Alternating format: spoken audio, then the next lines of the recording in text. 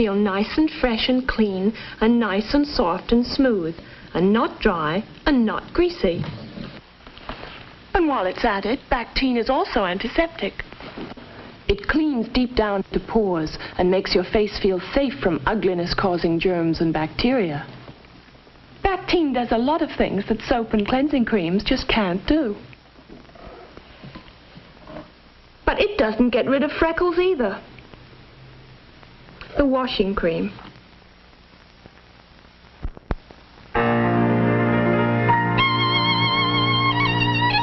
Alka-Seltzer invents a new disease, the blahs. The blahs is kind of like the blues, only physical. It's when you're down in the dumps and you don't know a cold is working on you. It's when you're not feeling right, but you don't know what's wrong. It might be a headache on its way, a stomach ache on its way. The blahs, who needs them? You know, we wouldn't have invented a disease unless we had something to take for it.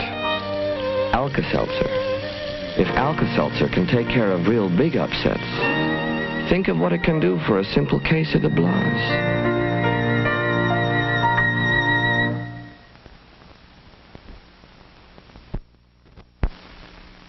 I'm going to show you a new antiseptic skin cleanser that works when it's on and keeps working for 12 hours after you wash it off.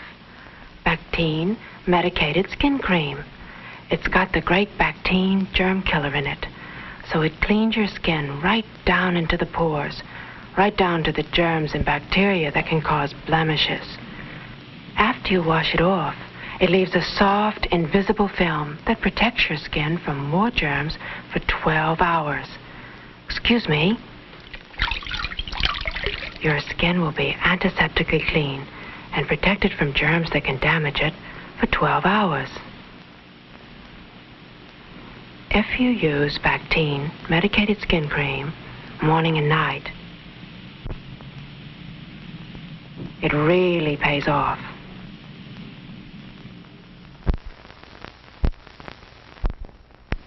Get set!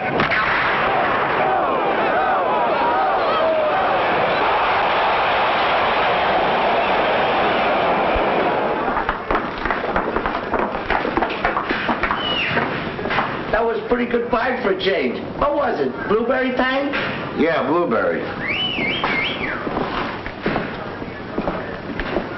First contest, kid? Follow me.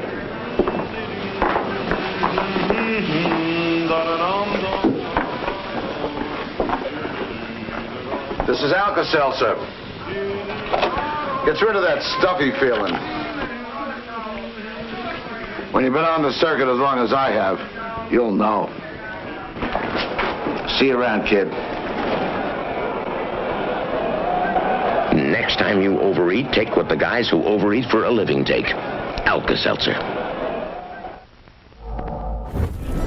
Ready for takeoff? Whoa.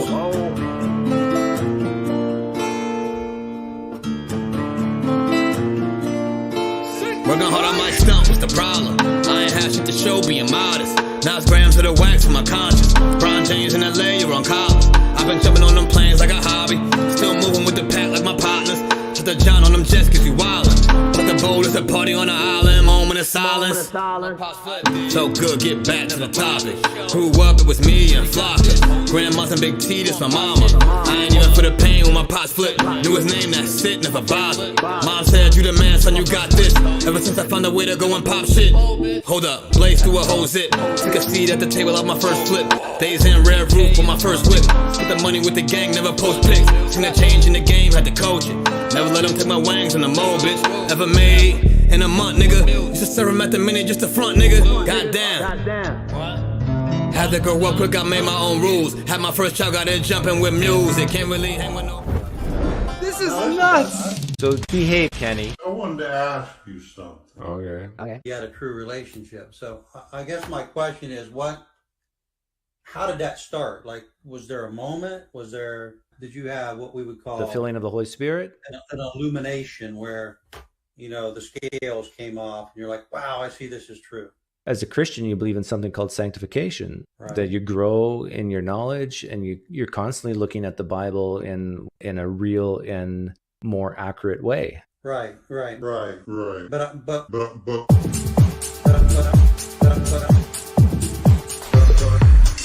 I guess let me word this different. Like when you tried to read it and you were like, I'm not sure this is really resonating with me. And then at some point there was like an illumination. In other words, it's like, wow, okay, now this makes sense.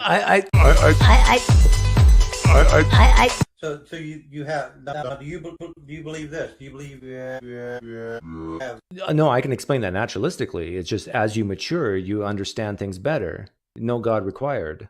You mean mature as a human? Give me a pinpoint. Give me what was the default? There has to be a default at some point where you said, this is a sham. There is no one point because it's a process. Just like Christians will describe them coming to Jesus as a process. There's not one point I can point to and say, this is the issue that caused me to leave Christianity. It doesn't exist. And then when I did... Kenny, I really don't want to hear your testimony again. And whoa. Have I ever said that the experience wasn't real? For me? Oh, yeah, you did. No. Yeah, No. The attribution of what caused the experience is not real.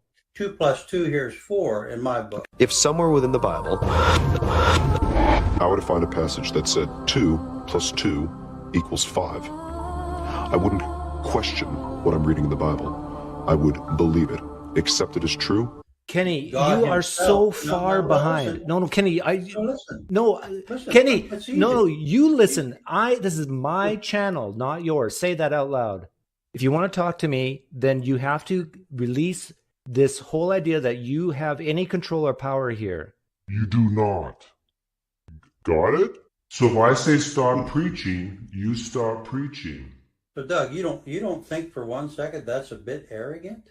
I mean, don't you think that's, do you not think, you don't think there, I mean, don't you think that's, what you're trying to do, Kenny, is you're trying to see, oh, this is why Doug's an atheist. He was taught the wrong Christianity, right? That's what you're trying to do. No, sorry guys, I'm not taking any more callers.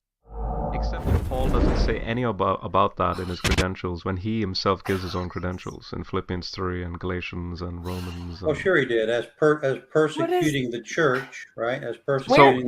Where are we going with this? Nowhere. Where are you going? Nowhere. I don't need 2 Christians in here arguing, guys. This is I'm not sure. over this stupid thing. I'm sorry. This is a stupid disagreement. Paul had a revelation from heaven. That's the end of it. I don't want to hear any more about it. Seriously, this is absolutely... Yeah, I agree. No, it's connected to the statement that was raised, Rebecca. You raised it.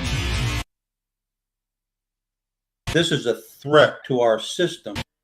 For instance, go back to the book of Corinthians. Paul was talking about... Paul was... the women should remain silent. Shut up! Doctrinal standards. The women were over-talking the message. Maybe they were... standing up and saying, what does that mean, preacher? Shut up! Shut up! Will you shut up? Shut up! Shut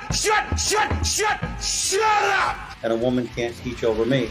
And so there's an order. Woo! Sparks are coming. Sparks are coming.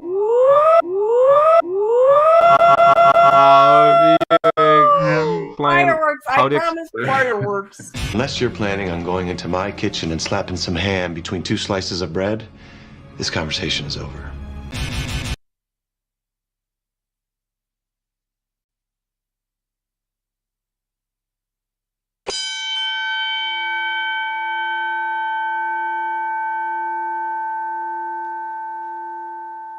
Live from Sacred Death Studios in Los Santos, San Andreas.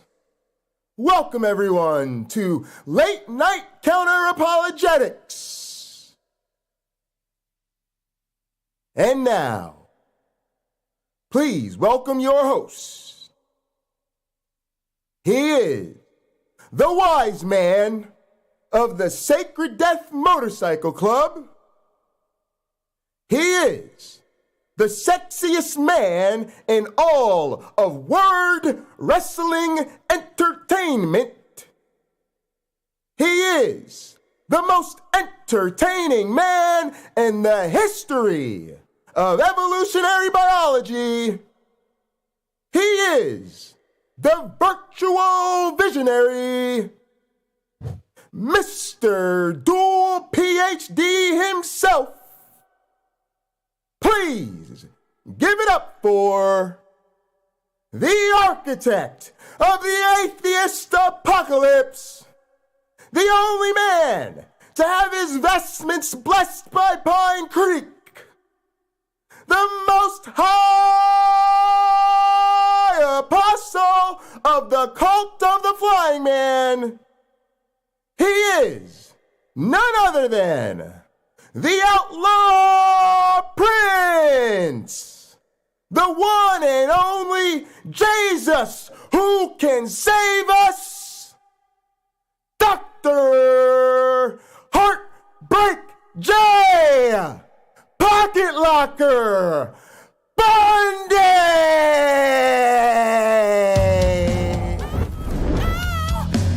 I think I'm cute.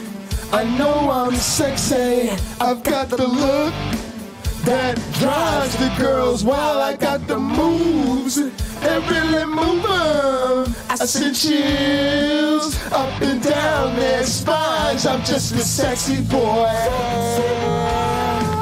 I'm not your boy toy. I'm just a sexy boy. I'm not your boy toy. Let's go! I make them hot. I make them shiver. Wake up. Their knees get weak whenever I'm around. They see me walk. They hear me talk. I make them feel like their God ain't real. I'm just a sexy boy.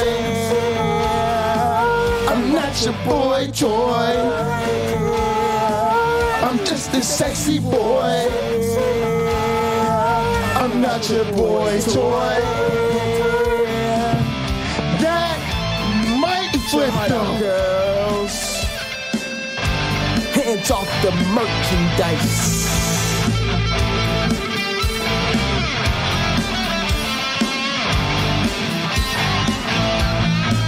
I'm just a sexy boy. I'm not your boy toy. I'm just a sexy boy. I'm not your boy toy. I'm just a sexy boy. I'm not your boy toy. I'm just a sexy boy. I'm not your boy toy. I'm just a sexy boy. I'm not your boy toy. I'm just a sexy boy. I'm not your boy toy.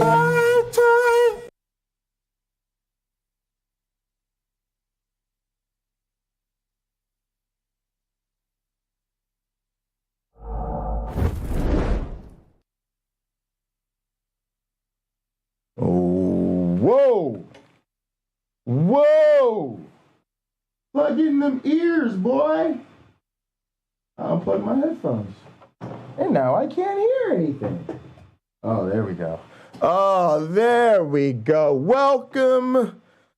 Oh, welcome. Welcome, everybody, to a very special edition of the Pocket Locker podcast. And boy, do I have a show for you that you do not want to miss today. First off, I'm going to tell y'all about why I am no longer subject to those motherfucking holy days, holidays, kiss somebody under the mistletoe. Shut the fuck up. You're all sitting on some bullshit. You know this God thing isn't real. So stop acting like I need to celebrate this motherfucker for the holidays. I refuse to. I refuse to. and I will tell you all about how I refuse to lose. Yeah, you need, Lena, you need one of them deaconess robes. We have something for that. We got something for that. Then, on top of that, Hunter Biden is no longer a conspiracy theory, y'all. Hunter Biden done actually fucked up. Apparently, Hunter Biden's ass is about to bring down the entire Biden presidency, the entire administration, the motherfucking midterms, and the goddamn Democratic Party itself. So, you know, that's something we got to deal with, y'all. We gotta really deal with this issue right here, okay? But yeah, some of y'all, this what some of y'all need. There's an official Cult of the Flying Man outfit for deacons and deaconesses. You know what I mean? You gotta get you something like something like this. Like a nice, it's gotta be black, you know, because we're not religious fucktards. I like something like this. Hey, Lena, what you think about this? Something like this with a little flair. See, I was thinking of this for the deaconesses, like if you want to keep it feminine. See, I like this because it's black and purple. See, this is the black and purple. That's the color scheme. So you got to get the black and purple, like a black and pink, maybe something like that and something like this. But yeah, we're going to make an official outfit. You ain't going to be able to wear just anything. It's going to be an official Cult of the Flying Man attire, all right, that you guys get to wear. And then we'll show you get like a pastor's robe when you get to pastor. But y'all already know you're going to need a PhD if you want them bars. You know, y'all already know. You want them bars? You're going to have to get you a PhD to get them bars. Yeah, Lena said she loved. That's great. Yeah, that's what we're going to do. We're going to hook it up. Ooh, I like this one too. Hang on, one more. Look at this one. The unofficial shit you wear when we not having services. When we not having services, you can rock this. It just says, I'm a deacon. To save time, let's just assume that I'm never wrong. Pretty much. You know what I mean? Let's just assume that I've had a vision of Myron, and that I know what I'm talking about. You know, of course, you could get that in purple if you want, you know. And it just represents that you know the doctrine, that you understand what we're about. You're a vital part of the community, and motherfuckers need to treat you like that. I will not tolerate this type of disrespect. I'm a deacon. You should assume I'm never wrong. Okay?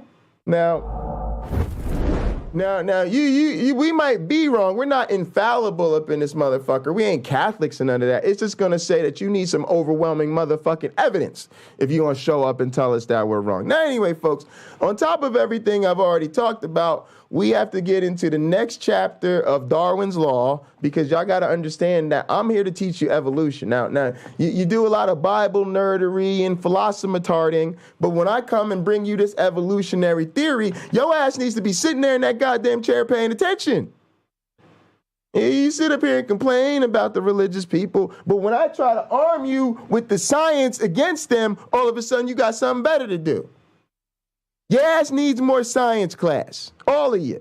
If you're a theotard, you definitely need more science class. If you're religious, let's just go ahead and say this. You're not fully practicing the scientific mindset. Now, I know a lot of y'all going to be offended by that, but I'm just telling you, if you're real religious, there's probably some gaps in your scientific view of things. Yeah, I'm just putting it out there.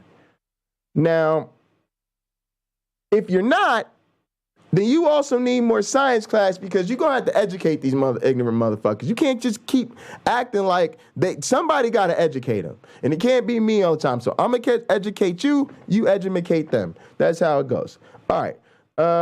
And then after that, you know, we got to get the fuck up out of here. We got to get the hell up off of this YouTube so that we can go hang out and gather and have some fun. So tonight we're going to play some movies. We're gonna watch Cheers, a couple episodes of that. And I think we might watch AEW, because on Gather, we could do whatever the fuck we want, and we tend to do exactly that. So if you're not in the Gather, you need to get in the Gather. So to do that, !Discord. You get into our Discord, You identify yourself in the guest room. You make sure we know who you are. If we know who you are, I will personally send you the invitations to gather. Nobody else should be sending any invites to anybody on Gather other than me, unless you're inviting them to the cafe. The cafe is public, the Flying Man Cafe. You can invite anybody into that space, but the other spaces you need to let me know if there's a friend or somebody that needs to be invited. Otherwise, hit us up through the Discord, and after we figure out who you are on Discord, we'll go ahead and get you added to the Gather. We are going to be extending more invitations, though, although space is limited, 20 to 25 people. If you don't believe how much fun we're having, ask your friends in chat. But it's limited to 20, 25 people in a space at a given time. So go ahead, join the Discord, get on the list. All right, folks, let's get into the show. Y'all know, as always, we got to catch a vibe before communion. I'm really feeling aggressive today, y'all. I'm feeling really aggressive today. So we're going to catch a vibe with no competition. Then we're going to move into communion, our communion song, and then we're getting right into our program. Thank y'all all so much for joining me. I'm really excited. There's been a lot of great things happening in this community. I'm so excited, man. Me and Derek are going to be linking up on a class soon. I hit my man Derek up, man, and I said, Derek, man, like, I can't just keep working with Derek, man. I gotta send him over to James Apperson, man. James Apperson is out there on the streets. That's like Derek's street team. James Apperson be, every time Derek do a damn podcast, James Apperson be out in the streets putting up flyers and shit. Putting up flyers, walking the T-shirt with the hat on and shit. He's part of the Mythvision street team. So I let my man Derek know, yo, man, you got to go. You got to roll through, see my man James, make James's day. It would be a real big up to the community. And we could make that happen. James is at 100 subscribers. But, y'all, I think I checked it, y'all. I think I checked it. In the last day I did not stream every day in a row was July 6th. I streamed on the 4th, the 5th, the 4th, the 5th. No, I streamed on the 4th and the 6th, but not the 5th. And so I looked it up, y'all, and I think it's 98 days. I would have kept going had I realized we were that close to 100. But we just ended a run of 98 days of me streaming every single day, at least once a day. 98 days, y'all. And I just think that represents the type of workhorse mentality, the type of, yes, that's the one link that can be shared, Punk. I think that represents the type of workhorse mentality that, I wanted to demonstrate out here, to be here with y'all and for y'all every single day. Like I always say, champions have championship responsibilities. And so it was a great honor and privilege for me to be able to do that for you guys.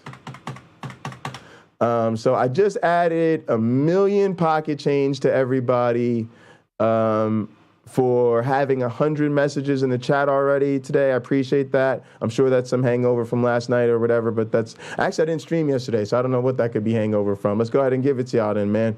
So I gave everybody 1 million pocket change, and man, I don't even know what to do. I'm gonna probably regret this, but I'm giving everybody, I just gave everybody 98 million pocket change.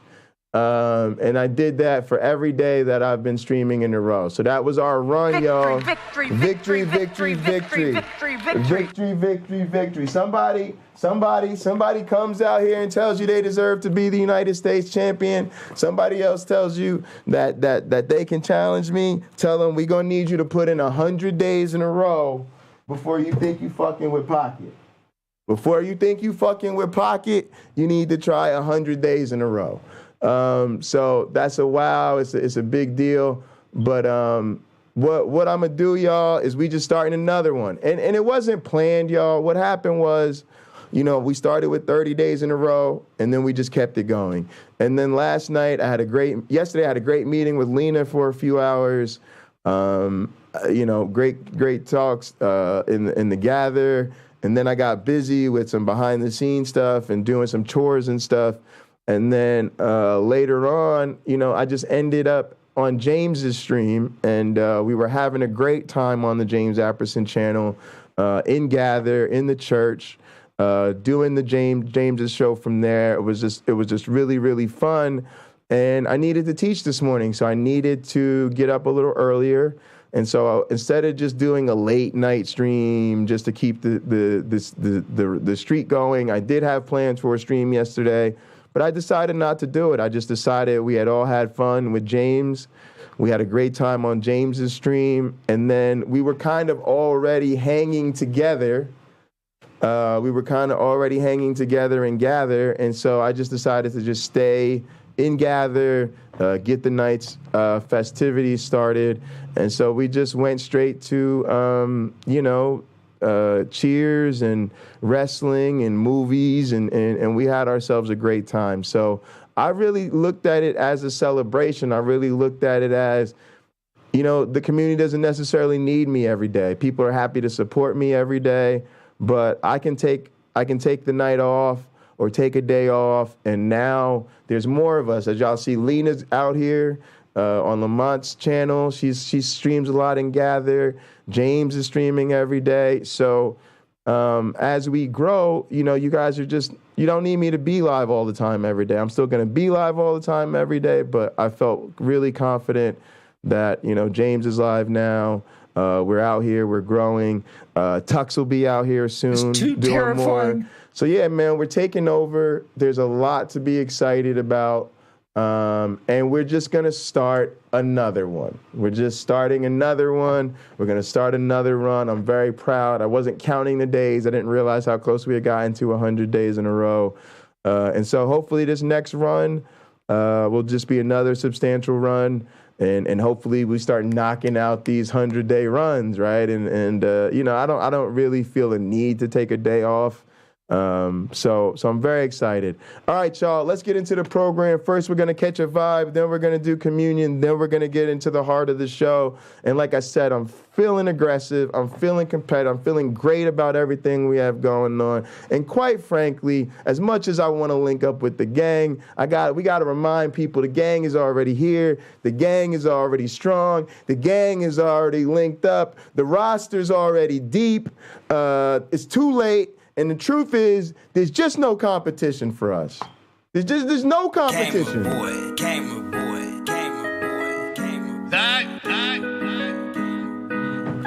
Also, shout out to OG Roddy. If you missed the podcast the other night, check it out. The last stream we did was with OG Roddy. My cousin came through. Oh man, we had fun, man. Tell them how much fun we had, man. We had a great time with OG Roddy. We had a great stream. That was a great interview. If you want to learn more about this man, please check that out. About yourself, like I'm saying, man. Also, he started a podcast. We're gonna watch his podcast. You know what I mean? Yes. What you gotta do to do it. You always making excuses when you got time. Lena was on Nitty's channel last night. Yeah, man.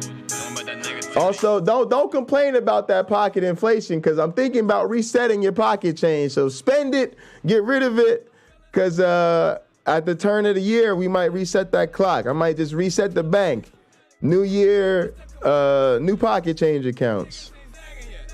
And of course, that's time to elevate in the church, because if you want a head start, hey, them deacons and them pastors, it's big pocket change every year. And you niggas mad at shit. Annual salaries. They do not matter, kid. They're very real. What's the comparison? You niggas ain't zagging. Hey, man! Tell your homie stop gassing you before we pull up in this embarrassment. This makes sense. Appreciate you, Pump. Yeah. Gather Town Still Pump. watching for clones, but they all over the globe. Probably why I say whoa. That nigga never made money from stoves, but went hard with the zones. Me and Henny broke it down way before. Now we killing shows, just act like you know. Whoa. Got a new bitch from the bottom. Still never change out my niggas from powders. Let's light, time to get in the mode. My way, then you leave me no option. Africa. Niggas thinking this a race. I got you. We put them in their place. Leave their family with a ghost. Then we pull off in a race competition. Angels have even dispatched from Africa right now. From Africa right now. From Africa right now. From Africa right now. I got another one for you. A little bonus Africa from Kelly Shabaka. She brought back the recordings of the African tribe. And you know what they sounded like? That's what people who speak in tongues think of other people who speak in tongues. You niggas ain't zagging yet. Tell your homie stop gassing you before we pull up and embarrass you. No competition. You niggas be lying about how you be feeling. Saying you Jordan, you not even Pippin. Or Rodman when he was with Pistons. You blondie, you lying about all of your visions. Your paper be short like some midgets. I used to step out and just worry about digits. And now I just focus my visions. I had to distance myself from some people cause they just be holding you back. I wasted some time, I never get back. Like why I do that? You niggas be bitching, it's just to be seen. And put on damn, this weed stinks. I only know some niggas who know how to spin up a check and get it right back. I'm feeling so fabulous. And you niggas mad as shit. Wayne, where you at? He might have went to go support Lena. Niggas ain't zagging yet.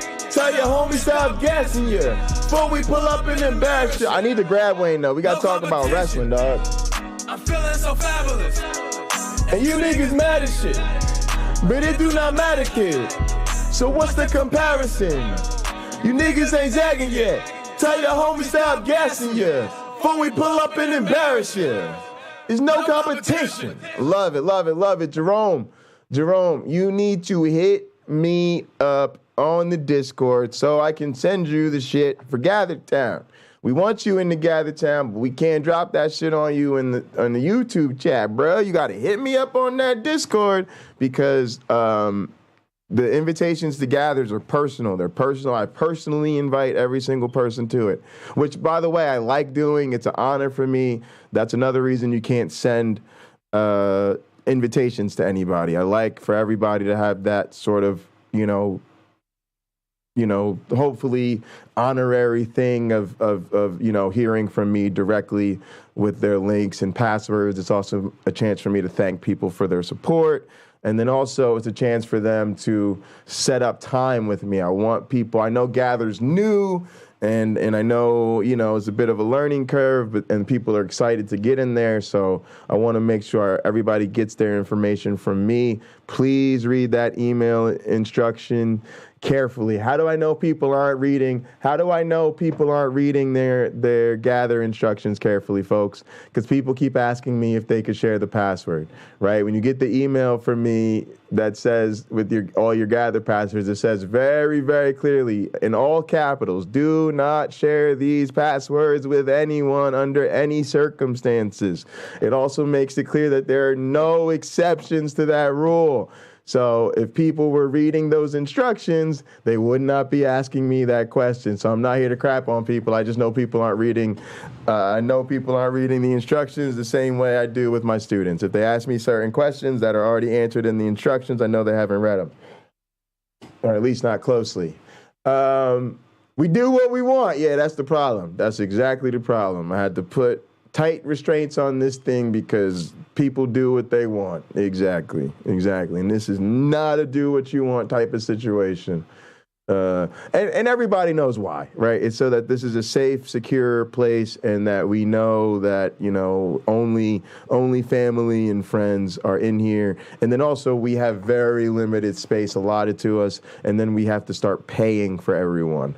And so, we want to make sure that those free allotments that we have get filled up with all of our friends. And we want to make sure we don't have people we don't know occupying space that we can't then reserve for our friends. All right, guys, let's do communion. Keep it moving. Y'all already know the routine. Please raise your glasses and hold on to your asses. Through him, with him, in him, in the unity of the flying man. All glory and honor is yours who flied for our sins forever and ever. You may drink. Y'all slow today. Y'all slow today, choir.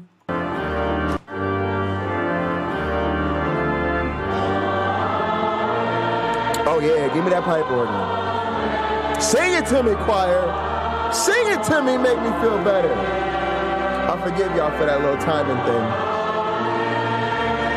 Oh, y'all sound good today. Oh, y'all sound good today.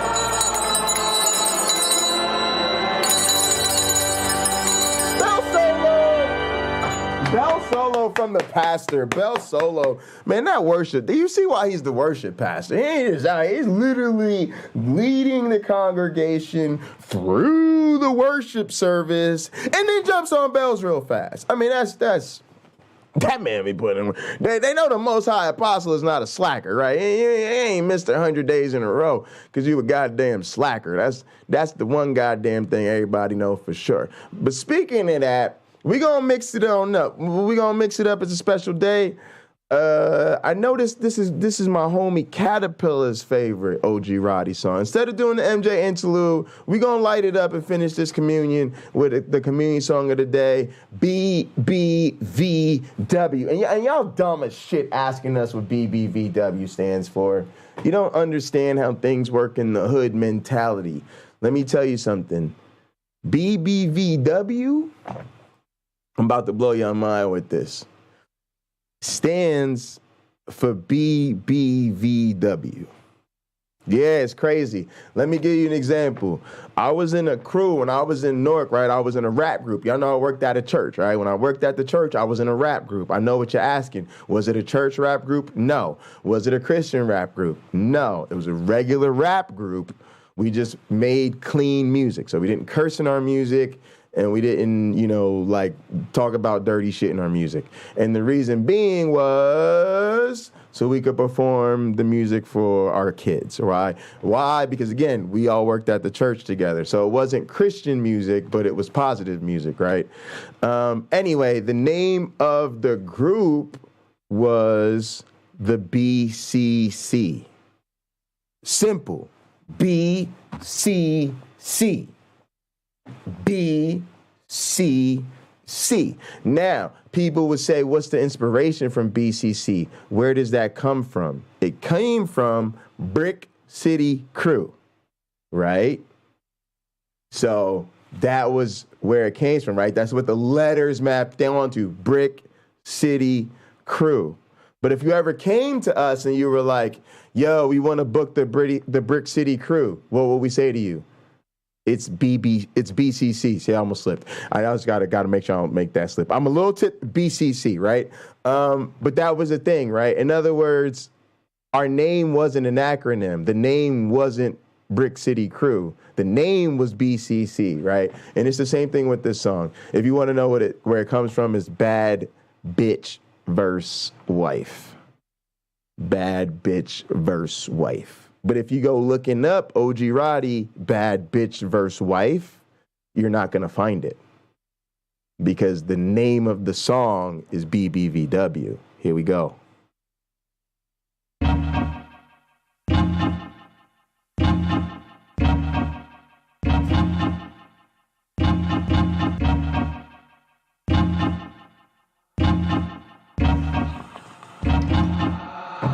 I can't sing, but tonight I'm gonna try.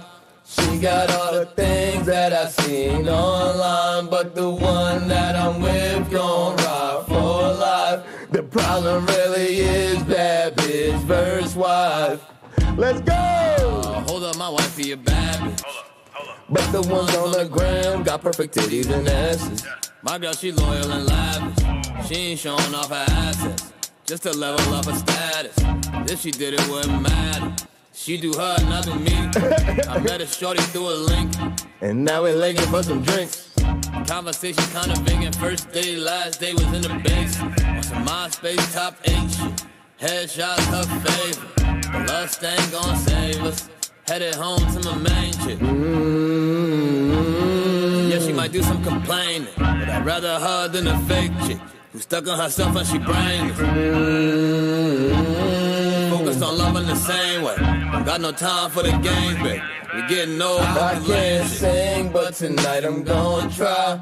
She got all the things that I seen online, but the one that I'm with gon' ride for life. Problem really is bad bitch verse wife. I can't sing, but tonight I'm gonna try. She got all the things that I seen online, but the one that I'm with gon' ride for life. Problem really is bad bitch verse wife. Bad bitch verse wife. Bad bitch verse wife. Bad bitch verse wife. Bad bitch verse wife. She know she the wife. She know she a bad bitch. We do this shit nightly. Make movies like Spike Lee. Take trips so you know that we sightsee. Shorty the wifey. Don't even need diamonds and niceties. I cut off my side chicks. For her, I cut off my side chicks, yeah. I'm up in the morning. My girl, she faithful and loyal. That's why she gets spoiled. But love, just keep us in order. I can't sing, but tonight I'm gonna try.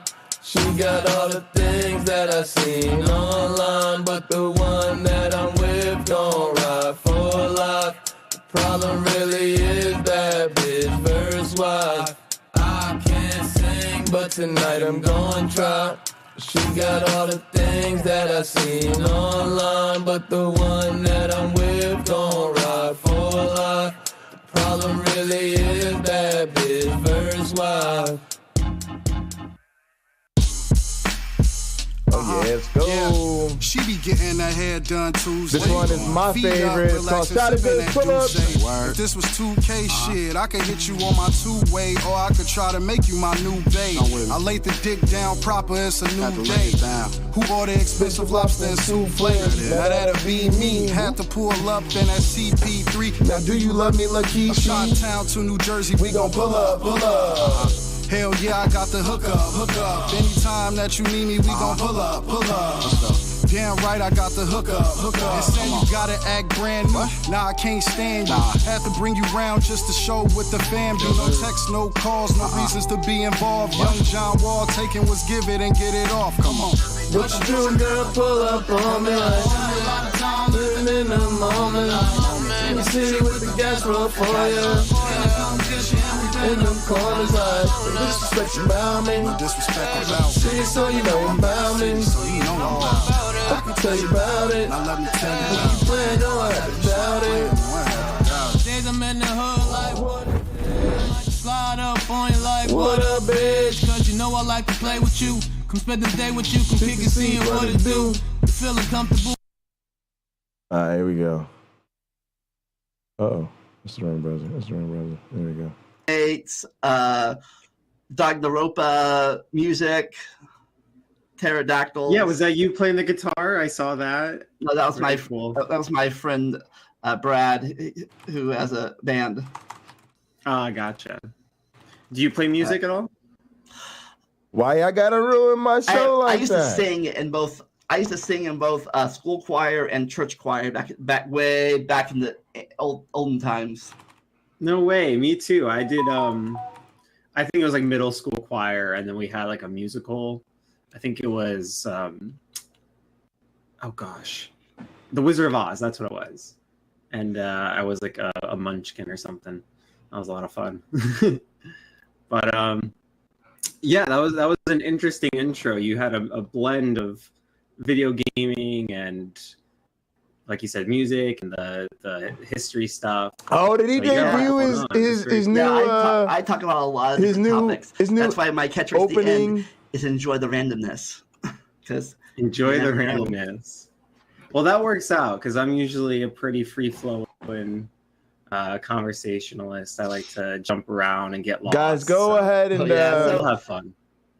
So what do you? Are you in school right now, or were you in school? Or you ever been in school? Oh, yeah. I'm going to talk about that. Yeah, I was in school for electrical engineering at y'all ASU. Subscribe to Vandalia if you're not already. Let me go ahead and drop this on y'all. So I dropped out after the first year. Had a really bad heartbreak, actually, which I'm not going to go into. But yeah, that happened. And then there was, What the family hell am drama. I doing? Love is pulled up next Over sometimes. here, maybe? Right. So, I mean, I've All right, new wanted tab. to go back, but since then I've kind of had a massive shift in my worldview in a lot of different ways. And I've come to realize that just financially, it's probably not the right choice right now. It could be. And I've been talking to my friend Jay over on the PineCreek channel about kind of getting his advice on what I should do there. Because right now I'm just working at I wish you go to school for free like they do over in the European. There you go. European That's time the zones. right You know, answer. like, oh, School no for big deal, free. college. There you go. It should be. That's the answer. Yeah, I have Ding, like ding. 5 points that I think any decent government should be responsible for providing, and one of the is education. The other 5 are food, shelter, transportation, healthcare, and defense. Did I get 5? Yeah, 6 total. Yeah, food, shelter, water is all kind of bundled, in my opinion. But I don't know. What do you think about that? Oh, definitely. It's already in the police. The fire is part of that thing right now already. It's everything else. Are you do you lean left? Do you lean right?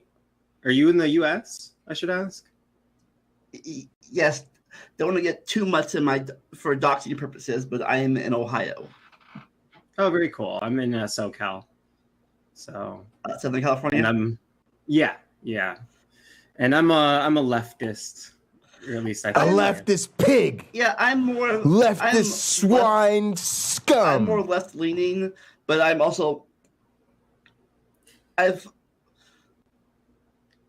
maybe more than I used to be. Oh, I've always been left leaning, but but before I was more of a center left than way over there left. Now you're way over there left? No, I don't know. I have no idea what left means anymore, really. Are you a socialist? I don't know. No worries. Okay. I don't know. I never really... They're super nuanced and complex terms. People use them different ways. It's philosophy is a mess, and political philosophy is no different, or political science, I suppose. For the longest time, I thought I was more of a left centralist, I guess. Because to me, before me at the time, both sides of the extreme were crazy sometimes. Do you guys notice how bipolar I am, where I like jump in and out of being a lefty and then like a right wing troll? Like literally, guys, read my last comments here. I literally said, like, look at my comments in a row, y'all. I'm fucked up. Look.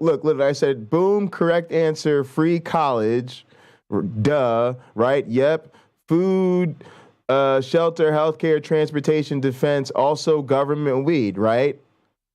And then immediately hard turn, double turn, heel shit. Leftist pig, radical office turbo, give everything away for free, socialist, commie, Marx loving hippies, right? I'm fucked up. I'm fucked up. See, when you're politically oriented, like science oriented, and you love talking about religion, and then you're bipolar as fuck, and it just pops up all throughout your shit, and you just bipolar splooge all over everything. It's fun as shit. I love it. Y'all can't be like that. You gotta have that gift. You gotta have that BP, the gift of the BP. That way I could be like, Trump's the worst president ever. And Joe Biden, you're a piece of shit too. YouTube community. Fuck these Republicans. The only thing I hate more than Republicans is you fucking Democrats. You know, nobody knows what the fuck to expect.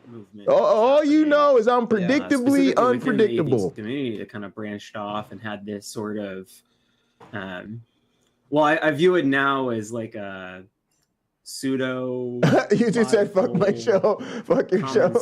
Seriously, to these issues that was bolstered by the sorts of nitpicking. That's funny. And sensationalized Seriously. media production. Yeah. To me, I appreciate y'all double streaming, man. Any of y'all, if y'all could double stream, get out here and show Lamont some love. To me, it was less of that. Or head over there and head back. It's all good, whatever you want to do. Gamergate situation, what's happening? Yeah, that's what YouTube Punk. Thank you. He just is how it usually goes. I was more concerned about the banning Zelda or Mario games. I think Lamont at the time got rid of my crazy comments somehow.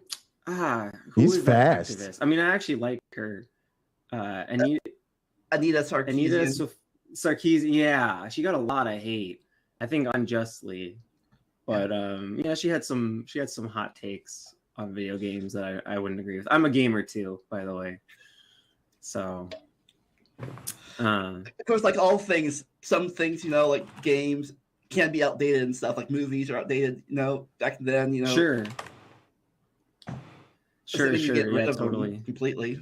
You change future games. It's like it'd be like I considered her more of a left-leaning book burning thing. Instead of burning books for religious purposes, she was burning games for the same purposes. Yeah, I mean, I agree with what you just said though, which is we need to change the games, and I think that part of the difficulty in making that sort of change is when you have media that represents older views and it gets really popular, then that helps perpetuate and slow change in a way.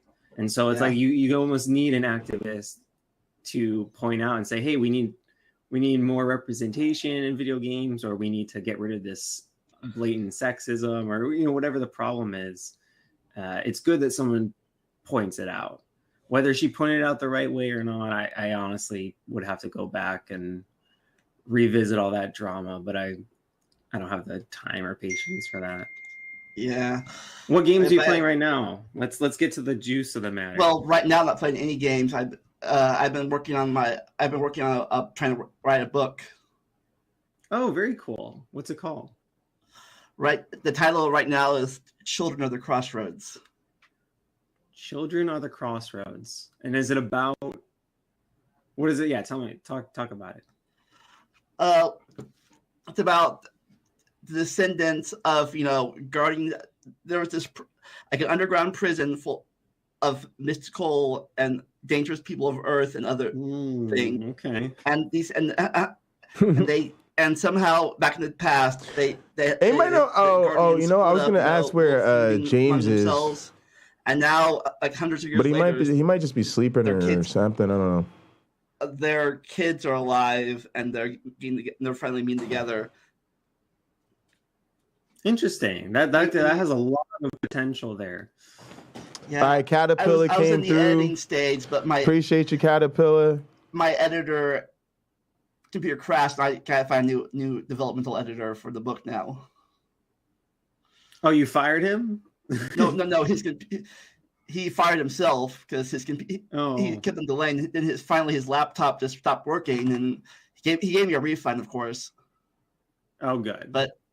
But yeah, I have to find a new one. Caterpillar, there's 100,000 pocket change for double streaming. I'm not saying cheaper is bad or anything, but Let me give YouTube Punk. He was giving you a deal. Yeah, that sucks. I only have so much money to spend with a McDonald's salary. You work at McDonald's right now? I'm working at Skimmer's Panini shop, so they don't slave me as hard as I'm sure they do at McDonald's because it's corporate. The work's pretty easy. It's not sometimes it's the upper management, but mostly it's the customers I don't like dealing with. Really? Yeah. See, I don't have. That. Yeah, I actually think I would like working at McDonald's. I've always kind of felt that. I grew up like, in prime time McDonald's blow up, and I think the company gets a bad rap. I think they probably take great care of their employees, and that it's just there's so many of them everywhere, and it has to be a universal culture that I just feel like work issues probably get sorted out pretty quickly in McDonald's, and it's a big, huge kind of amazingly successful empire. I don't know. I mean, I'm sure they do bad stuff like everybody does bad stuff, but I literally was thinking to myself the other day that I really think I actually would be fine with a job at McDonald's. Whoever wrote "The Customer is Always Right" never worked. Never worked in service for sure. Yeah, well, they were probably some business executive. Exactly. Right? Some marketing dum-dum. Oh God. Like say you say, oh, sorry, I want a milkshake. This is Lamont Stewart. Is working right now. Okay, can I have an ice cream cone then? That's still ice cream. Customers are like viewers, right? Yeah. These customers and viewers, they think they're always right. No, I don't care. Here. I don't care. Hold your feet to the fire. Really just want to. I don't know. I don't care. Show up, punch in, chill with your friends, and go home. It's upside the store where I work at. I'm usually in grill or in the back. Ice cream's up front. It's stupid, and I don't personally know why people love McDonald's ice cream. I think it's interesting. One flavor with maybe 2 toppings, and the floor is like. It just tastes good, bro. M&Ms and vanilla. It's the taste of our childhood, bro. Go to UDF. Go to Baskin Robbins. Any place that has more than 2 flavors and but they more than one topping. Yeah, the only ice cream I'd get at McDonald's was when they had the 50-cent cone. Yeah, exactly. I would do that. Yeah, that was a jam. That was like when we were kids, probably. And now it was definitely pre-COVID. Yeah, but that Oreo McFlurry is knocking. I mean, come on now. Yeah, I was growing up. If you don't like an Oreo McFlurry, something wrong with you. Yeah, really. It's been years. I prefer chocolate or maybe chocolate ice cream or mint ice cream, but I don't vanilla. Stop acting like you don't love Big Macs, man. Y'all got me wanting some McDonald's, man. Don't have me. Don't have me simping for McDonald's up in here, bro. It's not really a good look. I have a little shop around the corner where I live. I've been there forever. It's called Airline Dairy Cream, but everyone here calls it Fat Rats. For I don't know why. There's the nickname that stuck to it. It's the nickname that stuck. Hopefully, because there's not rats in the store. Huh? Maybe, I don't know, but everyone calls that so much that when I was with my friend's mom a few years ago, we did something for her. She rewarded us like.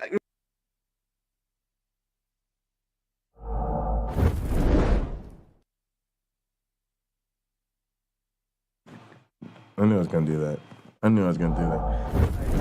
Let's get into this Tower of Babel because we've got quite a chapter ahead of us. So, for those you don't know, we are in this book, Tower of Babel: The Evidence Against the New Creationism. It is a book that is written by my teaching mentor, Robert Pennock, who I teach a Darwin's Law class with. It's an evolutionary biology class where we focus on the lab I teach, which is using digital organisms to investigate evolutionary theory through hands-on experiment. But during the other portion of the course, Rob is leading them through sort of this bottom-up understanding of the philosophy of science, how it applies to evolutionary theory, how we know what science is, what it's not, all the terms that you guys actually love in this community, inductive versus deductive logic and, methodological versus ontological or metaphysical naturalism, understanding, teleological arguments, understanding God of the gaps, and they're reading the Deus Ex Machina. They're reading another chapter of this that we'll be talking about. That's all about the efforts of creationists to create a theistic science, understanding how intelligent design was used to sort of smuggle in this sort of systematic effort to start a holy war that undermines science. Just the whole gambit. And so I'm really excited about sharing all of this within this community because we have a community that, honestly, quite unfortunately, is sort of caught in the midst of this stuff, literally day in and day out. And it's just so ironic for me because it's like I teach this stuff and I almost feel bad. Like I feel like I'm kind of like overprepared for exactly what's going on. And it's not that as much as it's just, this is my specialty. This is what we do. It's what we do for a living. This is our area of expertise, right? And so I'm sort of excited to share it with people. That way they can get sort of that community mind meld, and just feel a little bit more confident and sort of established in their understanding of evolution and how it relates to all of these things. And, you know, even things like that quote that I always say, that evolutionary theory is about as atheistic as plumbing. That's actually a thing that came up in the chapter that my students are reading. Rob and I met with the group today that's preparing for that presentation, and that was one of the quotes that they had on the slide as a really important sort of quote to highlight Rob's response to Johnson and some of the other, Philip Johnson and some of the other characters, you know, Michael Behe and Will Dembski, right? We were talking about this sort of Institution for Creation Research and sort of the, you know, we've had names like William Lane Craig and the sort of Ken Hams and all of these people, sort of this is where they're coming from. You guys know about people like Sal and Rebecca. Well, these are the people they're always citing. They're always citing Dembski, Behe, these sort of really resoundingly debunked, quite foolish apologist for intelligent design. And sort of this is the ammunition that they're trying to rock with, and you know, we're the literal defenders of the evolutionary tower in their minds. And I guess in some sense that makes it the reality. You know, certainly when I write my vision statement for my career and my community, that is exactly what I tell these people. I'm in the middle of a holy war. My science, my research, the things that I'm trying to achieve in the classroom, they're all being attacked on a daily basis by these people who think they've got some sort of holy war and righteous justification to undermine our work, which is the real serious problem. And you know, I position myself as a fighter. And, you know, I'm here. I'm ready, able, and I always say, most importantly, willing to fight back. And so I want my friends and my community over the semesters and years that come, because this is just our first time going through this, and we'll be going through this type of stuff in the future, hopefully. But it's really important, especially because I'm not teaching with Rob next semester, so who knows what my teaching load will look like and when I'll be able to get back to this Darwin's Law stuff. And so really excited to do this with you guys, and excited to get to it. And then what I'll do is I'll be reading, I'll take a break, and then as I get to some of these breaks, I'll be discussing some of the other issues that I want to address on today's podcast. I wanted to get us started with kind of Lamont and Lena, so I kind of pulled an audible there. Really excited that Lena went over there. I'm sure I'll check that out later. And I'm trying to get more people in our community to go to Lamont's channel and interview with him. He's a friend of the channel, and you know, he's really tried to do right by us and be a great supporter. And so we want to show him some love. So definitely, if you haven't already, subscribe to Vandalia 1998. And you know, if you need a reason to, please go ahead and later on or when you get a chance, check out his the remainder of his interview here with Lena. So we appreciate that. All right, let's get into it. And I guess after the next break, we'll talk about how I think atheists might be enabling people with faith and stuff like that. All right, so here we go. Tower of Babel. Let me see. The person who wrote this book is Robert Pennock. I think I addressed that. Carrie Ann's got the chili on. All right, story time. Let's get it. All right. If we possessed a perfect pedigree of mankind, a genealogical arrangement of the races of man would afford the best classification of the various languages now spoken throughout the world. And if all extinct languages and all intermediate and slowly changing dialects were to be included, such an arrangement would be the only possible one. And that's a quote from Charles Darwin. And here's a different one. It says, therefore was Khalid the name of it Babel, or maybe Babel. For there was confounded the lip of all the earth. So this is a really weird, because this is a very old translation from 1382. And so it actually is very weird languages. So therefore it doesn't have an E, and Khalid is with an I, and confounded is with an I, and the lip is L-I-P-P-E, so, and earth is E-R-T-H-E. So this is from 1382. But what are we doing right here? We're laying out the beginning, exactly where this chapter is going, which is exactly the title of the book, Tower of Babel, right? And so the reason that why does this matter? Well, it matters because what the goal of doing this with is to establish how you can compare a creation narrative to an evolutionary account and figure out which one is science and which one isn't. And what's interesting is that most part we think about this in relation, of course, to the origin of species. How do we get birds, turtles, doves, and daisies? What we're doing in this chapter, and it ties in as a unique thread of the philosophy of science that this book is really trying to highlight, is we don't just have this tension in explaining the origin of species. We actually have a similar tension, a parallel example, so to speak, when it comes to the origin of languages. When it comes to the origin of languages, the naturalistic, the methodological, naturalistic, scientific, and therefore evolutionary account would say something like evolution, right?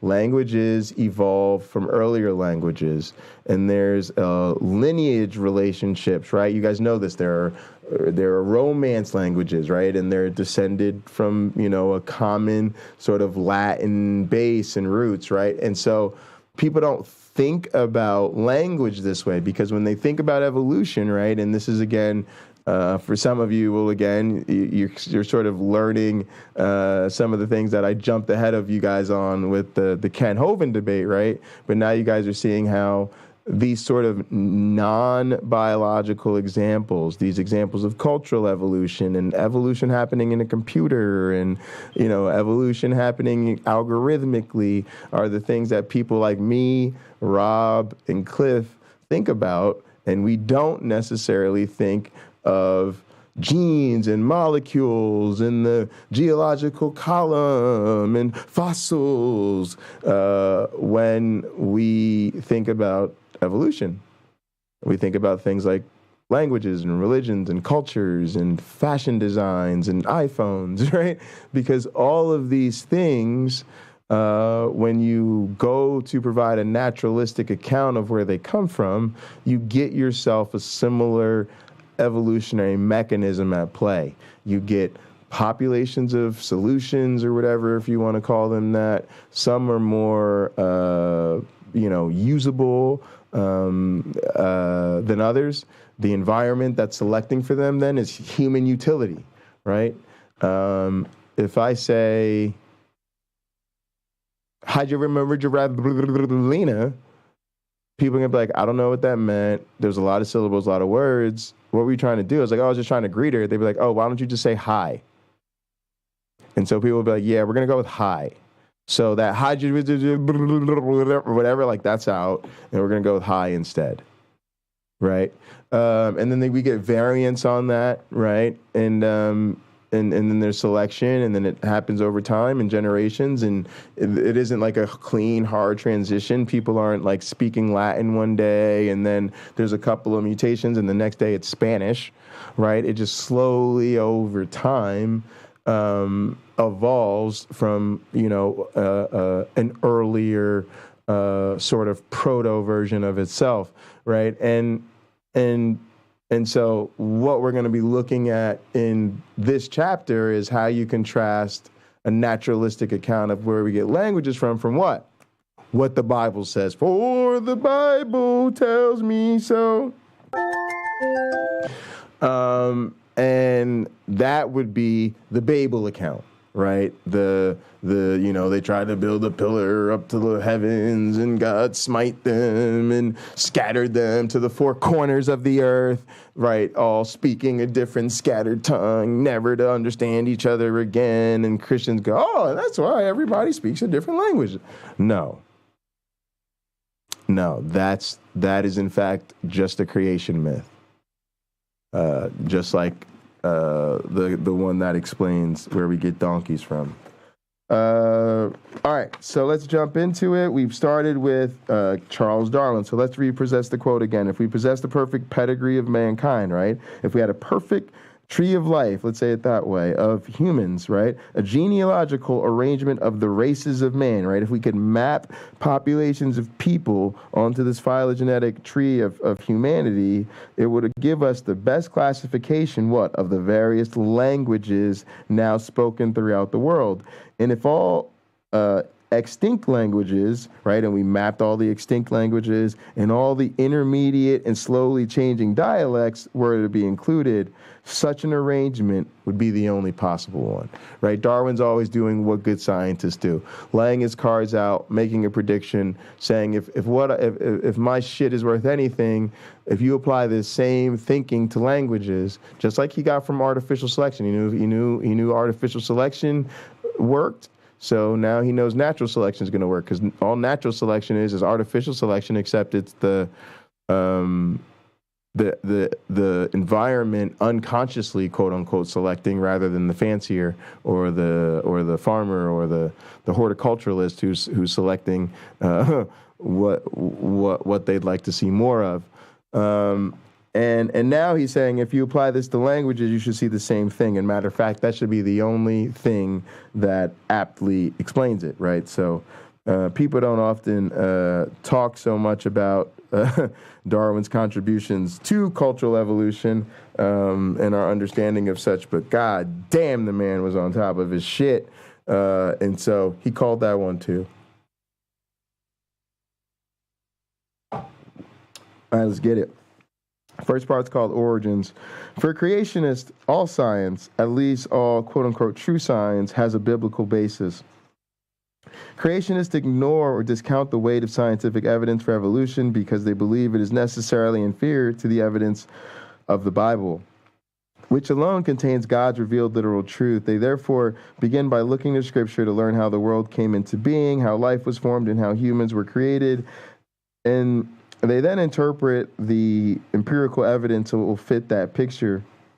These sort of questions are grouped together by creationists as issues such as quote-unquote origins. The term origins or quote-unquote origin science are common, almost identifying shibboleths in the writings of creationists.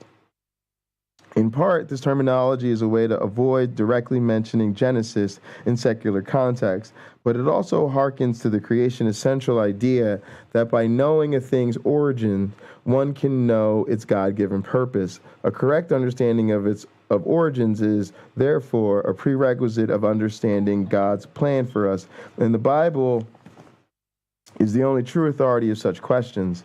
The exhibits in ICR's Museum of Creation and Earth History include references to biblical passages so that one can check the quote-unquote evidences that support their answers. According to creationists, good Christians put their faith in these divinely revealed truths, interpreted literally or robustly, and should not be swayed by the secular theories of the sciences, at least when they conflict with the biblical accounts. Creationists are demanding that their beliefs on these matters be introduced as a respectable alternative view in geology, biology, and other science classrooms. When we think of the, quote, creationism controversy, it is primarily the conflict with biology and secondarily the conflict with geology that come to mind. However, the stories of the creation of the universe, the earth, the animals, and of Adam and Eve are not the only accounts of origins to be found in the Bible. The diligent reader of Genesis also discovers in it the divine origins, for instance, of our human feelings of guilt and shame, of human mortality, of the optical effect of rainbows, of our dislike of snakes, of the pain of childbirth, and of the difficulties of agricultural production, right? Y'all know this, the curse upon the land. The sweep of creationism is broad indeed, but so far we have not seen publicized attacks from creationists on these other fronts in the same way that we have seen their united assault upon evolutionary theory. But these should all be considered equivalent from the creationist point of view, for they are all purportedly revealed truths, so the consistent creationist has to endure and promote them in the same way. Will psychology departments soon hear creationist demands to include the story of Eve's temptation by the serpent to eat the fruit of the tree of knowledge of good and evil, and to give it balanced treatment with the studies by P.J.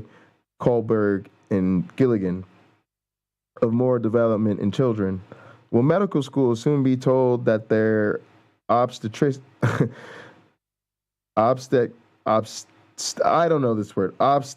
classes should teach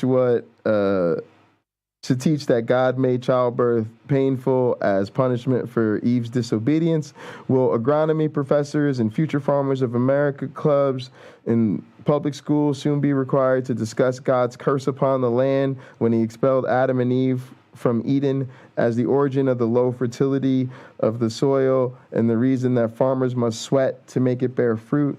Psychologists, obstetricians, and agronomists probably will find it far-fetched to think that creationists would seriously challenge their sciences in this way. Such challenges seem ridiculous, too ridiculous to be taken seriously by legislators. But biologists find the attack upon their science to be equally ridiculous. Yet that does not seem to negate the seriousness of the threat. Indeed, when creationists make headway, it is often because scientists do not take them seriously soon enough. Then an anti-evolution law is passed, or a creationist candidate wins election to a school board, and scientists suddenly wake to find the damage done and must scramble to repair it. Of course, the biological case touches the prejudices and excites the passions of the general public in a way that the other issues do not. So it is less likely that creationists would be able to find enough support to press their agenda on these other issues.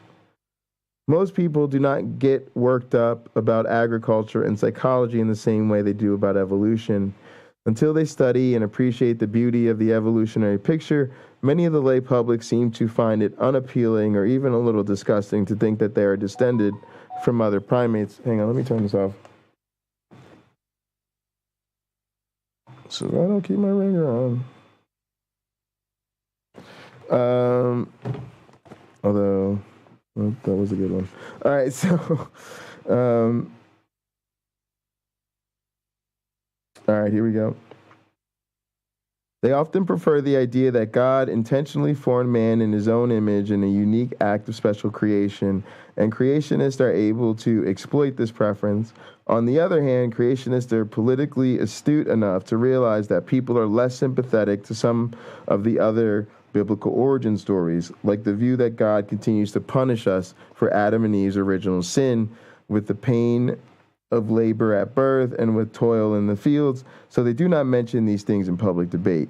Still, the creationist viewpoint must regard these and other such cases in the same way it regards evolution. So if creationists succeed in their attack upon biology, then the other sciences fall without resistance because the creationist arguments apply in the same way to them.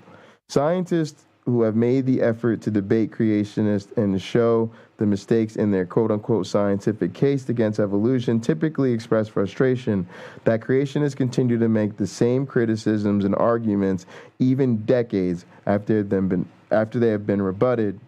Even more frustrating to them is that audiences for these debates, usually comprised of Christians who are not scientists, continue to be taken in by these bad arguments.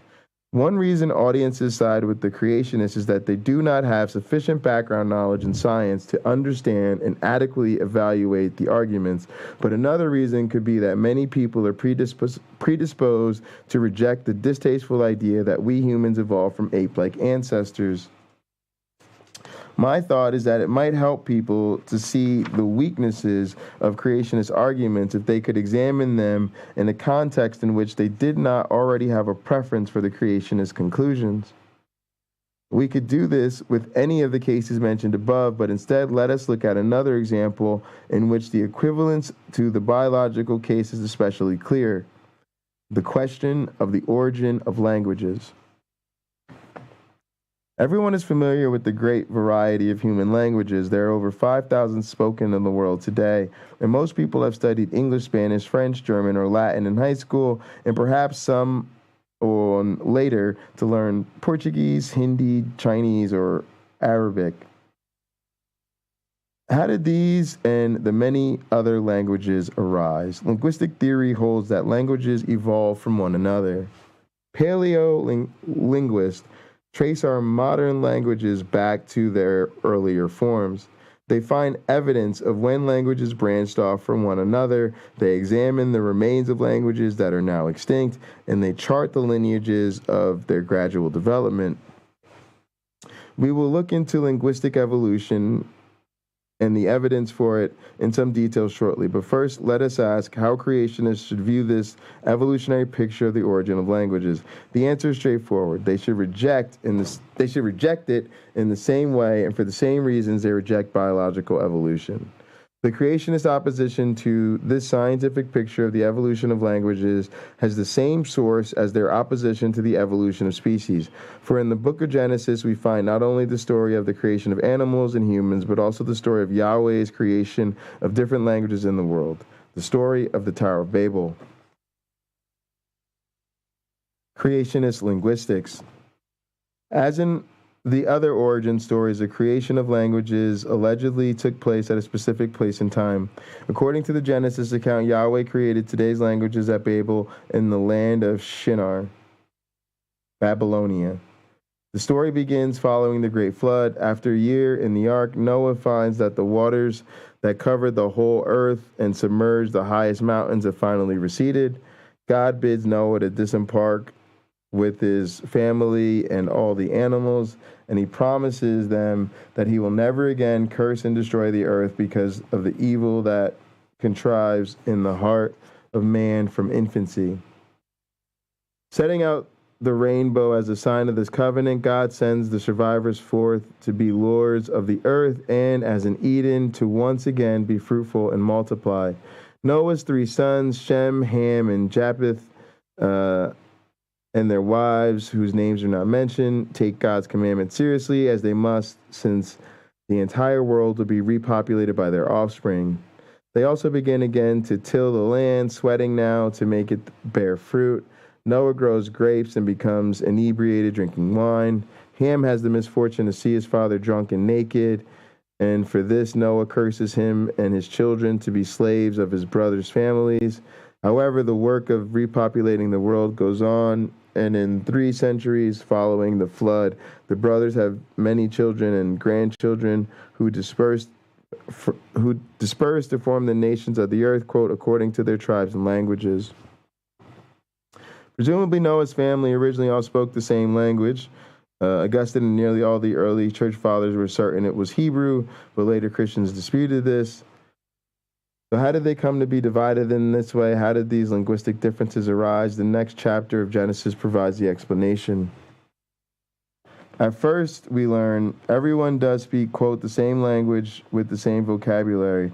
This linguistic unity makes the descendants of Noah powerful and ambitious, and settling in the plain of Shinar, they begin to build a town marked by a tower, the top of which would reach heaven itself. Yahweh notes this activity and decides to stop it once and for all by removing the source of their power. They are all a single people with a single language. This is but the start of their undertakings. There will be nothing too hard for them to do. Come, let us go down and confuse their language on the spot, so that they can no longer understand one another.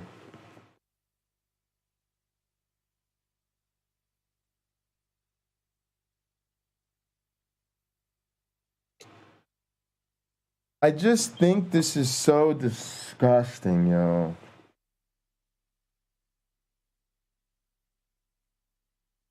All right, story time. So I called my mom's today, right? And it's been weird because a lot of y'all know, but some of y'all don't. This is the first year where I didn't want to go. I don't want to go home for the holidays, right? I basically was like, this was like the first year that I decided that, you know, the yearly ritual of my family, you know, I got to be honest with you. My family's the type of real religious folks that embarrass themselves for Jesus all the time, right? I don't know where the hell my bookmark is. It's probably in here and I'm just being an idiot. Yeah, it's right here. Yep, that's what happened. All right, anyway. And it's frustrating because I'm sitting there and I'm like, you know what, I just don't want to do this. And so we did a hot program about this, and you know, we kind of decided, hey, we're gonna do Merry Atheistmas, where like I'm kind of holding it down at home, making myself a big ass holiday feast, and then everybody else can kind of like chime in with me, either if you decide to skip holidays with the family as well, or if you do go to holidays with the family, but you kind of just need to cut out for a little bit, get you a nice little atheist breather and come hang out with some chill people. And that we're going to basically prototype that on Friendsgiving this year, right? So we'll do like a remote Friendsgiving.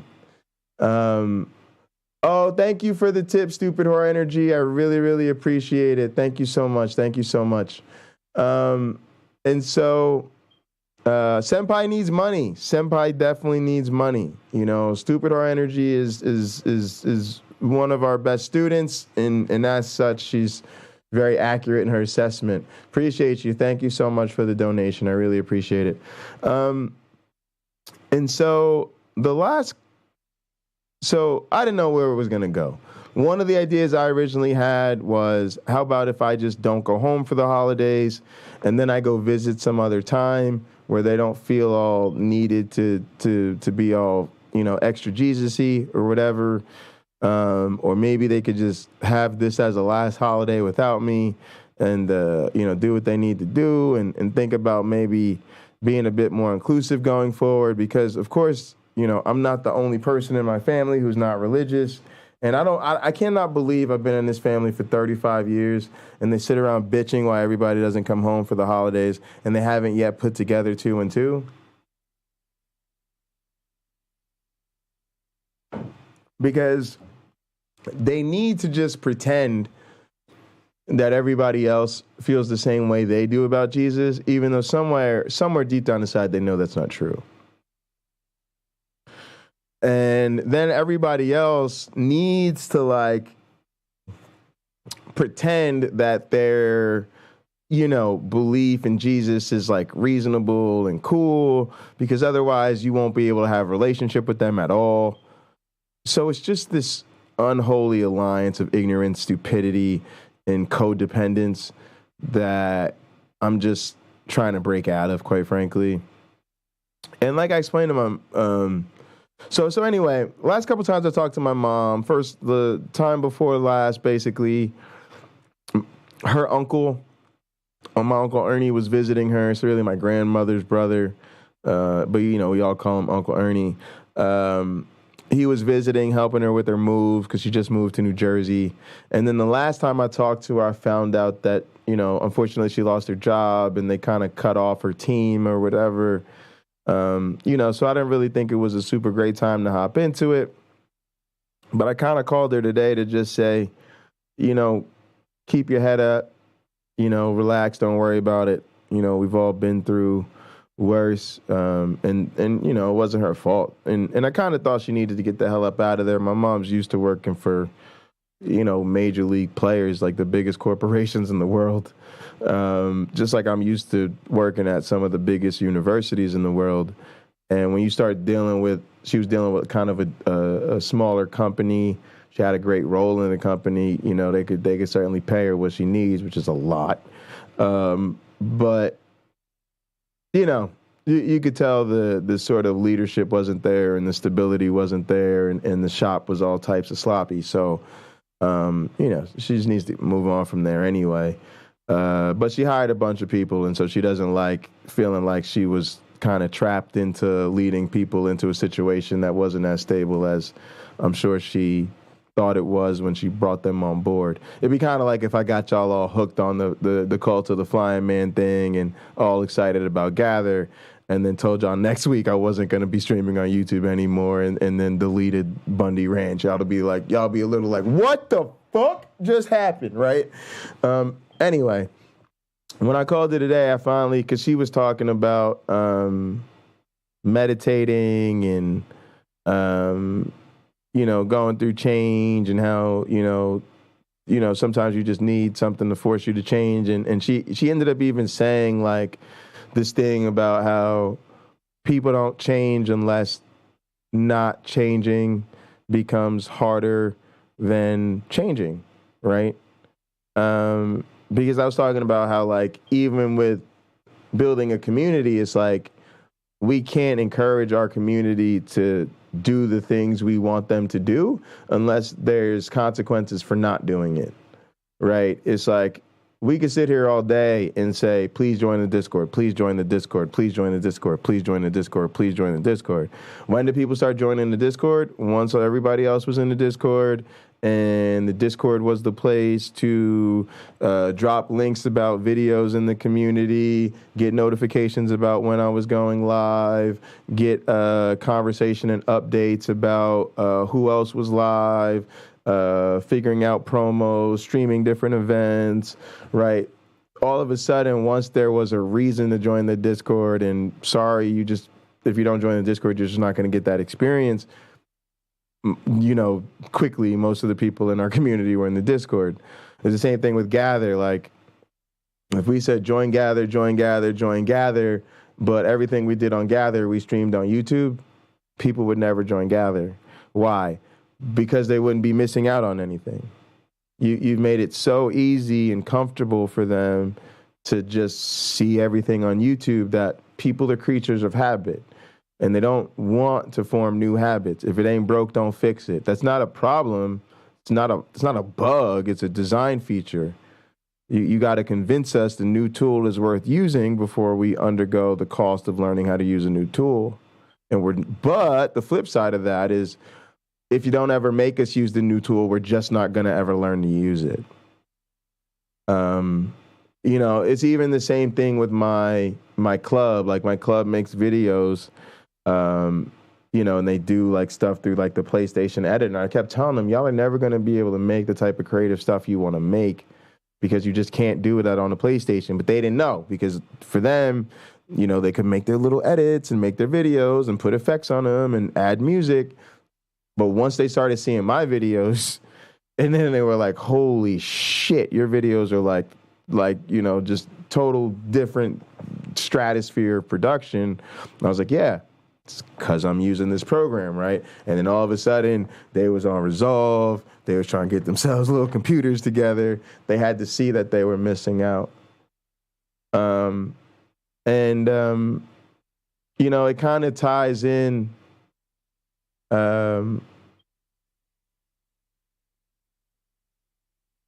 Grease each other up in oil wrestler.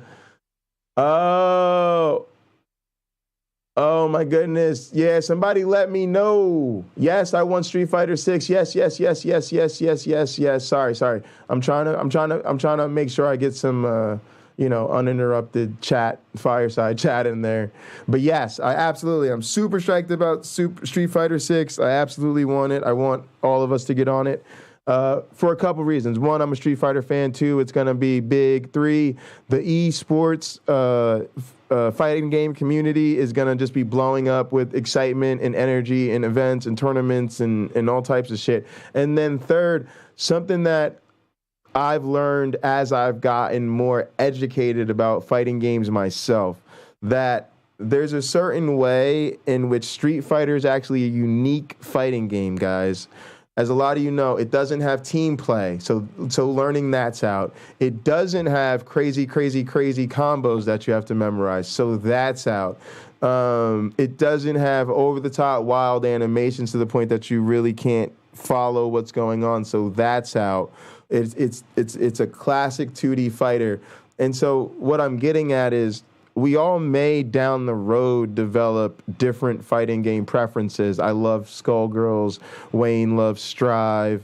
I love Ultimate Marvel vs. Capcom 3. But even if you ask somebody like Yipes, I heard him answer a question once where somebody asked him, could modern day Yipes is one of our favorite fighting game players and broadcasters, and he was asked, like, could his current day self beat his old day self? And the question being, now he's much more of a commentator.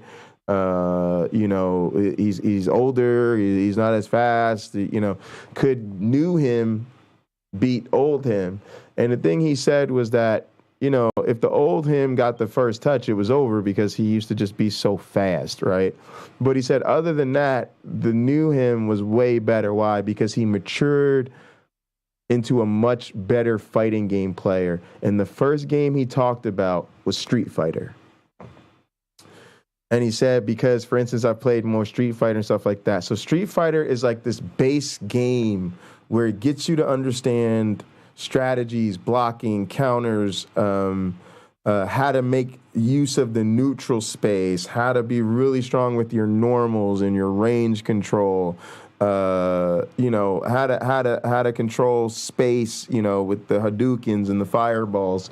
And so it's sort of like everybody needs Street Fighter in their fighting game tool set. And putting time into it is always going to pay off in other games. You could probably say the same thing about a Mortal Kombat, right? Or a Tekken. So, yeah, super excited about it. Just wanted to give it some plug time. DNF Duel is a lot of fun. I love Persona. Persona's gorgeous, fun, unique mechanics, unique sort of thing where all the characters have these personas that come out and do fun shit.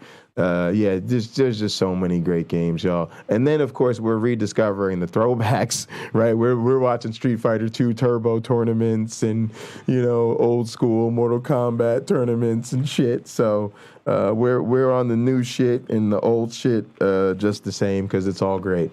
It's all great. And believe it or not, people are busting ass on the old school games these days. They're taking the old school shit to new heights, right? So it's all so much fun, y'all. Please join us and gather because we do celebrate fighting game culture quite a bit. Super fun. And so let me get to what I want to talk about with Fool Softener, how atheists enable faith. This is what I'm talking about. It's the fact that a lot of us, and I hate to put this on you guys, but I think I have to put it on you. And who I'm talking to right now is my friends, my fam, my mods, my co-hosts, my pastors, the people I know in my heart of hearts are true atheists, skeptics, but at the same time, lovely people. I think it's time that we accept that we are the best hope at de-radicalizing or, deconverting, if you think that needs to happen or whatever, for the people in our lives. I just think those of us that are trying to soft pedal that and leave it to the ether, I think you're basically leaving the holy war of Christianity versus fighting back against theocracy. I basically think you are leaving it to thoughts and prayers, right? That's what I feel like. When I hear people say stuff to me like, well, Jay, you really shouldn't try to talk about these things to your friends and family. It's somebody else's role in their life. You really got to watch it because you don't want to alienate these people. And I'm just like, look, y'all, why don't y'all just tell the truth? This is too difficult for you. Just tell the truth. There are just certain conversations that you as a grown-ass person are not willing to have. Right? Not everybody's wired like me. Not everybody wired for controversy. Not everybody wired for confrontation. I think that's unfortunate. Because I think if you're not wired for confrontation, you're going to eat shit. Right? I think you just need to decide that you're either going to get better at confrontation or get better at eating shit. And I'm honest with you, for a lot of y'all, the answer is to get better at eating shit. Why? Same argument, right? The process of change, right, has to be, less painful than not changing. And for many of you guys, becoming more assertive, really expelling people who are sitting on some bullshit from your life, deciding you're cool with or without, friends and maybe even families in your life. That's just too much to ask for most of y'all. Straight up. But I'm just saying that if that is you, I hope that you grow into a place of learning that about yourself, accepting that about yourself, and then tooling up for however you have to cope and deal best with that, whether that's avoidance or minimizing your exposure to things that you can't, push back on, or, just taking time afterwards to recuperate, or whatever you got to do, right? But I think you're just going to eat shit. And it's just simple behavioral stuff. Don't feel personally attacked. It's not personal to anybody. It's like the same thing I deal with Sam. I love Sam. Sam is a fantastic dog. I mean, really a fantastic dog. Not only does he have a great personality, he's really well behaved, unbelievable bladder, and super easy to maintain. I mean, he's like the easiest, chillest dog to deal with. Lightweight. I mean, he's just as easy as dogs can possibly get, right? Nevertheless, he is going to push my boundaries every single time, right? Because he wants to go for a longer walk than I do. He wants to waste time sniffing and marking his territory and pissing on every other thing he sees, instead of like, Sam, I need you to go to the fucking bathroom because we're in the middle of a broadcast. I need to get back in the seat, so you need to shit and piss, and we got to get this show on the road, right? And if I'm always like, hey, it's okay. Yes, you can go that little bit further. Yes, you can go that little bit further. The next thing you know, he's at the street. And if you let him, and if now he's at the corner, or do you pull him back now he's at the corner? No, Sam, it's okay. Oh, you want to sniff the fire hydrant? It's all right. Oh, just this next little further. Right now he's halfway down around the block. And next thing you know, it's a 30-minute walk to get back to the booth, and you were supposed to just be letting him out real quick. Is he bad? No, he's not bad. It's just there's a tension between where he wants to go and where I know we need to go. And if I soft pedal the boundary, he's never going to come in line. Now, when it's Sam, stop now, back this way. I need you this way. And he recognizes if he doesn't change his direction immediately, there will be consequences, right? All of a sudden, he's going back in the right direction because he doesn't want to get in trouble, and he doesn't want me to yell at him, and he doesn't want to not get a treat when he gets inside. Again, he's not a bad dog. But if you don't make the boundaries real, I can't expect him to treat them like they're real boundaries. And he won't.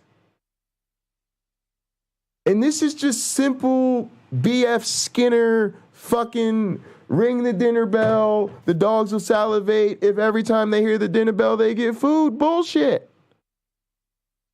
And you just got to accept that that's who people are.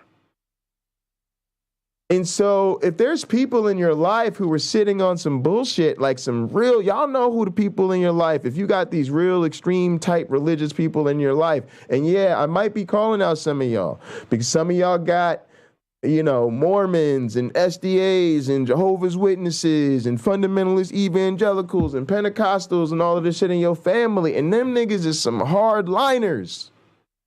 There's some hard line biblical literalists. You know, we was talking about the smite your family and cut off your family to follow Jesus. And people be all reinterpreting, no, well, he doesn't really mean that. And of course, Jesus is family and God is love. And so what he just means is he wants you to be so passionate about the building the kingdom of heaven that you are willing to realize that you are building the family of God and that supersedes the naturalistic. Nigga, get the fuck out of here.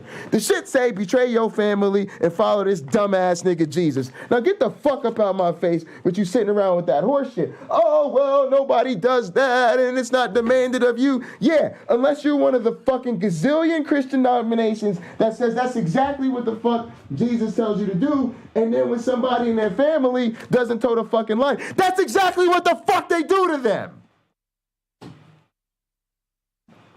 But I gotta hang the asterisks every goddamn day. Instead of you admitting that motherfucker Jesus was sitting on some bullshit. Now grow the fuck up. So, what I'm saying, y'all, is that's a lot. And honestly, for some of y'all, like,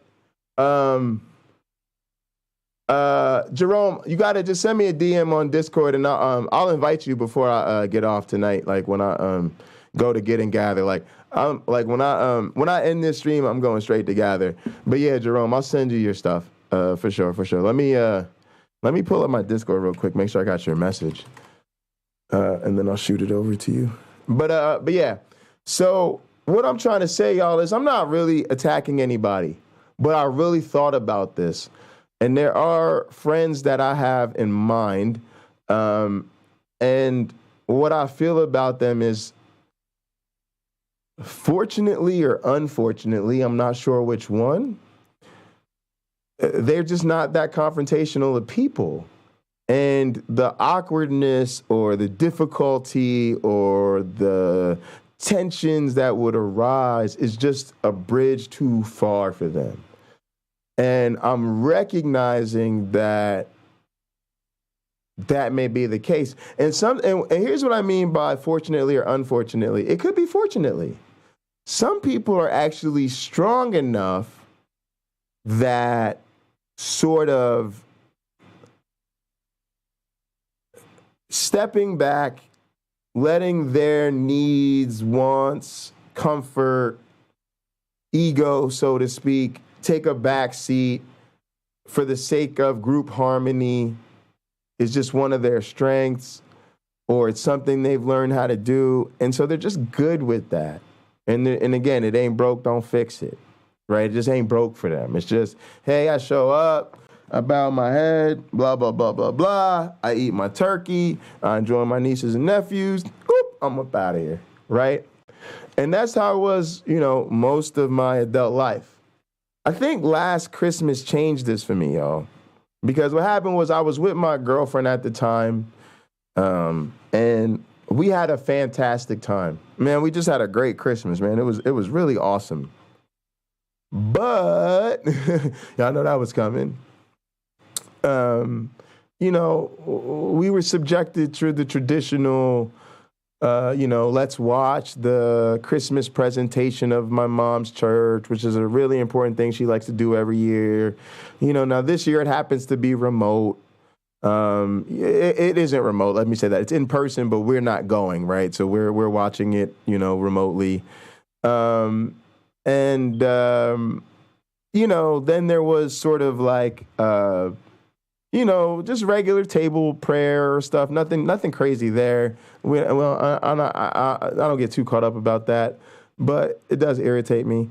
And then another thing that really did bother me was that the present that my mother got my grandparents was like this religious nativity scene. It was like one of those, porcelain nativity scenes that you put in a display case or whatever the fuck, so everybody that visits your home can see how much you love Jesus. And of course it was like blackified, because like my family's really into that, right? Like representing all the biblical characters as being black, and a little black baby Jesus, and a black Virgin Mary, and a black Joseph, and black wise men, and all of this shit. And I'm just sitting there like, this is just the fucking grift, right? Just the fucking, remake God in your own image. And I just was really troubled by it. And I think my partner at the time recognized that it really bothered me. Yeah, but that's the problem, Cloud, is it's really cute, except it dehumanized your grandson and made him feel like his worldview doesn't matter. And that the people who were supposed to teach him right and wrong, true from non-true, up from down, were all of a sudden the smartest, stupid, lies are honoring, slavery is holy, ignorance is faithful, steadfast. I'm just done. And so it bothered me. And this isn't really a conversation about whether or not it was cute or a good present or thoughtful. Those of you that are educated in my audience will understand exactly what the problem is. I am talking to you on my channel, and I have a right to be a first-class citizen in my life. And I do have a right to be considered in my own life. And so if something stresses me out to the point that I'm laying up in bed at night on a holiday with my romantic partner, and I'm not even enjoying my time with my romantic partner because I'm so troubled by essentially the willful ignorance of my own family, it's just kind of like, that's, I'm putting myself in a situation that's not good for me. And so that was sort of the issue there. And then, of course, on the way home and for quite a while, after returning from that trip, I continued to feel like I was bothered by what I had saw and continued to like wrestle with it and try to come to grips with it. And so, the conversation I started on Hot Program was because this was the first year where the truth was, again, right, wrong, or indifferent. You can relate, you can't relate, or somewhere in between. I was dreading the holidays. I was not looking forward to the idea of going home. And it particularly bothered me because, again, my mother just moved back to the East Coast. She just bought this, new house. It's a nice new house. She's going to be living with my grandparents. We're finally going to get to be doing all the holidays in my mom's house with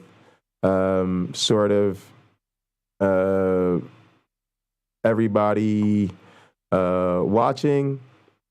Not watching, what I mean. Everybody in one place, under one roof. My sort of mom's side and my dad and all of that, all in the same kind of thing. But just wasn't feeling it. And so I ended up finally bringing that up today, right? That's where this is going. And so finally today I talked to my mom and I said, yeah, there's something I want to talk to you about. And I said, a couple years ago, probably a few years ago at this point, we had a conversation about, me being an atheist. And I said, and at the time you asked me, how I felt about religious holidays, if I was okay with that, if it bothered me at all. I said, I really appreciate that. It was very considerate. I felt very fortunate to come, to have a mother who would consider my feelings like that. And, at the time I said it was fine. And I said, but this is the first year where that is not true anymore. And I said, I don't want to, come home for the holidays if that means being subjected to religious services and rituals and all of that stuff. And, she kind of listened and she understood. And, she suggested what I had said, which was, maybe you should come home at a time that's not the holidays. That way, she said we can celebrate the way, we want to, or, we feel we need to. That way, everybody feels like, like they don't feel like they can't celebrate the way they want to because of me. I said, fine. I mean, obviously it's kind of disappointing. You'd prefer your family to just say, yeah, we can not pray over the table because my son's an atheist and, exchange religious gifts at another time. But whatever, that type of situations, somebody's response to what I need is not under my control. And so, we had a little bit of a conversation about it, right? And I felt like I got a lot off my chest. I was able to talk about how, these beliefs weren't true.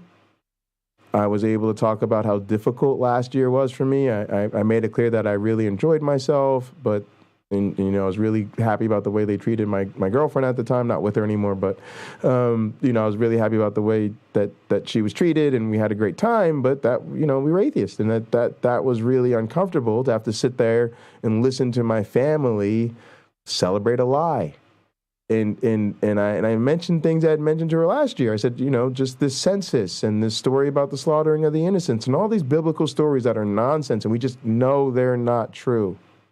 We just know they're not. And I said, on top of that, I got to sit there and constantly watch you guys like exchange these gifts. And it's like, I can't celebrate this. And I said I can't celebrate this as black people. I said flat out, I said, you guys tried to make sure that I understood what it meant to be a black kid in America. Especially y'all were worried about me being the only black kid in all white schools, right? They were worried I wouldn't be black enough or I wouldn't understand my history. And I said, our story is a one-way journey from slave to free. That's what the whole thing we celebrate is. We were slaves. They brought us here as slaves. And they taught us this religion as slaves. And we ain't never been free since. Because after that, we had segregation. After that, we had Jim Crow. Even now, we still have systematic and institutionalized racism. But I said, I'm not going to take my freedom for granted.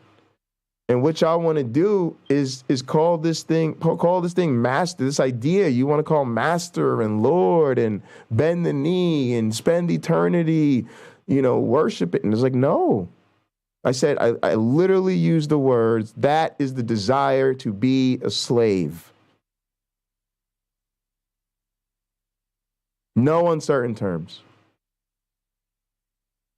That is the desire to be a slave. And I said, in no uncertain terms. And here's the difference. Master could whip us. Master could beat the crap out of us. Master could harm us up to killing us. We were property. So that threat was very real. But now you want to worship a master of your own imagination. There's no way. Just no way. It's just not true. And then I went on to talk about, and it's a little bit absurd to me that these people don't want to talk about it. It's like I said, you drag us out of bed every Sunday. You drag us out of bed every Sunday. There's no choice. But you want us to take it seriously. But we take it seriously. We work at the church. We study the text. We take the theology seriously. We read the Bible. And then you punish us for it. We took it so seriously and we realized it's not true. And now all of a sudden we're the bad people. Now all of a sudden we're the second-class citizens. I called her out on her marriage. I said, I love Reggie. I'm glad you met a guy that's great for you. But as soon as I did, you taught me that I wasn't good enough.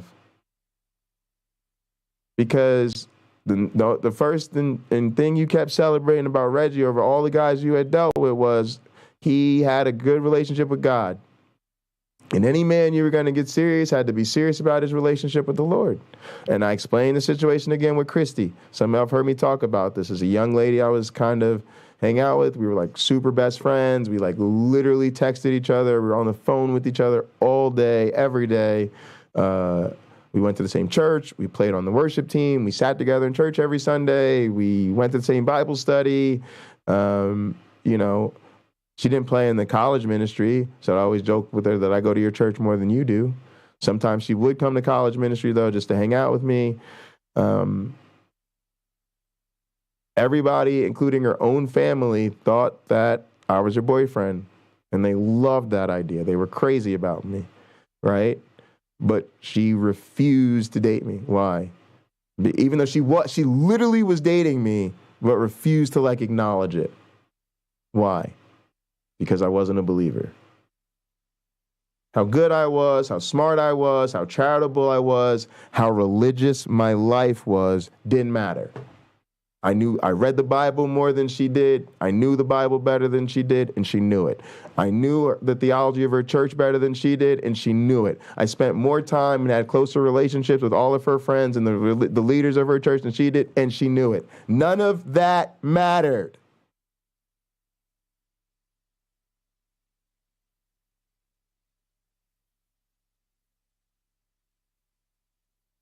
I talked about a story I didn't share with you guys. I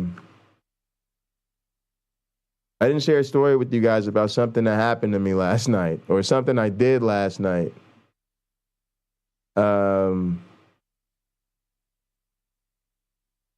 Yo, crowd, you need a timeout, bro. You're in a crowd of very, educated atheists, bro. You gotta, chill out, man. So last night I was on my way home, right, from the dispensary. It's late. It's probably, I don't know, after 10 o'clock or something. And I'm walking home, and I'm walking at a pretty good clip, right? Because, I'm trying to get home. I'm used to it. I'm on foot. I'm keeping up a pretty good pace. And I notice as I'm coming down, sort of the main road, Michigan Avenue here, there's a young lady in front of me. She's about less than a half a block in front, about a quarter of a block in front of me or something like that, right? And we're walking the same direction. So what does she do? She started looking over her shoulder, right? Now she spots me, she clocks me, right? All right, so now what? She's got a black guy coming up behind her late at night at a pretty good clip. So what is she? Worried, right? Now, what do we all know? She's in good hands. Nothing to be worried about. I could be right up on her, and she'd be perfectly safe, right? And she's a no threat in any way, shape, or form, right? But guess what I know? I know she doesn't know that. So what did I do? I stopped. I just completely stopped walking. And I turned around. Facing the opposite way of the street. Why? 1, I wanted to know I'm not following her. 2, I wanted to know I'm not staring at her. And I just stand there, for about 40 seconds, 40 to 45 seconds. Because what's going on in my head? Jay, what is it going to cost you to stop walking for a minute, give this young lady some space, make sure she feels safe, and make sure she can just relax and walk home and not be worried about, you know, what may or may not happen if in fact this black guy walking behind her catches up to her. Now, I know she was in no danger. But again, I was making the consideration of just making the situation a little bit easier for both of us. Let me stop, slow down. And guess what? When I continued walking behind her, she was more relaxed. It was like almost like I could see her whole body just relax. She was walking slower. She wasn't in a rush. She realized you're not about to have a confrontation. That is the person my mother should be proud of.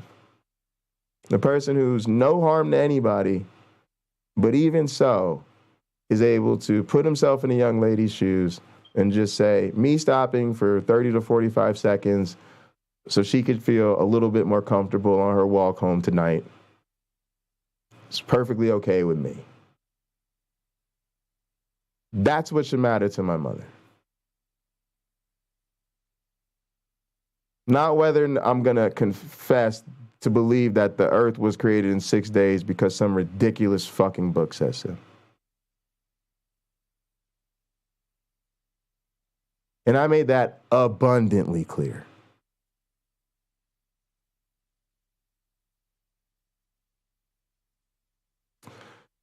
So yeah, man. And then I even said to her, like, yeah, y'all celebrate me being a doctor. You celebrate, hey, Dr. J, that's great. I just really appreciate that. But I became Dr. J by making contributions to evolutionary biology, studying and teaching the theory that demonstrates that we evolved, that we're animals, that we're primates. And I literally said the same genetic testing we could do to prove that I am the child of her and my father, that I am the offspring of Wanda Priester and Al Bundy. You could figure that out how? With a genetic test. The same test will tell you that I'm 99.9% related to a chimpanzee. I mean, it just is what it is. Like, why are we still even having this conversation about this fucking stupid ass book? So, you know, we just had to have that conversation finally. Like, you can celebrate my doctor, but you can't celebrate my work.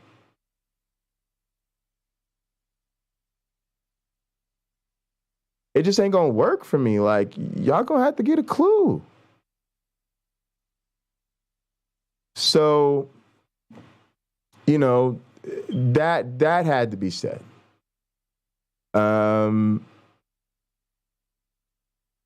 Yeah, I think that's like most of it, right? So yeah, it was actually a really great conversation. You know, my mother's incredibly reasonable. She listened. She was patient. She didn't rush me. She didn't cut me off. She didn't, you know, she let me say what I really had to say. And I really appreciate that. And I said, I know it's a lot to think about. It's, you know, it's not the easiest conversation to have. And then I told her I think that what she suggested was good. Like, we'll do that. Like, we'll schedule another time to come. She was actually really nice. She definitely suggested that, you know, like, I haven't seen my dad in a while, right? So she suggested that I focus on trying to see my dad. And then since she has some time off right now, like, she's not gonna, if she goes back to work, it probably won't be till like the first of the year. My mom's retired, y'all, so that's why we're not stressing about her job or whatever. Like, my mom's fine. She just, you know, wanted to work to, you know, not spend so much money. And I think she was bored because of COVID. So she'll figure it out. But yeah, she was like, you know, kind of prioritize getting on the same page with your dad. And then, you know, we'll work around that. So we got to the logistics and, you know, we ended up talking about some other family stuff. You know, we kind of changed the subject for a bit. I forget what we was talking about, but just some stuff going on with the family and shit like that, getting ready for the holidays. Oh, yeah, we was getting ready for holidays, talking about moving stories. She's moving. My dad just moved. So my dad's ex-girlfriend moved not too long ago. And, you know, at that point, we had that grown, you know, we're all on the same team. So we was just laughing. I told her that my dad moved probably last year or something. And I told my mom that for her, it takes forever to move, but she'll still probably be moved in and finished before My dad is finished unpacking because he's like me. He's doing the bachelor thing. He has different girlfriends in and out, so he doesn't really, he ain't got no real pressure on him to do nothing. And he's busy as fuck. So anyway, it went really well. But I said what I had to say. Oh, I remember what else I was going to add. I talked about you guys. I talked about the fact that we do this every day. This is what we talk about every day. And so we're good at this. And I even said, we're really nice to our religious friends. We have a lot of religious friends out here, as y'all know. And most of them like us, right? Most of them say we're their favorite atheist channel or their favorite atheist community, or we treat them really well, right? Or we're really reasonable. But we do spit the actual factuals. And so this is what it is, my life. This is what I teach, right? I made it clear I teach this stuff. It's my job to teach evidence against the new creationism for the university. I mean, it's what I get paid to do. So, it's just the life I live now. And I made it clear that, the situation with Beatty, a lot of y'all know, a lot of the antagonizers we deal with, right? I made it clear that we're also subject to attack. People harass us, and they're constantly telling us we're evil. And, I talked about us being like one of the last classes of people it's okay to discriminate against, right? It's not okay to hate black people. It's not okay to hate LGBT people. It still is, unfortunately, okay to shit on ugly people or people you don't find attractive. It's still okay to shit on people that are old, right? It's okay to make old jokes and talk about them being delusional just because they're of a certain age. And it's also okay to talk shit about atheists, godless heathens who don't know right from wrong and all this other fucking bullshit. Thanks for the sub, Brian Neal. Really appreciate you guys. So yeah, I talked about all that and the fact that these people think they can attack us, and that I'm tired of having to then go home and deal with this. And then feel after a vacation or a holiday that I need a vacation or a holiday just to recover from all the religious nonsense I've just been subjected to. And so, yeah, I was really happy to get it all off my chest. But I realized that I'm built like that. I always have been. I've always been, I'm going to stand up for what I think is right. I'll deal with the consequences later. I'm not afraid to disagree or confront anybody, including my own family, when I think they're wrong. And quite frankly, I realize I lose interest in people who don't grow. I'm sorry. And I realize there's certain people in my family who I'm just not interested in. And I know that's hard for y'all because you're like, Jay, life is short. They're going to die. You're going to miss them. Yeah, that's part of the experience. Part of the experience is they'll die, the older ones, and I'll regret it. I'll say, oh, I wish I spent more time with my grandmother and my grandfather. Oh, I wish I called more. I wish I got more stories from them. I wish we, wish I Zoomed more with them and had an ice cream social with my grandfather. But the truth is, we don't have that relationship anymore because his worldview is so small, and I just, I'm almost just respectfully making small talk and vice versa because we just can't relate to each other anymore. And so the truth is, I'll remember, yeah, but while he was alive, he just stopped growing and he became someone I lost interest in. And that's how I feel a lot about my family. I've just lost interest in them.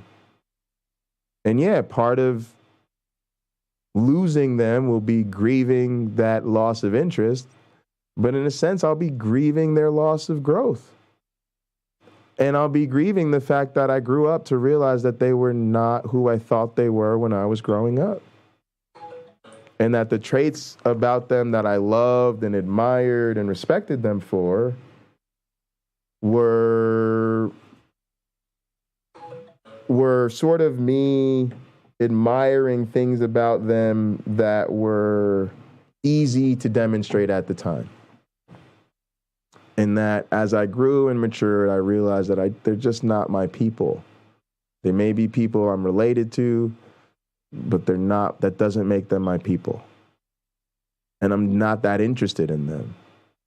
You know, the thing that brought up the Friendsgiving and the Merry Atheistmas and having fun was I flat out said to my one black friend, I think I'd have more fun if I stayed home. I think I'd be happier with you guys. I'd be happier to make myself a bomb-ass dinner, make a whole cooking show about it that day. So it's like I feel like I'm cooking fucking holiday dinner for my friends and family. I'll cook Sam a special dinner. I've been cooking Sam dinner sometimes. I try not to mess up his stomach too much, but I like to just throw some rice in the rice cooker for him. If I've got some leftover vegetables or something to chop up in there, mix it in with a little bit of, good wet dog food and stuff like that, and cook him a little home-cooked meal. I like to do that for Sam. I know it's kind of weird, but it's just a habit we got into sometimes. Say, I like a home-cooked meal, right, Sam? But yeah, man, and just chill and watch some wrestling, have some fun, watch some Cheers, right? We'll make a holiday movie fucking playlist and shit. Watch Home Alone and The Grinch Who Stole Christmas and make our own holiday traditions. And I just really started to feel like I would feel better that way. I would be happier. I would have more fun, even if it was only just a few of us. So, or even if y'all were just checking in, But yeah, that's kind of the motivation, y'all, and that's the vibes. And so what I meant by fool softener, how atheists enable faith, is that I do think that for some of us, we are the most likely off-ramp for the people in our lives. And sometimes we just play it too soft. And because we're playing it so softly, those people will never change. We're fool softeners. They're hard fools. Hard fools. They believe in a God with no reason, miracles with no reason, eternal life with no reason. They really think shitty things about you. They think terrible things about you. When they say what they honestly think about either why we're atheist or what the consequences of being an atheist are, or, we all know they're sitting on some volatile, violent bullshit. But again, if the people who are most likely to draw the line in the sand and say, hey, this has just gone too far. If those people are unwilling to do so, then there just isn't any line in the sand for these people. Because everybody in their life loves them, treats them wonderfully, and if not accepts their religiosity, more than likely celebrates it. So let's say 85+% of the people in their life celebrate their religiousness, right? They go, they ask them for prayer. They go, oh man, my son just got diagnosed with cancer and his wife just lost her job. Would you pray for my family, please? Right? Or, oh man, I loved coming to your church. That music was beautiful. Your pastor's really great, right? They just celebrate their religiosity. They love their new cross pendant necklace, and they're so classy, and they're so charitable, and you give to the poor. And if all you ever do is suck off religious people for being religious, please don't expect them to become less religious. That's all I'm saying. That's it. That's it. If all you ever do is suck off religious people for how religious and great they are, please don't expect them to ever become less religious. Because you're just not understanding human behavior. If there are no consequences to sitting on some bullshit, people will continue to sitting on some bullshit because they're getting all the benefits and they're not paying any of the cost.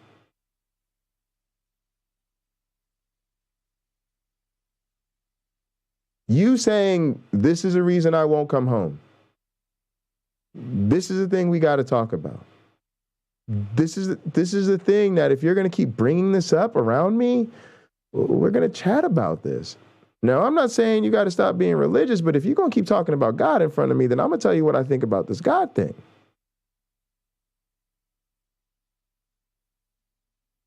And I hate to put that on you because I'm not trying to blame you. It's not your responsibility, but you might be their best chance. You just might be. So, statistically speaking, someone in their life is the most likely to convince them. Right? Think about LGBT fam. When was our LGBT fam loved and accepted? When more and more of our LGBT fam said, I'm LGBT fam and go fuck yourself if you're not going to treat me like fam. And after that, what did it become? How far are you going to go? Who does it have to be? Will a coworker's son coming out to you make you be less hateful to LGBT? No. What about a neighbor? Your neighbor's got a gay son. Every time you go over, you see the gay son. He's nice. He's the nicest kid. He's got great grades. He helped your dumbass kid out with their homework. You going to reconsider LGBT now? All right, what about a niece or nephew? Right? Unfortunately, some people don't really reconsider it till they have what? A gay son or daughter. You now know their boundary. It had to be someone in the four walls of their house. Some people won't even do it then, right? Y'all know Rebecca got an atheist son. That bitch pounded right on through that wall with the bullshit, the blase and the glavinoids, similar to my mom. But I think that makes a difference. I think part of the reason Rebecca was reconsidering things was because she realized she wasn't being effective representative of Christianity, starts realizing she's not getting through to these atheists, maybe starts realizing why she's not getting through to her son. My mom's got to deal with this. She's going to have to sit at that table this Thanksgiving and this Christmas without her son there, with, wanting me to be there more than anything in the world. My mom's going to want me to be home under her roof for the holidays. And so are my grandparents. Well, you're going to have to decide, Jesus or Jason. Jason is no longer going to make it easy for you to choose Jesus. And guess what? Jason is a grown-ass man and doesn't have to. Jason is under no obligation to make appeasements for Jesus, considerations for Jesus. I don't have to give a fuck about none of that. Grow up, or I will be spending my Thanksgiving with grown-ups. Pretty simple. I'm just not interested in Christians that much anymore. I don't care. I know a lot of y'all are going to think I'm bad. I already told you I'm the bad guy, so go ahead and boo me if you want. I don't care about that either. If I just told you I've lost interest in the losers in my family, I certainly don't give a fuck about some losers on the internet who don't like what I have to say. But yeah, it's just where I'm at, y'all. It's just where I'm at, man. So let me catch up with the chat on this real quick. Also, Wayne, man, we got wrestling things to talk about, man. You know this religion shit is secondary, my guy. We got to talk, man. We've been watching a lot of wrestling in the thing, man. So we need your voice in there, bro. The community right here is getting a very high wrestling IQ, Wayne, and we need your support. Religious-based sexuality for Black America was raped into us by slave owners, the same folks that taught slaves to be homophobic, raped the biggest, strongest slaves in front of others for control. Facts. Cops and military still do this practice occasionally to prisoners. The whole thing is fucking, it's all an assault on all of your identity. It's just ridiculous. Especially the ones who claim not to follow Christianity or Islam. Weird. Bronco busting. Look it up. Bronco busting. Look it up. Appreciate the support, Carrie-Ann. You can have strong community without fictitious nonsense. Amen, stupid or energy. No, I just mean we do it every day. And yes, Counter-Apologetics. I'm an evolutionary biologist, and I teach a class where countering apologists is part of the class. Yes, that's what this book is, right? This book is my teaching mentor, a philosopher of science, an evolutionary biologist, discussing why creationism is bullshit. So yes, in our science class, since it's related to the philosophy of science, yes, we do Counter-Apologists. The entire book we're reading is about counter-apologetics. This is the textbook from my class. And yes, teaching it is my job. I have to teach a class as part of my training. I'd actually rather not. If it were left up to me, I would get paid to just do research right now and I wouldn't be teaching at all.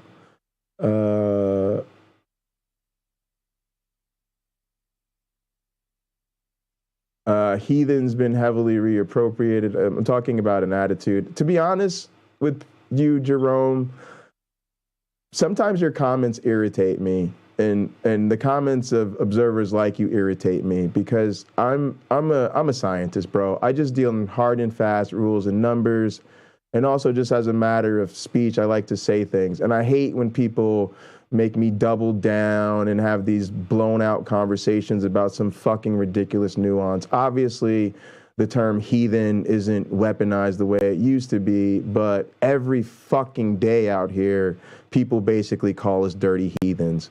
It's like me saying, you know, people say racist shit to me all the time, and you going, well, they don't quite use the N-word the same way that, like, shut the fuck up. Sorry. Some comments are more intelligent than others, and I wish you guys would keep the less intelligent ones to yourself.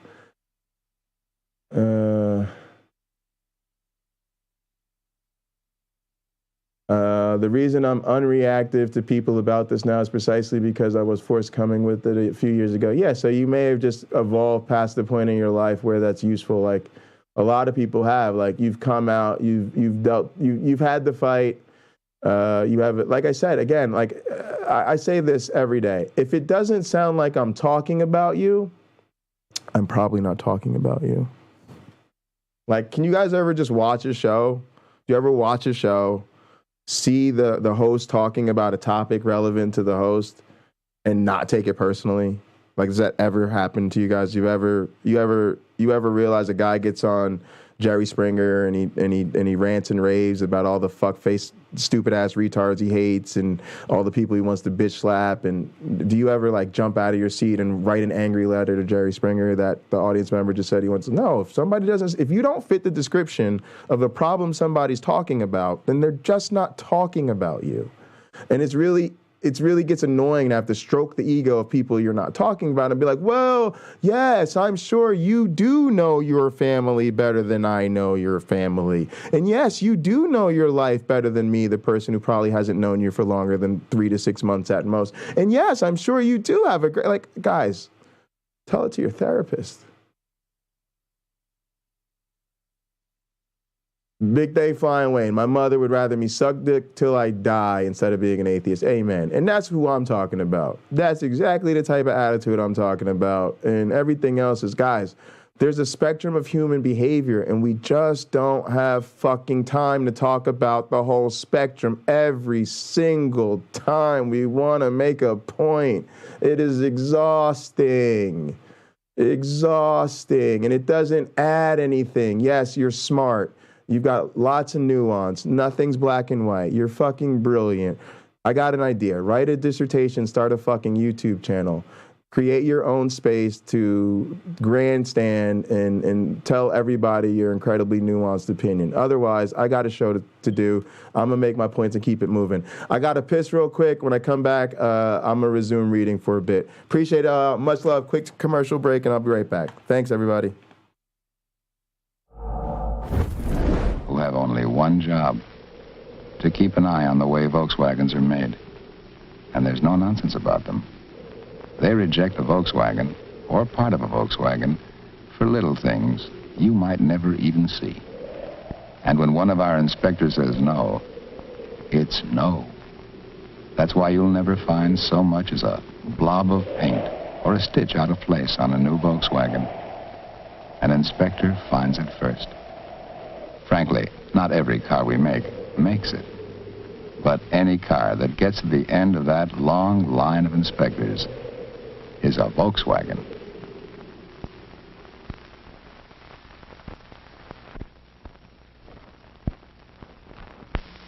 This is the art season in New York. At the Metropolitan, the Guggenheim, the new Whitney Museum, Museum of Modern Art, and here at the elegant Wally F. Art Galleries, where art lovers see a show that marries art with fashion. This abstraction, called Caperland No. 1, is not a painting and it's not on canvas. It's printed on Caperland nylon and can be worn. So fashion models walk through the art galleries wearing chic dresses in the same prints that are framed to hang on the walls like old masters. And what's more, this art is washable. Leading dress designers think the bigger, the bolder, the wilder the print, the more artistic the dress, such as the dresses styled by Cobb's Corner. And the same bold prints look even more so in dresses for little girls by Tiny Town Togs. But is it really art? Or is it just another fashion fad? Maybe it's both, now that a posh art gallery gives its nod of approval to the print explosion in fashion today.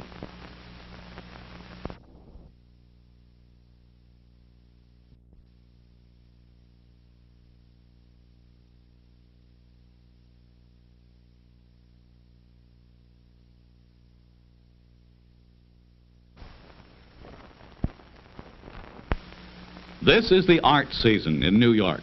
At the Metropolitan, the Guggenheim, the New Whitney Museum, Museum of Modern Art, and here at the elegant Wally F. Art Galleries, where art lovers see a show that marries art with fashion. This abstraction, called Caperland No. 1, is not a painting and it's not on canvas. It's printed on Caperland nylon and can be worn. So fashion models walk through the art galleries wearing chic dresses in the same prints that are framed to hang on the walls like old masters. And what's more, this art is washable. Leading dress designers think the bigger, the bolder, the wilder the print, the more artistic the dress, such as the dresses styled by Cobb's Corner. And the same bold prints look even more so in dresses for little girls by Tiny Town Togs. But is it really art? Or is it just another fashion fad? Maybe it's both, now that a posh art gallery gives its nod of approval to the print explosion in fashion today.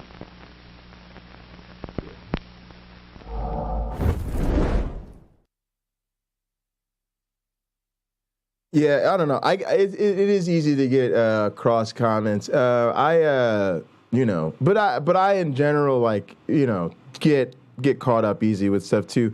Like I think with Jessica that happened earlier with James's streams.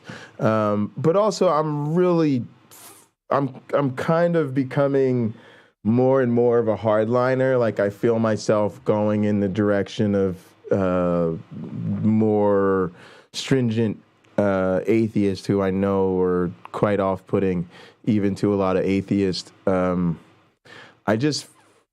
And I know for a lot of you, it's actually the same. I just feel like I've had the fortune of being much, much deeper into the cult throughout my life than most people. And then also much deeper in all the different forms, right? So I know sort of a breadth of Christianity that I think is rare.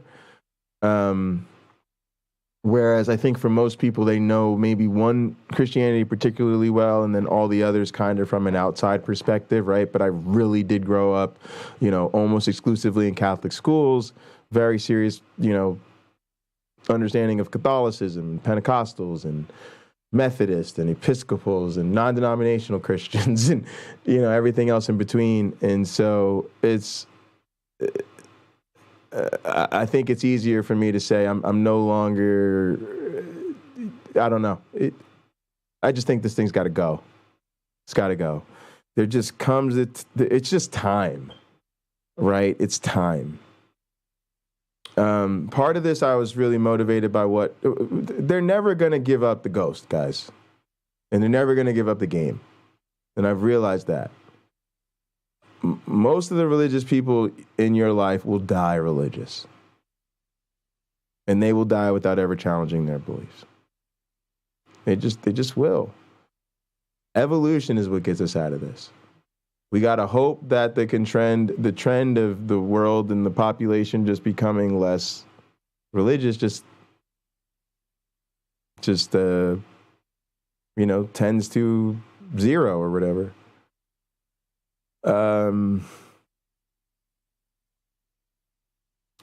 But most people I've given up. Like they're addicts to me. They're addicts. They're addicts. And even with my mom, I could see and hear right through the cognitive dissonance. It was just so obvious to me, so obvious. And I think for most of my life and for a lot of my friends, we have an emotional blockage. Because if it's like if we were to really see how desperate and awful their situation really was, it would almost be too uncomfortable for us. So I think we have a need to soft pedal it to ourselves to make it easier to maintain harmonious relationships. And I think all of that is perfectly human and perfectly okay. I just feel fortunate that I just felt like today I've been throwing off a lot of chains lately, and today I felt like I threw off a few more. And I can definitely say it wasn't easy or pleasant, but it felt great to get them off. And I wanted to wrap up the previous segment by just kind of putting it a positive spin, because I know I kind of put it forward as a challenge, but I want to put it forward with a little bit of encouragement. What I really want to say is, you're probably the nicest, most well-informed, most reasonable atheist that anybody in your family or friend group knows. And so you might not only be sort of their last hope or the only one who can do it, because I know that feels like pressure. I just think you're probably the best person to do it. I'll tell you guys a story. I ended up meeting a young lady on a dating app, and we kind of became friends, and it became pretty clear that we liked each other, but like not enough for it to be like a serious romantic thing, but somebody to talk to, hang with, or whatever, all well and good. And she was like kind of deconverting, I found out. And I was really, at this time, I wasn't even really streaming Counter-Apologetic stuff. I was actually mostly just streaming, GTA and gaming shit. But I would talk to her a lot, and I started sharing a lot of links with her, and we'd have these really long conversations, and I'd even have her jump on stream with me sometimes, and we would just talk through different things. And it was really funny because I talked about the girlfriend I had last year. They ended up being coworkers. So my girlfriend at the time says to me, oh, she's got this really cool biracial coworker that she thinks is super dope. And she ends up telling me the name, and I'm like, oh, that name sounds familiar. And then I remember thinking, oh, she did work in a school. And so I put two and two together because they kind of were like girl crushing on each other. And I was like, yeah, I should probably tell you I tapped that. Sorry to ruin your new best buddy shit at work, but yeah, I used to mess with your friend. So it's a small world like that sometimes in internet dating. And it was funny because when she told her about it, they kind of both bugged out and it was trippy. But, I always treated her well. So she's like, oh, no, I think Jay's a great guy. And, I'm happy for you guys or whatever. But what was really funny was she said, I really appreciate the help he gave me when I was deconverting. She said it was like a hero. She said he always knew what to say. He always had a resource for me. She said he was a huge, huge help, right? Because, again, every time she brought up something somebody negative at church said to her, right, I was able to say, no, that's nonsense. Let me tell you how this goes, and I'd be patient with her, and then I could point her to videos. I would send her genetically modified skeptics videos, or I would send her some rationality rules videos. Right? You guys know, right? We don't jump people straight into Mythvision because that's way scholarly. We don't jump people way into PineCreek because there's a super active chat that everybody's kind of well versed, and you might get overwhelmed. Right? We start with those channels that we know are really meant, and they produce really tightly Apologia, right? Those really tightly produced videos. They're, really 5 to 20 minute range, right? They're never really more than that. Really well produced, some Holy Kool-Aid stuff, right? And so I was able to like point at all these channels, I made a playlist. I made a playlist about critical atheism, and critical atheism is all my playlist of videos and stuff that sort of help you feel like I can critically think about issues related to my atheism and sort of, come to a rational understanding. And then I have another playlist called Theology, which is really all about the stuff that sort of gets brought up from the believing side that we have to deal with, right? And so she realized that I was good for this. I was equipped to help. And and it didn't matter if it took, minutes or hours. I was always happy to have those conversations. And, when she would tell me things like, oh, I feel like sometimes I wish I could go back. And, I miss my church friends and I felt so isolated. Or I talked to a friend from church today and they gave me a real hard time. Like I was just there for it, guys. I was there for it, right? And because I'm a deconvert myself, I was motivated. I was happy to help. Right, I was so happy to have all these resources that I'm sitting on, that I'm stockpiling, right? And I never have anybody to share them with. But I've been curating these playlists. I mean, you guys have been curating these playlists, right? And you've been curating this list of all these people. You subscribe and you send them super chats. You financially support some of the content creators, right, who create some of the best content on the internet to help with this. And you financially support them. You're like the sponsors and producers of the fucking Mythvisions and the PineCreeks of the world. But then you get around your friends and your family and these things come up and you act like you ain't got shit to say.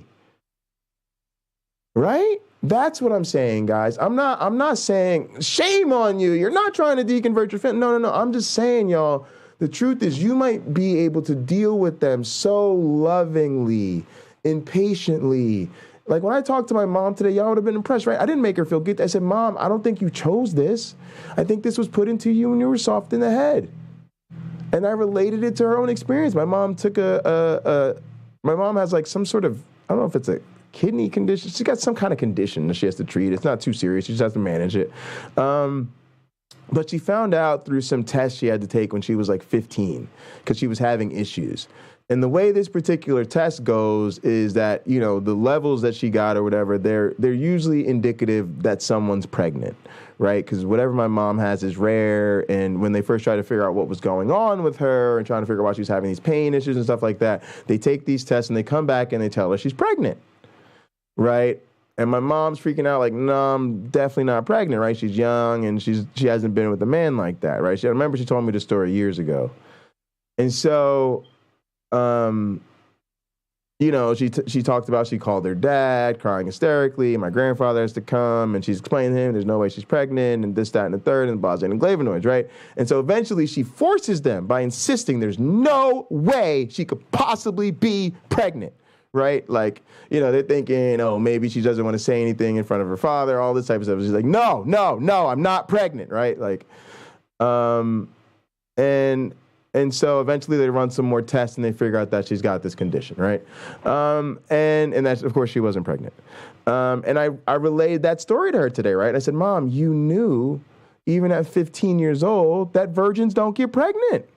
You knew that, right? And you were able to insist to these people that even though they did this test, they were wrong because you knew there was no way you could be pregnant without coming to know a man. I said, yet the story tells you that magical Jesus baby, who God somehow needed to sacrifice, did what? Was born to a virgin. You know that doesn't happen. Right? When I told her to her like that, like, again, and guys, you're not waiting for them to bend over and say you're right. You just leave it there because I know she remembers telling me that story. And I know she knew exactly why she was not pregnant in that story, which is exactly why the Virgin Mary narrative is sitting on some bullshit. So my point is the knowledge of her, the fact that this is my mom, the fact that I love her, I'm not blaming her. I'm saying it's not your fault. And it's not personal. I'm not saying I want you to deconvert or I don't, appreciate my family. I'm just saying, right? And so I was able to put it probably, Yes, from a source she has to take seriously, but I probably put it as nice, as patiently, but as directly and as straightforwardly as possible because I have the experience and the resources to. We are good at this. And that's all I'm here to do, is I want to remind you that we are good at this. Y'all feel me, y'all? Y'all, I could tell y'all right now, it's 14 people watching right now. I know at least 11 of y'all. I could say things like this. I could say Kalam cosmological argument. You know how to debunk that. Argument from contingency. You already shredded it. The apostles were martyrs for their faith. You already shredded that. The Bible is the inspired word of God and all of its right. Take the Barnum basic quiz, y'all. How many books are there in the New Testament? What order were the Gospels written in? How many early church fathers attested to Jesus in extra biblical sources? How many firsthand eyewitnesses were there to the resurrection of Jesus? Right? How many of y'all knew every single answer I just laid out? How many of y'all, be honest, y'all got at least a 95 or 100 on the pop quiz I just gave you? You are good at this, y'all. That's what I want y'all to remember. You are good at this. You should have known, Cloud. I keep telling people, you never trust teachers. I tell my students that all the time. You want to know what a real scientist should be telling their students? You do not trust educators. And if you need a reason why you don't trust educators, they are the type of people who give pop quizzes.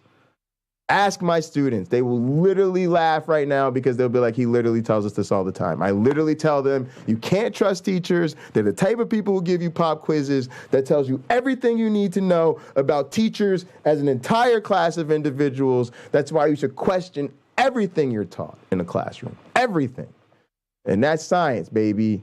Just because I tell you something does not mean you should believe it. You should think my professor might be sitting on some bullshit, and I'm going to investigate, I'm going to double check, and when I see that what he is saying stands up to the evidence, then I will believe his ass. Boy, if my students got that, this world would be a better place probably tomorrow. We'd be whipping shit instantly. All right, look, we're going to take a quick break. I know y'all don't want me to jump right back into it. We got a long broadcast ahead of us. We got some other things to touch on. There's a lot going on. Let's take a quick story break and give you a quick David Blackman interlude. That's what we're going to call this, a David Blackman interlude, okay? All right, let's pop this on up. Pop it on up. Woof. Reporting tonight that likely has the White House's attention. The Washington Post first had the story. The headline, federal agents see chargeable tax gun purchase case against Hunter Biden. Delaware U.S. Attorney David Weiss, a Trump appointee, must decide whether to charge the son of the current president. Now, this follows CNN reporting back in July that prosecutors, FBI, and IRS investigators were discussing similar potential charges. Love you too, Cloud. Appreciate you, bro. The Washington Post story joins us now. Cloud, we appreciate y'all. Cloud is different, y'all. He's a Christian. You know, he's on his own thing. He used to work for the feds or whatever. But Cloud is my teammate, y'all. Cloud is that community, man. When I first got out here, first started doing online stuff, man, before I even started really streaming, I was just playing online with my friends. Cloud is my teammate, so me and Cloud play basketball for a long time together. NBA 2K, man, that's my squad mate. Yeah, I remember helping you set up your stream. Yeah, exactly, man. So, just like Otangelo and, Rebecca's and all these other people that y'all know, Donnie, it's some people that we disagree with. Sometimes we're friendly with those people, but sometimes we're actually friends. And so Cloud be calling me, and I'll be having to hang up on his ass or curse his ass out because he'd be sitting on some bullshit. But he's definitely a friend, definitely a teammate, and we both know who to call when we really need each other. And Cloud is always there for me if I'm really having a hard time, and he knows when he's having trouble in life, he knows who to call. So much love, Cloud. Thank you so much for coming through, bro. I'll see you soon. But yeah, bro, when he come here, if he gonna preach, y'all know how we deal with people who preach. So let him have it. What is this that you've learned, Evelyn? So what we've been told is that for a number of months, the federal agency exactly. I disagree with you mostly, but but I want to support you. Exactly. And y'all know I said the same thing about Donnie. He's like a friend from church. I think his channel's sitting on some bullshit, but I'm happy his channel's successful. That's love, y'all. I believe they have a chargeable case. Now, that's important, but it's not the end decision, because ultimately this will be decided by the U.S. attorney in Delaware, who is a holdover from the Trump administration. What have investigators zeroed in on that they think would stand up in court? Thanks, Carrie-Ann. So there's a couple things. On the tax front, there's a lot of the particulars we don't know for certain, but what we are told is that one of the major issues here is, did Hunter Biden declare all of his income? Because if you'll recall, that the Republicans have made a big talking point both from the 2020 election on. Actually, I want to give another special shout out to Cloud. He probably did, but some of y'all heard when me and OG Roddy were talking. We talked about basketball, right? And we talked about basketball strategy, and I talked about using the game actually to practice team strategies and plays. And then I talked about coming up with this offensive system that we used in 2K for running plays with our team. And we made it really simple, almost like you see with street dice, where you take casino dice and then you simplify it so that it's easy to remember the rules. We did the same thing. We took sort of some really sort of fundamental but somewhat flexible basketball principles and kind of dumbed it down to a really easy, simple system that was easy to teach our friends over the course of a couple minutes. And because, again, you don't have, it's not everybody's real-time job. You don't have time for like organized practices. And so it was something we could practice a couple plays in real time. And by then everybody had the system. But it was Cloud that helped me come up with that.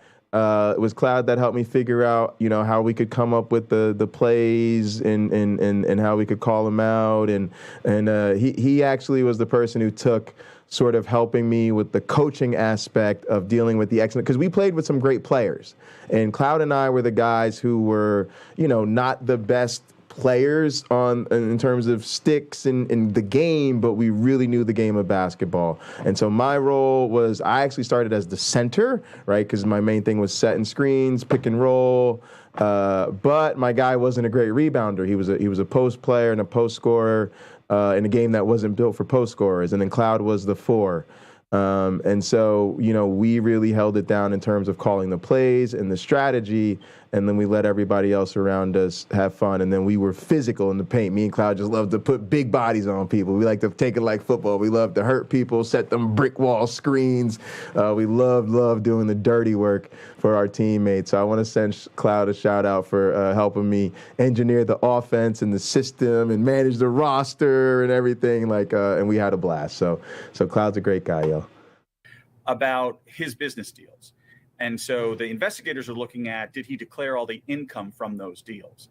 And then as far as the gun charge goes, he bought a gun in 2018. And on that paperwork, he said he was not using or addicted to drugs. And in his autobiography, he describes using drugs quite frequently during that time period. So that's another potential legal pitfall for him. And is it clear to what extent Attorney General Garland, who was obviously appointed by Hunter Biden's father, is involved with this case?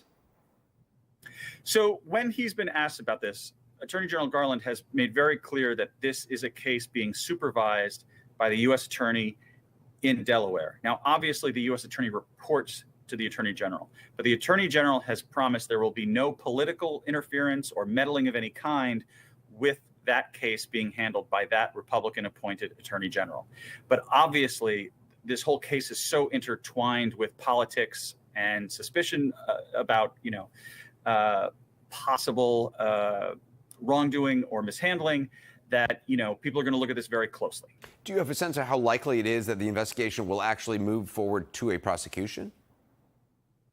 I really don't know the answer to that. One of the things you see, for example, if you take just the subset of gun cases, in gun cases, the year that Hunter Biden made that gun purchase, about 60% of the time, federal agents recommended charging, prosecutors went ahead and charged that individual. So I don't think it's by any means certain that you will see ultimately an indictment out of this.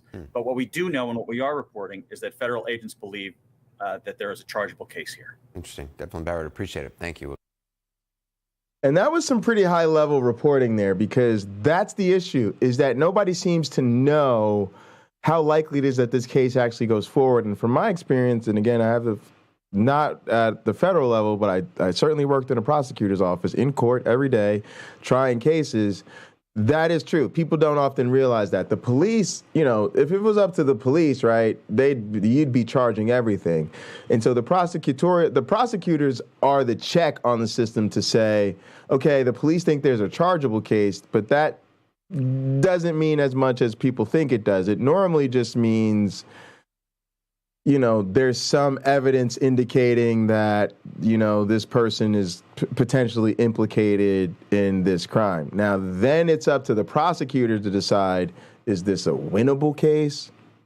Is the evidence sufficient to, facilitate a plea bargain? So there's all sorts of questions that still have to be answered. In chargeable case, I'm gonna just say sounds worse than it is, but of course I don't want to make it sound like I have a horse in this race. And yeah, we will talk about Matt Dillahunty and the ACA, but probably a little bit afterwards, because that's something I definitely want to get into, because I think it has a lot to do with what we're trying to do in our community. Our reporting, CNN's reporting, and the Washington Post reporting suggests the prosecutors think they have enough to charge your son Hunter for tax crimes and a false statement about a gun purchase. Personally and politically, how do you react to that? Well, first of all, I'm proud of my son. This is a kid who got, not a kid, he's a grown man. He got hooked on, like many families have had happen, hooked on drugs. He's overcome that. He's established a new life. He is, I'm confident that what he says and does are consistent with what happens. For example, he wrote a book about his problems and was straightforward about it. I'm proud of him. He came along and said, by the way, this thing about a gun, I didn't know anything about it, but turns out that when he made my application to purchase a gun, what happened was I guess you get asked, you get asked the question, are you on drugs, you use drugs? He said no. And he wrote about saying no in his book. So I have great confidence in my son. I love him, and he's on the straight and narrow, and he has been for a couple of years now, and I'm just so proud of him. You're about to turn 80 next month. Happy birthday ahead of time. Whenever anyone raises concerns about your age, you're the oldest president in the history of the United States, you always say, watch me. Voters have been watching you. Democratic voters approve of the job you're doing. Democratic voters overwhelmingly like you. But I'm not going to go there. But one poll shows that almost 2/3 of Democratic voters want a new nominee in 2024, and the top reason they gave was your age. So what? Like I said, ageism to me needs to be called out. Let's address a couple things. People are living longer than ever before, so get over it. How do I say this nicely? You're a lucky motherfucker if you get to be old. So if you're making age jokes, you're dumb.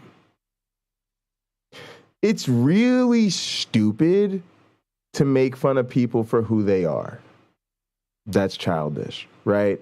You've probably heard it said, you know, something like intelligent people criticize ideas, fools, you know, criticize people or whatever the fuck.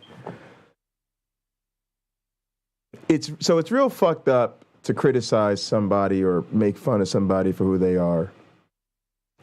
It's especially weak and stupid when you do it because you know that you're not them, right? It's easy for me to, you know, if you're tall and make fun of small people or whatever, right? If you think you're really educated, you make fun of morons. I guess I'm probably guilty of that, right? But you know, rich and make fun of poor people, that type of stuff, you know, you got to watch always.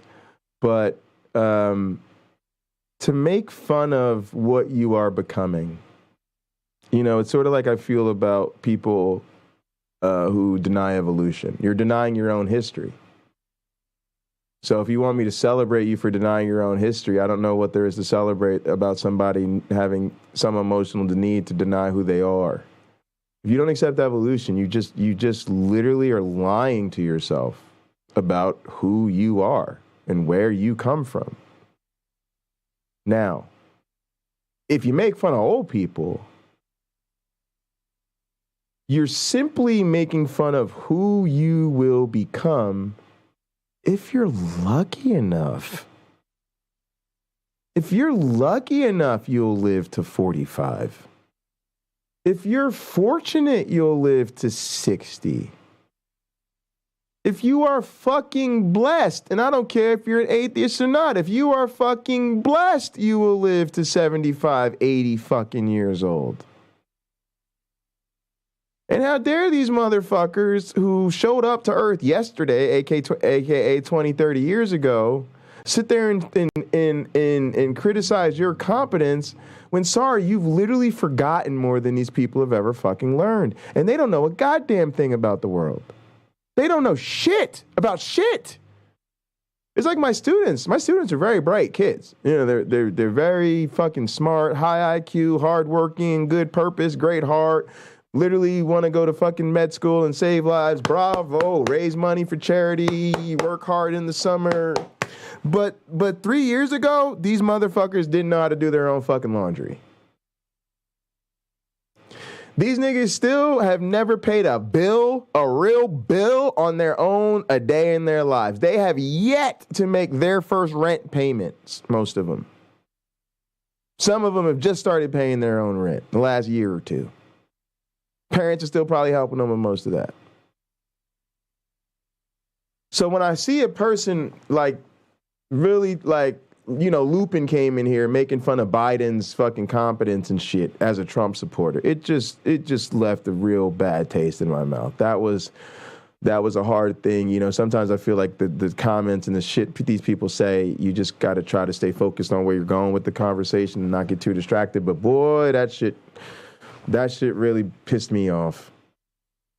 You know, because I rely on my cognitive faculties. I really feel like I'm blessed to be blessed with the mind that I have, but I recognize I could get hit by a bus, hit by a car, or simply be subject to perfectly natural and ordinary cognitive decline. And the me that I understand as being me, capable of, you know, long-term planning like I am now, I'm able to look back and say I'm proud of the boy that I was growing up as, would be proud of the man that I became, because I remember what it was to be that boy and what was important and where I was trying to go. And even though I ended up on a different path, I ultimately am honoring the ambitions of that boy. I'm the scholar / gentleman / rock star drummer that boy always wanted to become.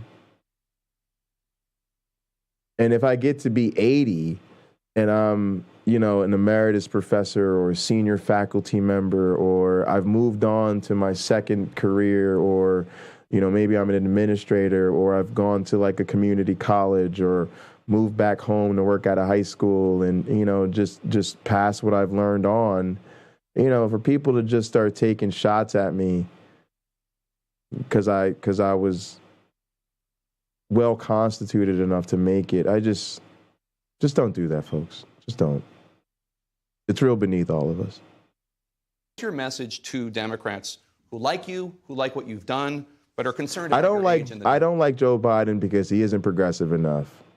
He isn't my first choice for candidate because he isn't Cory Booker. Do you think Cory Booker is the perfect candidate for president? Good. I hope you said no. I don't either. I think he's the one I know the best. I have a personal invested interest in that man becoming president because is Team Booker in the building, and Team Booker is Team Bundy. It's the same team. So, of course, I want to see our team in the White House. That isn't because I'd be, from a progressive standpoint, just as happy, if not happier, to see Bernie Sanders or Elizabeth Warren or fucking AOC or Ilhan Omar. Ilhan Omar, I ain't no Muslim. I ain't with that Islam shit, but if it triggers these right-wingers, bitch, rap it twice. Bitch, rap it twice. Rap it and rap it again and rap it again and go for the win. You will have my vote, my money every single time. Joe Biden's policies are sitting on some centrist bullshit. We don't have to talk about his age, y'all. We just don't even have to go there. That's our theme here. We don't even need it. We could, but why? We literally don't need to go. That has nothing. Hands of the job. Well, they're concerned about whether or not I can get anything done. Look what I've gotten done. Name me a president in recent history who's gotten as much done as I have in the first 2 years. Not a joke. You may not like what I got done, but the vast majority of the American people do like what I got done. And so it's a matter of, can you do the job? And I believe I can do the job. I've been able to do the job. I've gotten more done. I got the Inflation Reduction. I got all these pieces of legislation passed. And I ran on that. I said this is what I was going to do. And I'm still getting it done. We've got, dealing with, making sure the veterans get compensated for the burn pits. The burn pits, making sure that we're in a situation where we finally have action on guns. And by the way, I'm going to get the assault weapons ban. Before this is over, I'm going to get that again. Not a joke. And watch. And so I just think there's it's a matter of, has anybody done more in the first 2 years of their administration for a guy who they've been saying this about my age for. Sorry, y'all. This country is just not with it. It's 2022 and this man is bragging to me about he's going to get an assault weapons ban. And all I heard was a nigga say some shit that should have been done 50 years ago. Or instantly, one of the last 12 times that an assault weapon has been used to violate our sense of civility and decency. Maybe when they shot up the children, there should have been some sort of immediate action, but y'all failed to do that. Y'all are constantly giving us what we should have had 100 years ago and then congratulating yourselves for it. It's fucking bullshit. Since I began to run. Mm-hmm. And so, you can come work out with me in the morning. Anytime. The big question, of course, is when you're going to make an official announcement about whether or not you're going to run for 2024 for re-election. Do you think you'll make a decision before the end of the year? Well, look, I'm not going to make this about my decision. I'm going to make this about this off-year election. After that's done in November, then I'm going to be in the process of deciding. Is one of the calculations that you think you're the only one who can beat Donald Trump? I believe I can beat Donald Trump again. All right, Mr. President, thank you so much for your time today. We really appreciate it. Thank you. Joe slicker than they think. Joe slicker than they think. If you think Joe Biden is in cognitive decline, let's rewind that for those of you who think this fucking slick. Now, it was a piece of shit answer because he didn't answer the question, but it does show you this nigga is not in no cognitive decline at all. Let's get it again. Is when you're going to make an official announcement about whether or not you're going to run. Watch the tap dancing. Tap dancing like a young man. Go ahead, hit him with the Fred Astaire, Joe. I'm not going to make this about my decision. I'm going to make this about this off-year election. After that's done in November, then I'm going to be in the process of deciding. Is one of the calculations that you think you're the only one who can beat Donald Trump? I believe I can beat Donald Trump again. All right, Mr. President, thank you so much for your time today. We really appreciate it. He was ready for that one. I know you're rooting for the Phillies. Joe knocked that one out the park, huh? Joe was like, I see it, I got it. Oh, wham, there it goes. And there it goes. There it goes, huh? They told him exactly what to say on that one. All right. Since y'all really want to talk about this, you know, Jerome Robinson is one of them guys just trying to dictate the whole show from the audience. But no, I know y'all want to get into this, man. I've been wanting to talk about this. My one black friend put me onto this, so here we go. Wait, I'm just realizing this nigga's sitting in front of a green screen with the audio panels as a backdrop. Matt, that's a fail, bro. Them audio panels are functional, not stylistic. It's not a fashion statement, bro. It's you should actually never mind. We're just gonna let it go. All right, so it shows that I'm live. Let me get right into this. First of all, let me also mute me so that you don't hear me looping back to myself, something I did earlier today and failed to do right. Hank, thanks everybody for tuning in. Let me start with a little teal-deer. What this isn't going to be. This is not a walkthrough of everything that's ever happened in the history of the DeSantis versus Biden 2024. It's not a so-and-so is a lying, lazy fraud, and I'm glad they left message. It's not a rehash of issues from years ago. It's not a nuclear bomb that shits all over the ACA. Yeah, that's what I'm saying. He's doing a green screen replacement. He's sitting in front of a green screen, but what I'm saying is the background he chose is just this fake panel-looking thing. Like, if you're going to go with the background, you might as well go with the background. Not a background that looks like something functional, because then it just looks like you should have the functional thing. And you're Matt Dillahunty. Don't tell me you can't afford some sound panels. But fake sound panels is just weird because it makes your space look treated, even though it doesn't sound treated. And again, it isn't a particular. It's just weird. It's just a weird choice to me. That's all. I'm just noticing. But I guess it worked, because previous to now, I just assumed he had sound panels back there. But the lighting gave it away this time. There won't be any questions or super chats or monetization. This has been an incredibly difficult week for me. By the way, that's normally an effect of being in a small studio.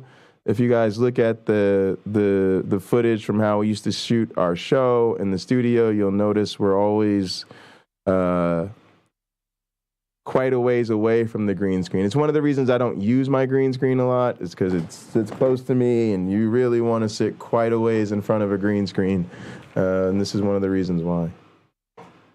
Isn't an easy statement to make, but 17 years deserves more than just I'm done. I'm not stopping. I'm just not working with the ACA anymore. And if you don't care about the story, that's cool. I get it. Head on out. This is my take on events over the past year. I'm not putting up screenshots, though I have them, and I'm not mentioning names. I'm not going to show you any emails, because while I saved them and while I'm still a life member of the ACA, although I guess they've probably revoked it now, they've disabled my email address so that I no longer have access to those emails.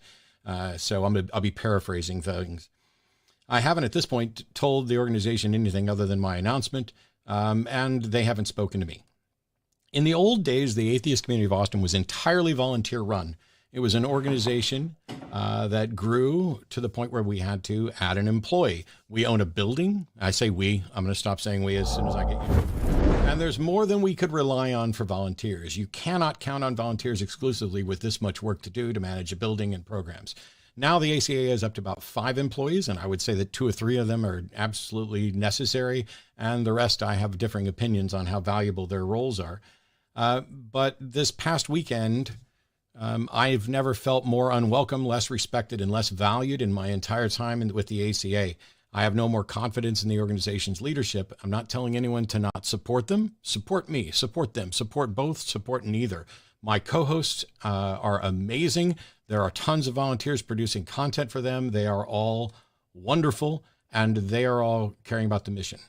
Here's the backstory. Last November, the ACA implemented a policy that prevented any member of production from serving on the board. I resigned from the board on that day because it was pointless to keep going for a month, and pointed out the problems I had with this policy. I mentioned that there was no plan to replace any of us and that a policy like this should wait if it should be implemented at all. The concern was a circular reporting structure for employees. Production answers to the board, and the production people answer to employees answer to the board, and production staff answer to the production employees. And so there could have been a circle where some of us were on the board and we were in production, and so the employees were in this loop between. Now, the issue of whether or not someone like me would have less control as a board member than as a... Sorry, I was reading comments. What? Say that production again? People answer to the, pointless to keep going for a month, and pointed out the problems I had with this policy. I mentioned that all right, let me see this policy. To not support them, support me, support them, support in programs. Now the ACA is up to... Sorry, I got to figure out what happened, and I was reading. It was an organization that grew to the... Sorry, I went back like a minute or so. Add an employee. We own a building. I say we. I'm going to stop saying we as soon as I get used to it. And there's more than we could rely on for volunteers. You cannot count on volunteers exclusively with this much work to do to manage a building and programs. Now the ACA is up to about 5 employees, and I would say that 2 or 3 of them are absolutely necessary, and the rest I have differing opinions on how valuable their roles are. But this past weekend, I've never felt more unwelcome, less respected, and less valued in my entire time with the ACA. I have no more confidence in the organization's leadership. I'm not telling anyone to not support them. Support me, support them, support both, support neither. My co-hosts are amazing. There are tons of volunteers producing content for them. They are all wonderful, and they are all caring about the mission. Here's the backstory. Last November, the ACA implemented a policy that prevented any member of production from serving on the board.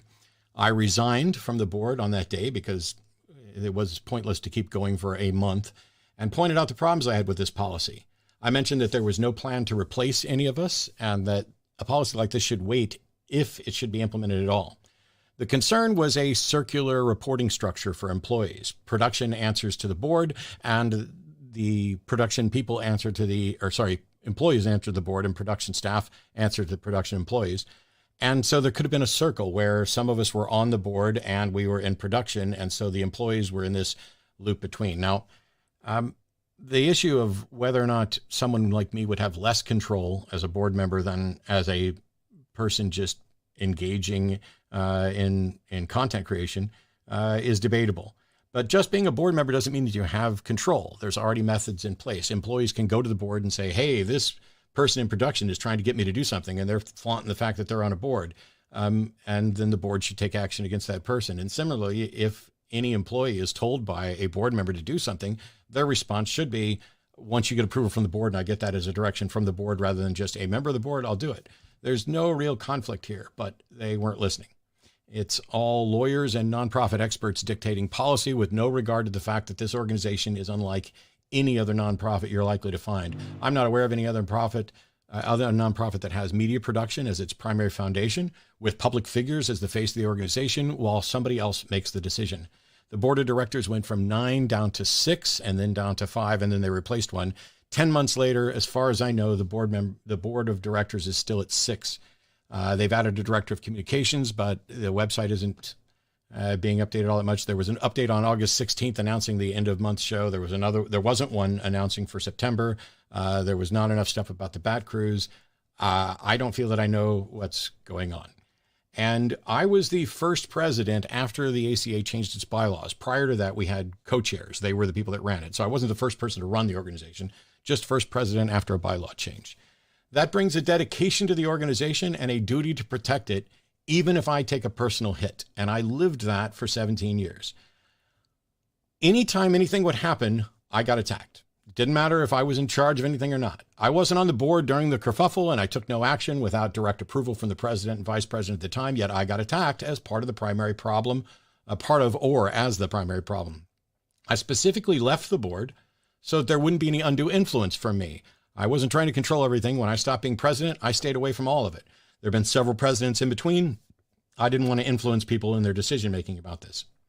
I've never taken a penny from the atheist community of Austin, have donated my time and money to the organization, a lot of it, to the point of risking my reputation and my health in order to keep the ACA on mission, because that was the important thing. I didn't even monetize my personal YouTube channel until this stuff started happening in June. This channel you're watching right now wasn't even monetized until after the events I'm going to describe started happening. I did that for credibility so that people would be like, oh, Matt's just in it for... Jerome, do you want to debate Wayne? Because we could set it up. Like, you know, I was mostly going to set up a pay-per-view around theist versus atheist debates, but like, I feel like maybe we need the soft, friendly atheists versus us people who just want to kick people in the teeth, because otherwise, this is just these conversations again. Jerome, I often feel like your voice would be better on a theist channel, where your desire to have these like nuanced debates will probably be welcomed by the audience and the content creators. Because for me, these are just conversations I don't want to have, and I get bored of looking up at my chat, and it makes me want to ignore the chat because I just don't want to see Jerome's debate other atheists about, oh, well, let's be more like, dude, we're not dumb. We're not dumb. But I'm bored. I get it. You guys think we got to always be nice. We're too mean to Rebecca. It's like, take it to somebody who wants to hear it. I don't. We just disagree. Right? And in particular, guys, the point I made today was like, I'm tired of us soft peddling shit to theists. I'm with Wayne. I just talked about calling my mother out for wanting to be a slave to Jesus. I'm not receptive right now to people who want to sit here and talk about, oh, we shouldn't be mean to them because it's not going to... Cool, we get it. You don't think it works. Shut the fuck up or go somewhere else with it. Or call in and let's have the fucking debate. For money, but it didn't keep people from accusing me of being a control monger who's using the ACA as a bank account. I've given up money that I could have easily made by monetizing this channel, and that's changed now. This channel's now monetized. The organization never defended me against any of these accusations, and that was largely okay because it's just one of the unfortunate side effects of being the public face of the organization, and I was willing to take it to protect the ACA and the mission. I've had people attempt to blackmail me. I've had people attempt to get me removed. They've attacked me. They've attacked my partners. They've made it personal, all sorts of things. That won't happen anymore. I don't have to sacrifice my own reputation to help an organization. So let me tell you a story. An organization is producing media and they have something happen, and it's a problem. It's not a huge problem, but it's a problem. And so they investigate, and then they apologize publicly, and then they change policies to make sure it doesn't happen again, and we all move on doing better. That's what we would expect from any organization, and some would say that that is what happened recently with the atheist community of Austin. But that's not what happened. That's the public-facing actions of what happened, and it doesn't match what happened behind the scenes, just like the nice message that they posted about me the other day leaving doesn't match them not talking to me and disabling my email account and other things. I'm going to go through the timeline of this as quickly as I can.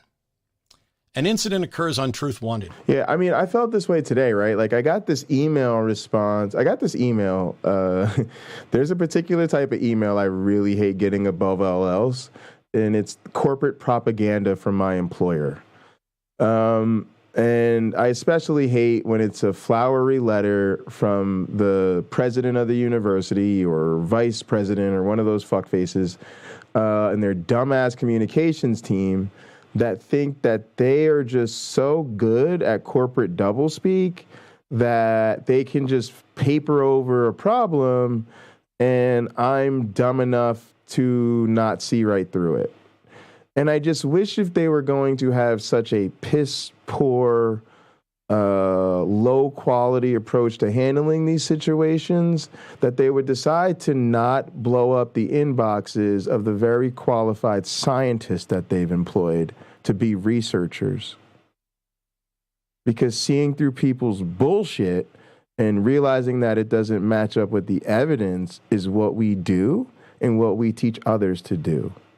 So it just isn't effective.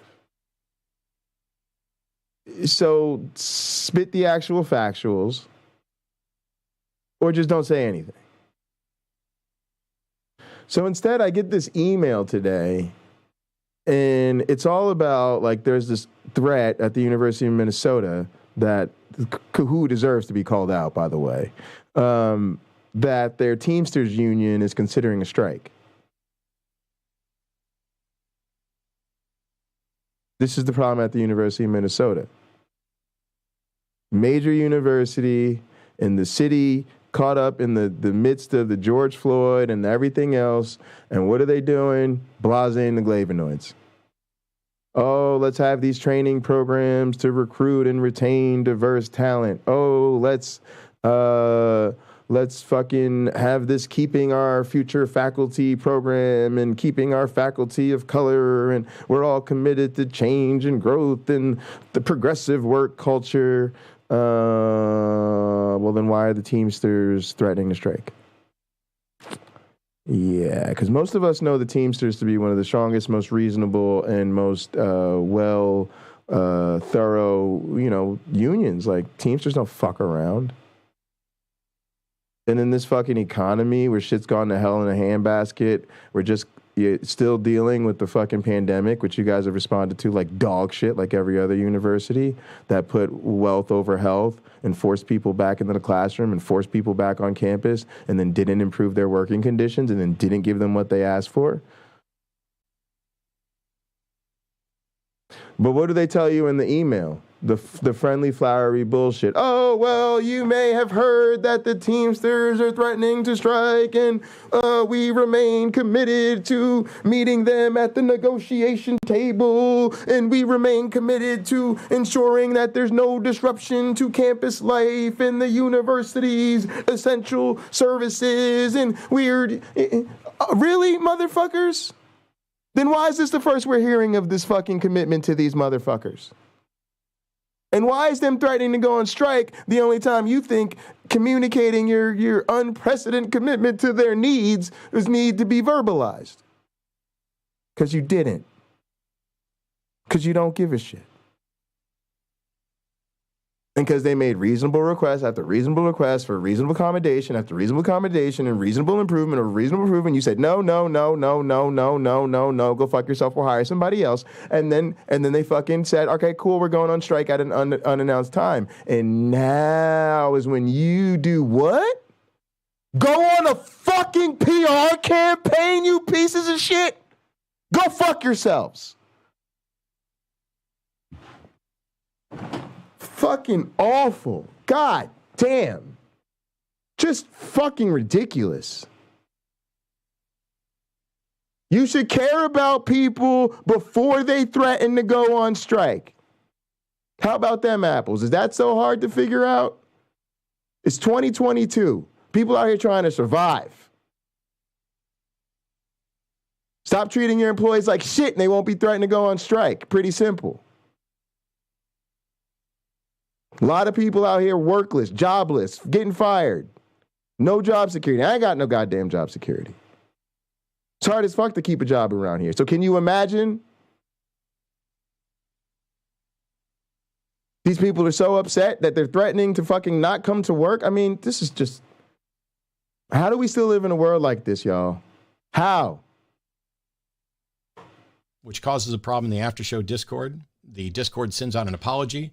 One of our hosts objects to the apology, as do I. I'm sorry. I don't want people to think I'm out here trying to get fired or shit. I ain't trying to just critique my employers, but what I'm trying to say to University of Minnesota, know in certain terms, is Jay Bundy's down for the vision. Jay Bundy came to the University of Minnesota to do business. But you're recruiting me. You're training me. You're supposed to be advertising that this is a place I want to keep working. And if I got to walk down the hall and look to my right and look to my left and wonder about if the janitor is going to decide to show up tomorrow, right?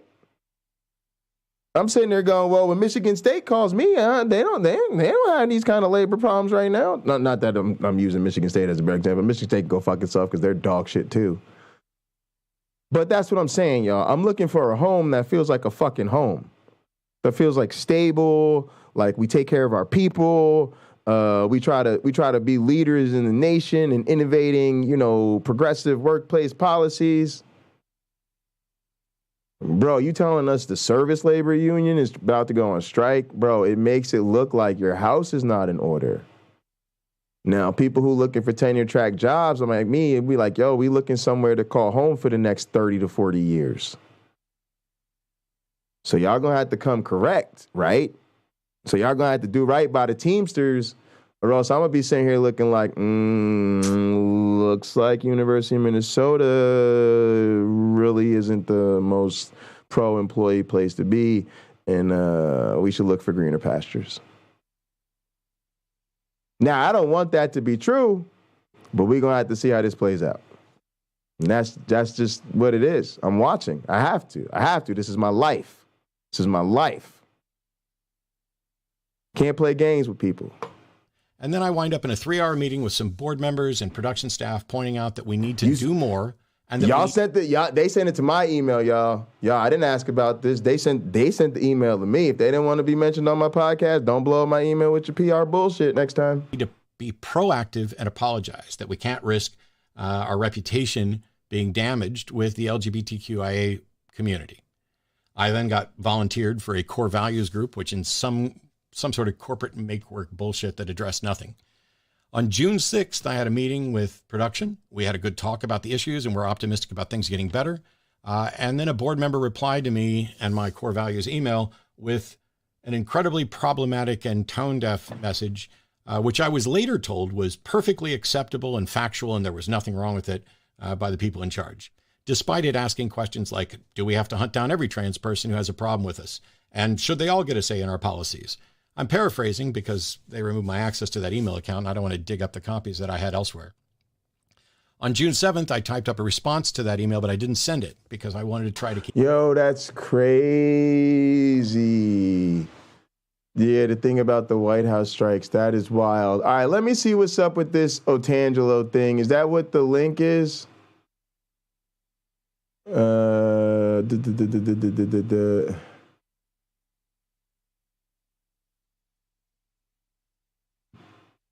Yes.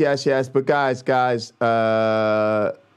yeah, I know you're raging about Otangelo, but this is what I mean about past. Like, as far as I know, and I don't want to tell Otangelo's business, but I think Otangelo has tried to make amends for that, right? Like, my understanding is that he's tried to make amends with that person and maybe even found a way to do so.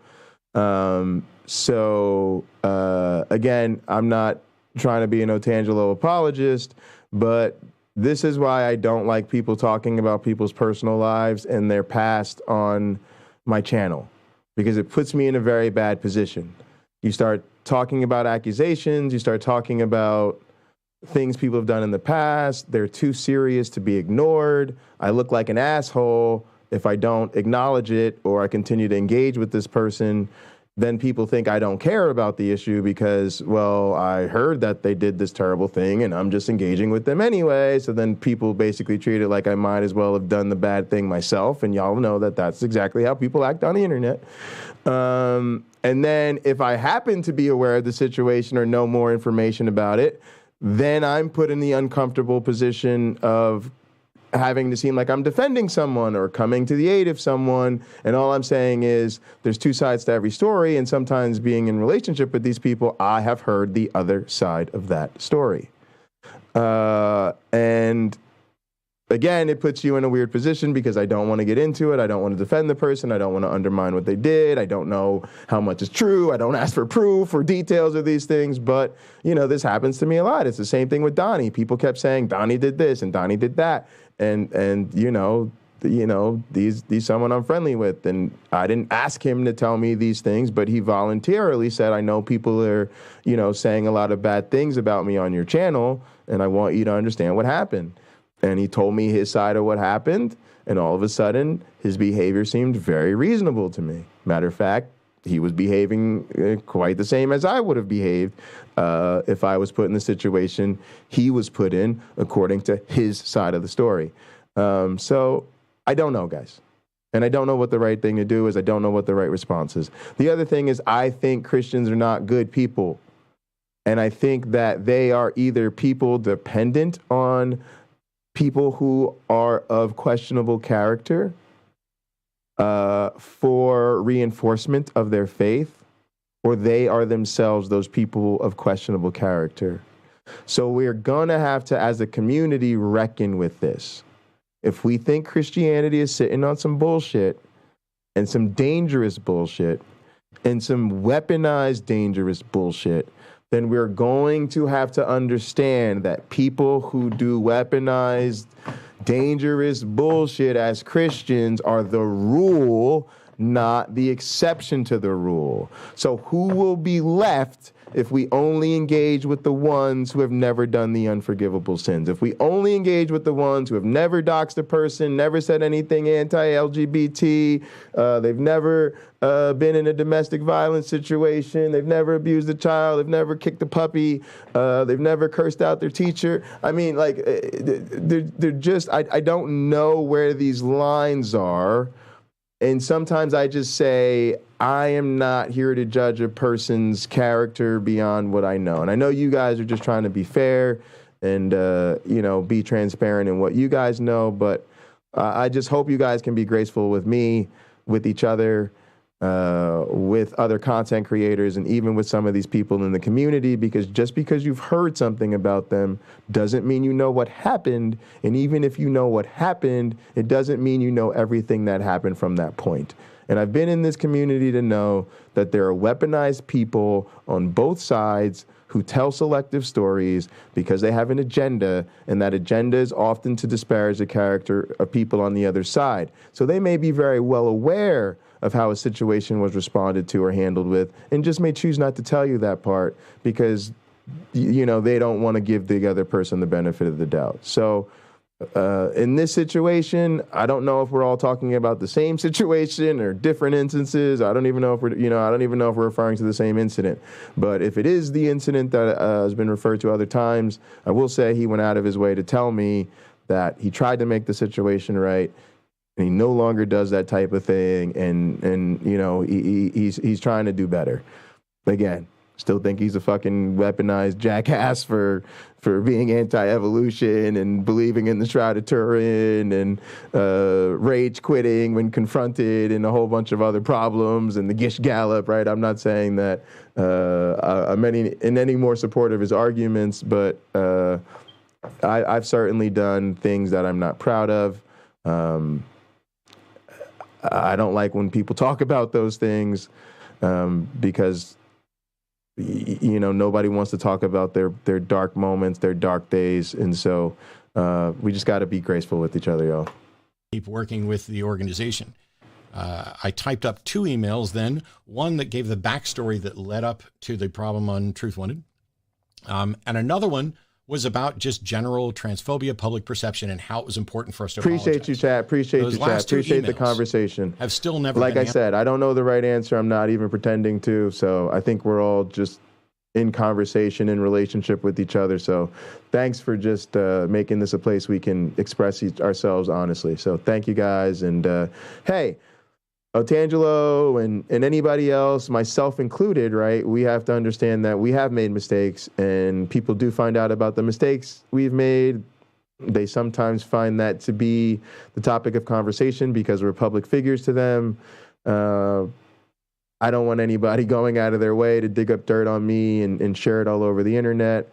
But I'm well aware that there will come a time of day where people find out things about me in my past that they don't like and they find newsworthy, and I'll just have to deal with the consequences of the backlash that comes with that. And you just can't put the genie back in the bottle sometimes. Answered at all. And now I'll never know if they are going to. They won't be. On June 10th, after 3 days... By the way, we're paying attention to this. This is important to me. Matt Dillahunty and the atheist community of Austin represents a really important community in, I think, atheism in America. And I think they also are a bridge organization from sort of a traditional organization into this, like he said, like something like what we have, which is like this cult of internet personalities where producing content and media is, and networking and the community is somehow the work, right? And then things become successful. So they need volunteers, and then they become bigger than that. So you have to start businesses, and then the business model changes, and the so there's lessons for us to learn, because if we, Mythvisions and PineCreeks and all of us, if we were to truly achieve our dreams in this content creation things, these are problems we could be headed straight for. So let's listen, let's pay attention, let's learn, and then let's all reconsider how we can proactively avoid these problems. This is the type of thing I think about a lot. Like, I could tell you, for instance, when we first started the Cult of the Flying Man thing, we thought one of the most lucrative ways we could go, one of the best ways we could do religious parody and a certain great counter-apologetic would be we should, really, really pursue 501c3 status.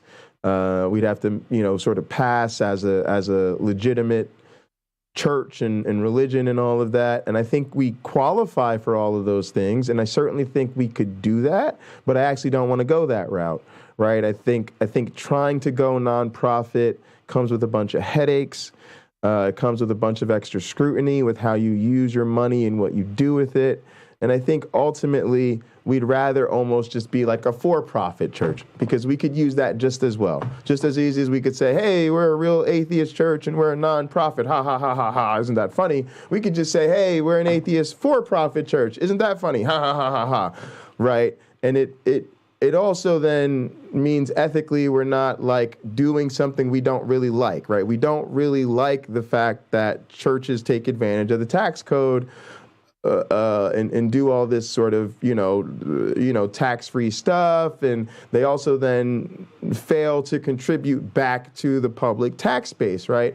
And so, again, any of us have done anything beyond maybe getting some personal donations from our viewers and fans, but I'm already trying to think 10 and 12 steps ahead of this business model and how it needs to change and morph to achieve our goals in a way that's consistent with our values. And part of it was like, oh no, we should just be for profit. It makes things easier. We can just be a business, and that gives us the entitlement to make money. We'll pay taxes like everybody else, and kind of go from there. But I've also thought about how well do you structure the organization. So for now, like, I want to go back to sort of the original business model I had for Pharos Industries, which is my personal business that a lot of my work and stuff is licensed under, because my advisor and my teaching mentor and people like that see what I'm doing as very entrepreneurial and potentially starting its own business. But we do a lot of training and education and incubating. And so the original goal for my business, Pharos Industries, which if you guys wonder what a Pharos is, it's just a lighthouse, right? If you look up something like the Pharos, Pharos of Alexandria, okay, you'll see here the Lighthouse of Alexandria, right? And so Pharos is just a word that means lighthouse, right? And the organization I worked at, right, where Rob and I teach at Michigan State is called Beacon, right? And so it was basically a way to name the business after, in honor of the sort of, science community where I trained and stuff. And since we're Beacon, I named the company Pharos Industries as to sort of an homage to the lighthouse motif that we're always using. And so anyway, Pharos Industry was something that I partnered with a couple of friends who were also starting businesses, and the idea was to start a community business incubator, something like an internship program where we start working with students who are looking for internship and business experience. We pair them with community partners who are looking to start businesses and sort of achieve their social and entrepreneurial dreams. We pair them together. We don't have to pay the students, and instead they get a stake of the businesses that they're helping kickstart. And then these people from the communities who are normally happy to just get some other human capital, right? To have a little team of 3 or 4 people who can actually help them get their business off the ground and actually running. And so I'm thinking about sort of a modified version of that, because it's important that we have partnerships and we sort of feed some sort of organizational structure that we're all able to grow from.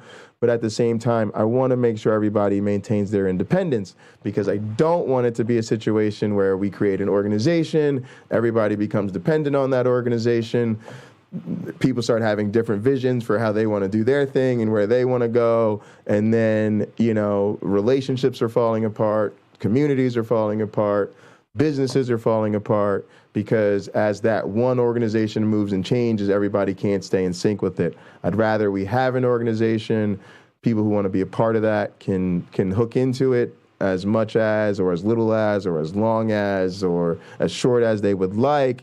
And then in exchange, we're helping people get started together, but we're always focusing on making somebody independent. That way, whatever partnership or agreement they have with us is voluntary, subject to change. You know, they can say, hey, I just want to strike out on my own and do my own thing. And you know, there's nothing, you know, we've made sure we built this thing in a way that there's nothing holding them, right? So really, you know, you have to assume a divorce, right? It's like the best way to some people say the best way to get married is to plan your divorce before you get married, right? That way, God forbid that happens, you sort of just interact the peaceful divorce plan that you both agreed upon, right? And so you want to say to somebody, hey man, we're friends, and if we can help each other, you know, get started as content creators and community builders, then let's do that. If that means let's partner up on some things, let's do that. But let's make sure that we're both whole and we're not creating some sort of weird codependence. That way, hopefully, we can always remain friends, you know, and that type of thing. So you're just trying to think of sustainability, and as content creators, we're also thinking, what do you do when you're Matt Dillahunty and you've been in this game for, you know, decades, right? It's a remarkable longevity and stability. And so again, we would just be so blessed and lucky to have some of these issues to tackle in the future. And it's good to learn from those who've gone before us.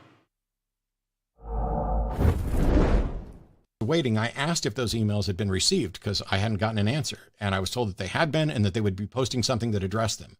On June 10th, Smo time, baby, let's go. ACA, AC Discord working together document, which is a perfectly fine after action report that went over what happened, what went wrong, and how they would go about fixing it. But it also focused almost exclusively on the relationship between the Atheist Community of Austin and the Discord. It didn't focus on the relationship with the LGBTQIA plus community at all. That relationship wasn't mentioned. This gave a problematic impression that they cared more about their relationship with the Discord than they did with the community. I'm not saying that's true. I'm saying that's the impression that it gave, and warning them about the consequences of giving that impression was the goal. That document also specifically stated that, you know, hey, we're not looking to place blame. There's no responsibility here, no apology. Let's just work better. At this point, I forwarded the reply that I hadn't sent to the other problematic email. And as the policy doc did not actually address my emails, I sent an email to the board saying that I would be withdrawing from on-screen work until my concerns were addressed. This was June 12th. My concerns were twofold: the communication problems with the board and the apology for what happened. Without that apology, I was going to threaten to quit the organization. 2 days later, they had a board meeting. I wasn't invited. I wasn't invited to discuss anything. On the 16th, they released an apology in email. Some would claim that this apology was coming the whole time, but I had no way to know that. I called the director to ask where we were publishing the apology, and they asked me, what do you mean? And so I asked again. I was dumbfounded that somebody would ask, you know, what do you mean, where are we publishing it? And their response is, it's already been published. And I asked them where, and they said on the website. And I asked if that's all we were doing, and they noted that they'd sent it in an email to me and others. This prompted an argument where it was clear that they didn't understand my issues and wasn't familiar with the email exchange that I'd had, though they had been copied on it. I told them that we needed to read and promote the apology on at least Truth Wanted. That's very important. That's all we wanted. They already wrote an apology. They put it on the website. I just wanted to make sure we addressed it on Truth Wanted. No, I can't slow down. I got stuff to do. I spent an hour or so on the phone with leadership and thought we'd come to an understanding, and I headed off to a movie. During that call, I mentioned that the board isn't communicating well, that nobody knows what's going on, that they don't commit to things publicly, they don't acknowledge things publicly, that the email that I got from that was problematic almost made me quit. And after talking about all this, I was told that they hadn't even read that email. And I'm like, how can you think you've addressed my concerns when you haven't even read the emails that were the problem 6 days after I sent them? 15 minutes before the movie started, I got a text message or a message, an email, I think, that read, "Thanks so much for talking with me today. I want to get back to you today regarding your interest in having the board's statement read at the beginning of Truth Wanted. Given the positive response we've received from the stakeholders involved, we feel our existing course of action is effectively addressing your concerns. After much discussion among the leadership, production staff, and stakeholders, we have determined that reading the statement at the beginning of the show is neither warranted nor advisable." Now, I was sitting here saying, this is important. We should apologize. We should make it public. This is a win-win scenario. Nothing bad can happen from being better and apologizing.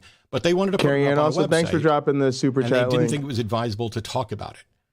A website that people don't know about, weren't addressing. So I asked if that was their final decision, given that I had threatened to quit. And what I got back was, I said, hey, I just got to this movie.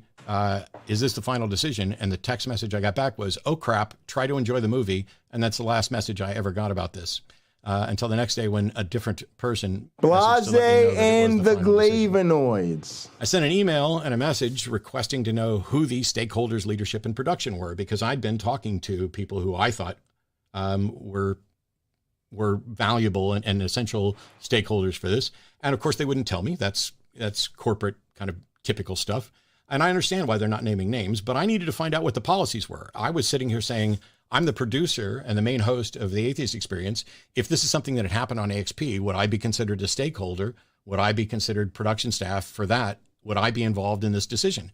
Because the people I talked to were all in favor of reading the apology, and most of them hadn't been consulted.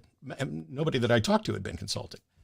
And then I asked, what would happen if I were to go on Atheist Experience and read, hey, we just posted this apology on the website. I don't understand how that could be problematic, but I let them know that I'd be staying, but we had some stuff to work on. On June 19th, after deciding to stay instead of blowing everything up, I found out that they'd be reading or announcing the apology on Talk Heathen and Atheist Experience. But yeah, Kata, it's not through YouTube. It's through Streamlabs, and basically they have a tips page, a donation page, and it basically drops me an alert when somebody donates, and then you can just leave a comment or a question with your donation. And so that's what the super chat command is for. We also have a tip command. So basically they're the same link. The difference is, generally speaking, when somebody leaves a tip, it gives me a tip history. And so if you just want to leave a tip, you can do that. And I kind of won't expect that you've left a comment or question with it. I'll just know you've made a donation, and I'll say thanks for your donation. But if you want to leave a comment or a question, go ahead and use super chat. They take you to the same exact place.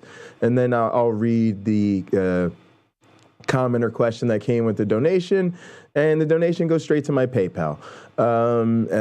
Stupid Whore Energy, left me some keep making fun of religious people. Teach us senpai. She signs most of her super chats or tips your mom, so she puts that in some. Just enjoying your content. Also sent the 2 feet of love. Sent one on my birthday. Happy birthday. You are the reckoning the world needs. Much love. So yeah. And the reason that was important to me was not just so that people could support my content. Of course, I was in the Twitch affiliate program, which allowed me to get bits donated, and people could cheer and donate via the Twitch affiliate program, but I quit that program so that I could multi-stream. And so I just wanted to find another mechanism for people to be able to support me. And then I really liked the idea of sharing this idea because I realized that a lot of people in our community are willing to support their streamers. They're used to donating. They're used to sending super chats. But because YouTube and Twitch put these thresholds on Twitch, you have to have like an average of 3 concurrent viewers and, you know, minimum stream times and shit like that. And YouTube requires like, I think 4,000 hours of watch time, which we're way over that. And then 1,000 subscribers, and we're nowhere near that. And there are many content creators who we just don't care about those artificial numbers. You know, the number 1,000 subscribers, other than being actually really quite hard to achieve, just isn't a magical number for us and doesn't mean anything. And like James Apperson always says, so many of us, that's not really the goal. We have jobs or other ways of taking care of ourselves, or we just figure if we ever do go full-time on YouTube, it'll be because our viewers are supporting us, and you know, we've just got that much love and support that it starts to be able to pay the bills. But we certainly don't want it to be because we were on some sort of mythic quest for 1,000 subscribers, because then, you know, the growth algorithm sort of dictates the content rather than your personal goals and creative agenda. And so I realized that these things like Streamlabs, they're probably not the only option, but they're one I'm quite comfortable with and integrates well to other people's setups. Thank you so much for the donation, YouTube Punk. And I'll check out my tip history here to see if there's comments with it. Really appreciate that. But yeah, I just realized that it would work for us, and that you know, hopefully James will do it, and Lena, and as you other you know, people in our friend group start channels, you'll be able to do this, and then people will be able to support you right away. Whenever they want to, and you won't have to worry about, you know, making 1,000 subscribers, and you can just focus on doing what you want to do and making content that's fun, and there won't be any barriers for your viewers to support you. So thank you guys so much. And also, as you heard me and OG Roddy talking about, we'll also be selling merch soon, and so really excited about some of the merch ideas, and that'll be another way you can support us. But let me refresh this page, and I can see YouTube Punk's donation. Thanks, Jay, for all the hard work and community building. Thank you, YouTube Punk. That means a great deal to me. YouTube Punk is our prop master / master sound designer, you know, really / community building captain, right? A lot of the things that I pride myself most on being able to do in this community, especially the things we're able to do for each other, actually are often spearheaded by YouTube Punk, who's also our ears to the ground about not only what's going on with other content creators, but what the people in our community need and how we can get it to them. So YouTube Punk takes the lead on all of that. So thank you so much, YouTube Punk. Really, really appreciate that. Money for Senpai. Yes, yes. It's been a profitable day for Senpai. Senpai has earned a whole pizza today, $25. So much money. I'm very happy, very happy. And also, guys, it really helps me academically. That's the thing I want to stress the most. I don't, you know, want ever you guys to feel pressure, but when I can say, hey, my community donates to myself, they donate to the other content creators that we're helping get started, and they donate to the charities so it just shows that you guys help us invest in our studios and our equipment and put more effort into our production and increase our production values, right? I know you guys know we need to get James a new computer. James needs some more monitors. Lena needs a gaming PC. Carrie Ann needs a better PC. Come on, y'all. We got y'all know we got a whole gang of folks helping us take over the internet. So really, this all helps, and it really helps me show my colleagues that people value what we're out here doing. So thank you guys so much. Let's go. Apology. Was it about the apology? Was it about me leaving? It turns out they promoted the apology on both shows. YouTube Punk is which the goat. Was more than Kata. That means a lot coming from Kata. And it's what they had refused to do. The mother of goats. I had quit on that Thursday. Caterpillar, we're the goats, and you're the mother of goats. That's the way we roll. They were going to do more than I asked without bothering to tell me that they were meeting demands. This is either shitty communication or an intentional attempt to set me up if I had actually quit. Why, after threatening to quit if they don't read it, would they refuse to do it, then secretly go and do more? I waited a week before. Cameron Bennett, man. Cameron Bennett's hey, a super mod too, man. A lot of super mods, man. All the mods, man. It's just that we get to know each other, and I'm fortunate enough to feel like a real important part of this community. But you guys all know I was just, one of the randos in the chats for the longest time and just having fun with you guys in the comments section and stuff. And so I feel like we were all kind of friends before we started making content. And then, it's easy, I think, for us to all just be there for each other because we're friends and we know each other and we're happy to help each other. And this is when the person I was told to talk to wrote me back saying that they can't tell me those things. They won't give me the details. And then they said, I'm not going to play word games with you, Matt. Cameron's super well cool. what I'm talking about. But Cameron understands the essential principle of marketing. You always keep them wanting more, right? That's Cameron doesn't make my mistake of being overexposed. Cameron's a man of few words. So when you see sexy Cameron on camera or you hear that velvety voice, it's a real special experience, and you feel like you've been blessed because oh my goodness, there's been a Cameron Bennett sighting and all of that.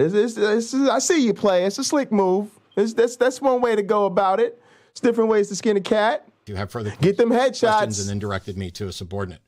Why is this person directing me to subordinate to answer the policy questions? God damn it, Board! Come on. Why are they suggesting that I'm arguing dishonestly and playing word games when all I'm trying to do is find out what the policies are? I legitimately and honestly asked for information, and I got accused of word games and possibly accused of threats and intimidation, although they wouldn't answer that question. Others talked me into convincing. I wanted us to staying. I wanted us to apologize. Was told we wouldn't. Then they went ahead and did it anyway. It seemed like sabotage. Does this organization want me gone is going through my head because I'm tired of saying this is critical and the right thing to do. Yeah, follow KB Fit 2.0, y'all. Give you a reason, I'll pull it up. Do it anyway after I threatened to quit. Between the absence of communication on several emails for days or weeks and the terrible tone-deaf reply from a member, added to the, no, we won't, yes, we will, whatever. What am I supposed to think? The truth is nobody knows what's going on. I mean, my heart's beating, my hands are shaking,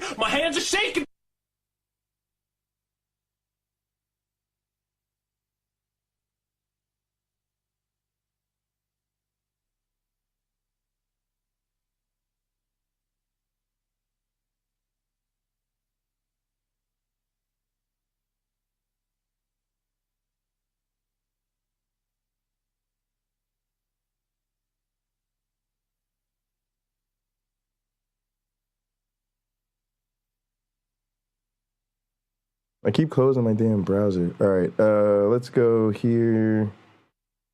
Boom.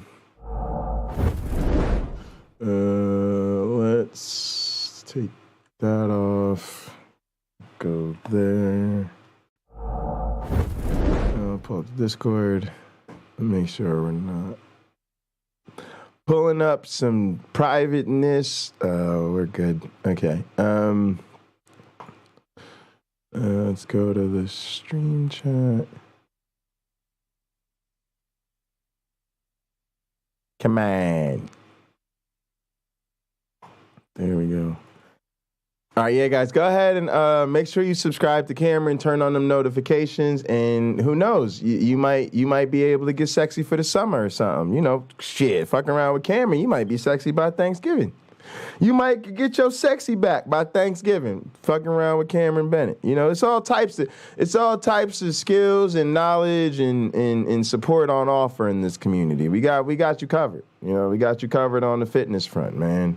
Get your ass in shape. No excuse not to. It's as if this org won't say, hey, we're going to do X, because saying so limit them to answering questions if it doesn't happen. And if you don't have the number of people and the volunteers, and COVID has made things even more difficult, this is not just saying, oh, they're all incompetent. That is not what I'm saying. But you can't commit to stuff if you don't have the people to do it, so they just don't. We changed this organization, and now the members have no say in this organization, and I understand that was necessary. That's moving forward. Wait, I'm gonna pull the Jerry Lawler here. Cameron has muscles in places most people don't have places. More like American atheist model. But my reputation is the one that is the most on the line. And yet I'm just being told no, with no reason, with no access to even know who's making decisions, accused of playing word games, labeled as a potential enemy of Caterpillar got some resistance bands. Let's go. Least say in a show where I'm the host, the producer, and the person who gets shit on whenever anybody in the organization does something that might provoke a response. How completely unfair is that? This used to be a participatory organization. That's gone. I can't vote on a new board. I can't be on the board. I wasn't invited to an advisory board. I don't think they've started an advisory board. I don't get replies to emails that I send to the board. I get disrespected and dismissed by an employee, and someone else gets to make a decision that impacts my reputation. How can I stay? But I kept trying. Thanks, Jerome. Appreciate that, man. Good looking out, bro. Since then, mail that was sent to me at the atheist community got delivered to me, opened by somebody else. And I don't mind that much, but it's a little... This makes sense! With the website. And the Bat Cruise announcement wasn't that good. And we still don't have a full board 10 months later. And I'm not getting replies to email. Yes, Wayne. That's Cameron. Works out all day. Gets bashful when people point to muscles. He worked out all day. Exactly. Then nigga gets fly as shit and handsome, and then gets shy when people are like, "Hey, Cameron, you get on camera." Then the nigga gets on camera, and people are like blown away how handsome it is. And he starts talking. People be like, "But that voice though." And then the nigga be like, "Yeah, but I'm shy. I don't like for people to hear me talk." Like Cameron, you're what we call a cock tease. Cameron, there's a reason why this world's going to hell. There's a reason why this world's going to hell. Cameron, you got to at least pretend you have confidence, because if you look like you and sound like you and nice like you and swagger like you and you ain't got no damn confidence, there's a reason why this world's going to hell. You know what I mean? A couple weeks ago, I filed a complaint against the person who had implicitly accused me of playing word games and arguing dishonestly, as both a blatant insult on my character and a direct dereliction of duty. That was a cool J stuff. I look like that. I wear jackstrap and flip flop, nothing else. 100 Wade, 100%. I was told 30 minutes after sending that email that the issue had been addressed. That's it. There was, hey, I talked to the person who's been addressed, but there was no specifics. And so I followed up and I asked if there was an apology coming. And was I going to get an answer to my original questions about policy? Because that email that I just sent, I got a reply 30 minutes later. I asked, is there an apology coming and am I getting answers? That email has also never been addressed. Compliments are strange. It's always hard to take compliments. Thank you. I've been told thank you is always the best way to go. I got there early. And during Talk Heathen, I went up. I try to remember that. It was there. And I said, hey, I know you're busy, but between Talk Heathen and Atheist Experience, we really need to talk. And I got a nod. And then they didn't talk to me. They didn't talk to me that whole gap between Talk Heathen and Atheist Experience about the issue. And then when Atheist Experience was over, I said, well, we didn't get to talk today. We really need to talk. Can you send me an email and let me know when you have time to talk? I never got a reply to that either.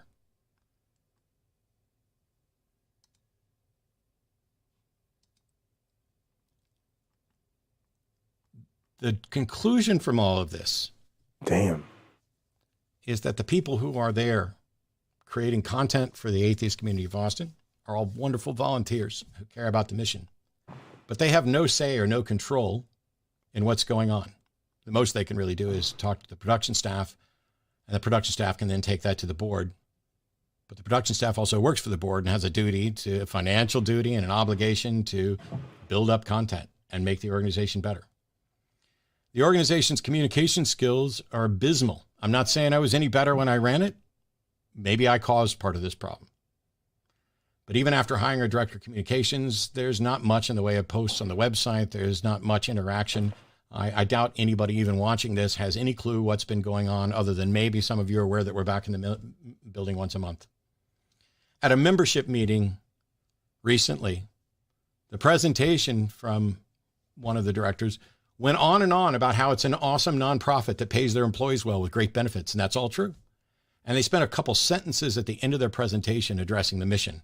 Interestingly, they've recently posted a new mission statement on the website. I guess it feels like they accomplished something getting the corporate busy work done. So let's spray paint it on the wall of the building because that'll help them think they're on mission when they're not. Or maybe they are. I have multiple emails that went completely unanswered or got, on a couple of occasions, vague lawyerly responses. The corporate layer has hindered communication. And for me, personally, I don't know about for anybody else, it feels more like the Atheist Corporation of Austin than the Atheist Community of Austin. They ignored direct appeals to talk and to try to resolve this. The board has dwindled to 6 people, just one more than the number of employees, as far as I can tell. And I feel like I got ghosted. It was even suggested that I could leave amicably and keep working with them when I threatened to quit, like I could be the Paul leaving the Beatles type of thing. To which I responded that if we're still on the same mission, there's no reason for me to leave. If this is still a place that values my input, there's no reason for me to leave. I can definitely appreciate wanting the organization to not be forced to take action by the big fish threatening to quit. But when it's about trying to get them to do the right thing and they say no, and they dismiss the threat that I'm going to quit, and then ultimately they do more than what I asked, that feels like a setup. That feels like sabotage. The presenters on the ACA shows are volunteers. They should have a say in what happens. They should get responses to their concerns. And when they do get responses, it shouldn't be vague, it has been addressed emails. And when they reach out to say, we need to talk, they shouldn't wait and hear nothing. Whether somebody's trying to avoid confrontation or put a nice face on everything. If this is the sort of response that I get as a 2-time president, producer, host, the guy who's been here the longest, what hope does anybody else have? If they'll dismiss my concerns, and then when a couple other people chime in, they'll go ahead and do it, what reason do they have to consider anybody else's? And how much of a say is anybody who's out there putting their name, their face, and their reputation on the line by making statements have when the people behind the scenes, who don't have skin in the game quite often, or at least not much, are making decisions that affect that? After announcing my departure, despite being a life member, 2-time president, longest-serving host and producer, they didn't send me a single email. They didn't send me a single text message. They didn't attempt to call me. They disabled my ACA email address. They publicly said something nice about me, while privately said nothing and cut me off despite all of this. How many other life members lost their email address? I hadn't said anything publicly negative about the ACA at all, and honestly, I don't think I still am. I'm telling a story from my perspective of where the problems are, and it's administrative, and it is a conflict between myself and the ACA, and I'm not speaking for anybody but me. This organization is peopled by great volunteers who are doing great work, who care about the mission. And they should be respected and valued both by the organization and by those of you who watch the content. But this organization deserves no more of my time, no more of my consideration, no more of my input, no more of my content, and I'll be moving on with my life. My mission continues just as before. I'm moving on. I'm doing shows. I might be doing a show on Sundays at 4:30. I'm still deciding. Why give up a time slot that I built over years when I still have work to do? So today, in just 7 minutes, go watch Forrest and Dave. They're phenomenal. They are wonderful people. Do not harass them. Do not call the show about this. Do not pester the ACA. Do not send hate mail. Do not do any of the things. This is done. Keep it about the mission. Support me, support them, support both, support neither, whatever you feel is the right thing to do. I did not make this statement to cause damage to anybody or the organization. I want them all to do better, and their communication skills are beyond abysmal when I sit around crying for months, waiting for anything that feels like the organization I've been a part of to reach out. I've never asked anybody to leave the organization because of any of this or anything. I've never told anybody to not support the organization, but somebody suggested I threatened to leave and take a bunch of people with me, which is absolutely not true. And because they made that accusation, I got labeled an enemy of the organization, and everything communication-wise deteriorated from there, and it was already abysmal. What I mentioned was that I had talked to some of the people and that they were waiting to see what happened with the organization and with me before they made up their minds about what they were doing. There are great presenters on these shows doing great work. I think Forrest and Dave are on today. They deserve your respect. They deserve you to watch. They deserve for you to pay attention. But the leadership of the organization and the people who they've hired who fail to understand what this organization actually was and should be is just wholly inconsistent with what I wish to support and work with.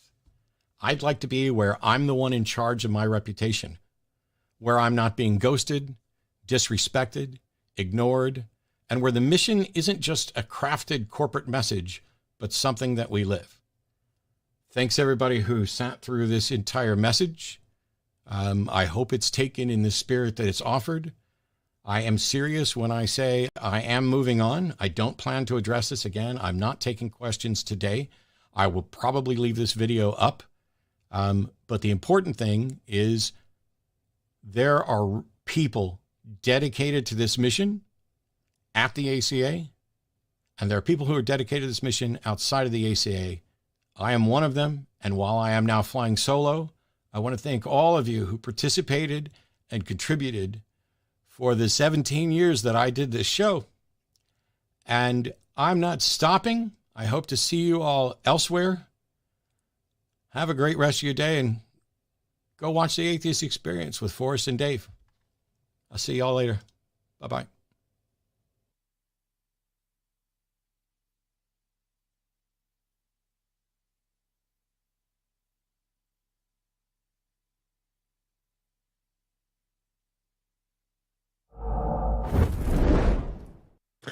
All right, that was tough to watch. You know, that's called the freeze out of seen more of them than I care to mention. I've been on the wrong side of them, the side you just heard about. I've seen this happen to friends of mine. I've been caught between former friends who found themselves on an opposite side of a situation like this, and it caused, you know, the destruction of their friendship and, you know, awkward times for all their mutual friends and everybody else who loved both of them. This is not good. And unfortunately, like I talked about, in the era where people are weaponizing plausible deniability, this is something that's just a common tactic. It's like a silent coup, right? You just, you know, you slowly shift the sands of the structure to a place, often deliberately, to make sure a certain personality, you know, that the organization's insulated from their influence, so to speak. And then there's just this sort of, you know, hey, here's an opportunity to get out of this simply by not doing anything. You know, it's just a tactic. It's a thing that happens. It's sad to see. Again, I'm sure there's another side to the story and other things involved, and, you know, lots of layers and reasons to why these different things happen. And sometimes they are just that, like they're just, you know, hey, you know, somebody was a critical part of how we got here, but isn't a critical part of where we're going. You know, so it's tough. But yeah, you know, I think about that, and you know, I'll definitely want the same thing. Like, you know, I want to captain my own ship, and I want, you know, I don't ever want what I do to get too far outside of my hands that all of a sudden it's like I built something and now I don't even have the keys to the front door anymore, and it's like, fuck out of here.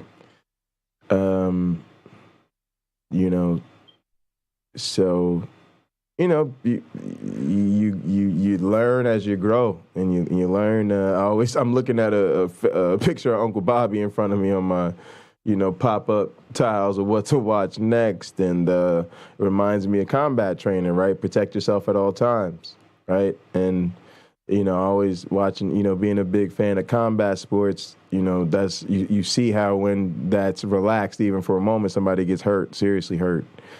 And, you know, you got to have the same kind of mentality in your business dealings. And I only learned that after being screwed over time and time and time again, and realizing, wait, there's this thing where I keep giving people the benefit of the doubt and I keep getting burned on it. And I got to learn that ain't the way to go. You got to protect yourself at all times. And then it's tough because, you know, you support stuff with people, you start things with your friends, and you need help and they need help. And, you know, early on, it's all heart and passion, and it's easy because there's no money involved, you know, and then eventually people start making money. And then all of a sudden the questions start changing, and, you know, everybody has a different direction they want to go. So it's tough. And you got to try to really work hard to inoculate your organization against this type of thing. You know, for me, like I said, it's about, you know, you don't want to say like, oh, with us, it's about building community first, because you know, that's a line that ain't gonna work, right? Like, you know, because ostensibly it was for them too. And I'm sure that's still ostensibly the case for everybody involved. It's just, like I said, things get complicated. So it's a tough situation. I don't want to sit and act like we got the solutions, but yeah. You know, we're just trying to do the same thing, though, be intentional about how we deal with things. And I think that sometimes that's the best thing to do, is when you realize the situation is not feeding you the way you need to be fed anymore, you just kind of, you know, make your peace with it, move on. No sense even wasting the effort or energy to be disparaging people. And then sometimes you just got to tell your people, your community, your supporters, here's where I'm at. Here's what went down from my perspective. And, you know, here's what we're going to do going forward. So, you know, my family used to say everybody has to say their piece, right? And once everybody says their piece, says what they need to say, you know, we make sure everybody was listening, everybody heard each other. And, you know, it's, like you said, sometimes that's just where you leave it, and then you move forward. But yeah, man, speaking of our community, man, I want to take a quick commercial break and then come back, jump back into this book. We spent a little bit of time improvising today. I wanted to make sure we showed Lena's appearance some love. I wanted to make sure we talked about Hunter Biden. I wanted to make sure we touched on this Matt Dillahunty thing, and I think that deserved a lot of our time. And I also wanted to really talk about the conversation I had with my mother, and my feelings about Fool Softener, how atheists enable faith. I hope y'all, you know, still thinking about and remember and can all reflect on that conversation. You know, the challenge of the reality that we might be our last best hope in our own lives, and then also the positive encouragement that we're good at this. And if that turns out to be the case, then it's good that it's left to you, somebody who is so well equipped and now by life experience is up to the challenge. We're not who we used to be. We've learned a lot. We've grown a lot. We're strong. We're capable, and we're independent, and and it's okay to let people know that. And yeah, I'm celebrating because now I can officially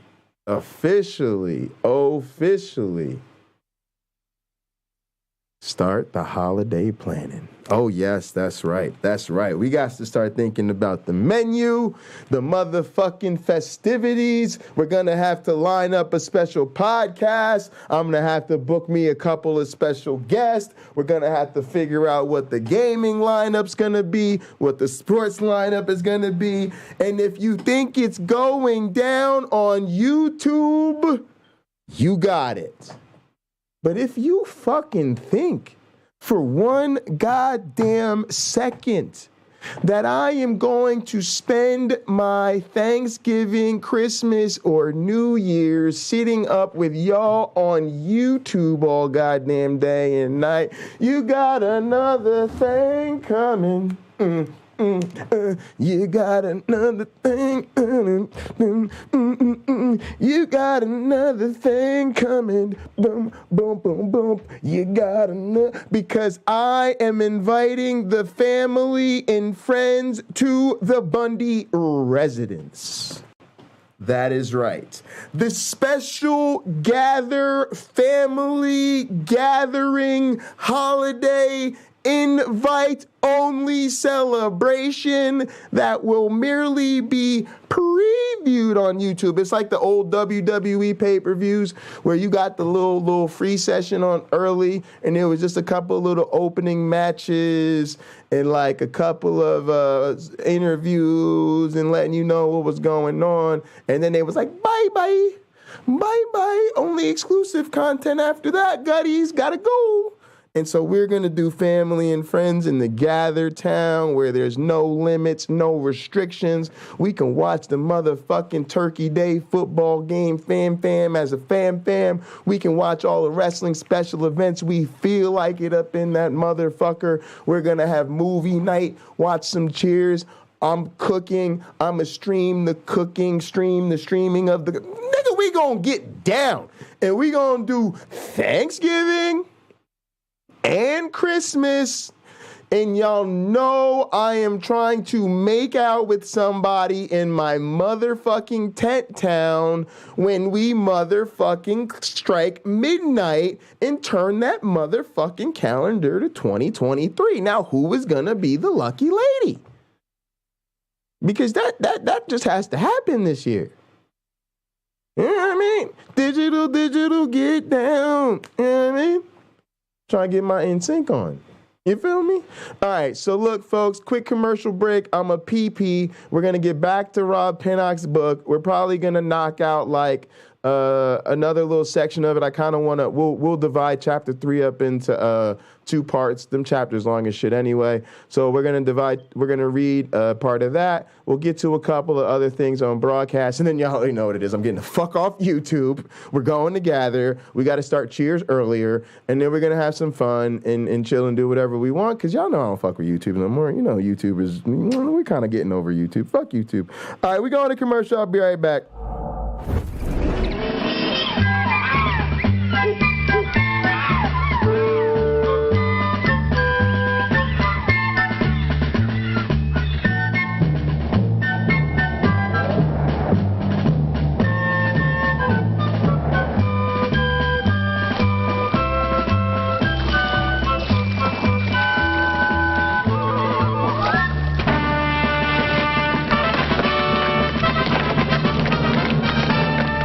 People think it's quite worthwhile to go just a little bit out of their way to get certified lead-free Amoco gasoline.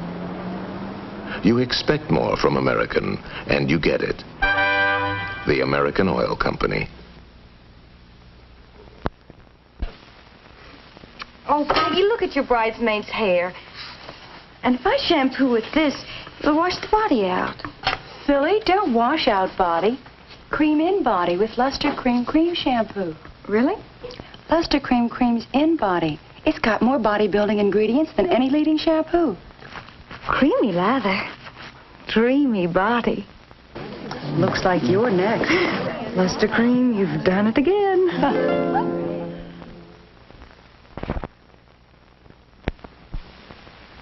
Oh, I can't go out tonight with your father with this hair. And my shampoo washes the body out. Don't wash out body, Mom. Cream in body with Luster Cream and Cream Shampoo. Really? Luster Cream creams in body. It has more body-building ingredients than any leading shampoo. Creamy lather. Beautiful body. New hairdresser, dear. No, new Luster Cream Shampoo. And a very wise daughter.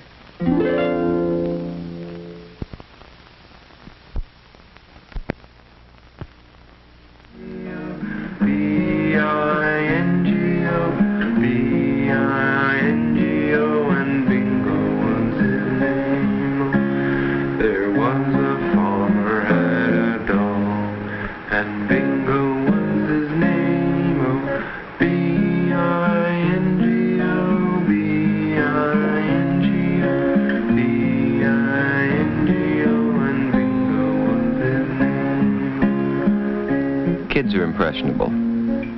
That's why here at this station, we watch the programs and commercials your child watches carefully. He may see bad guys, but not in the role of heroes. And he'll learn that crime doesn't pay. Because your child's welfare is our concern, too. That's part of our code. The code of the National Association of Broadcasters for television and the greater public interest.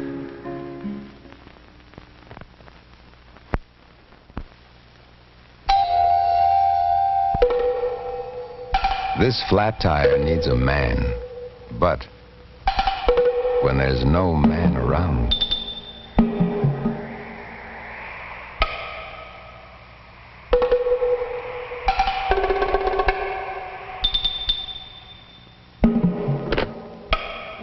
when there's no man around, Goodyear should be. Why? Watch this. New Goodyear Double Eagle carries its own spare inside. Lifeguard safety spare. A tire in a tire. Keeps on going. Next time, give her a second chance.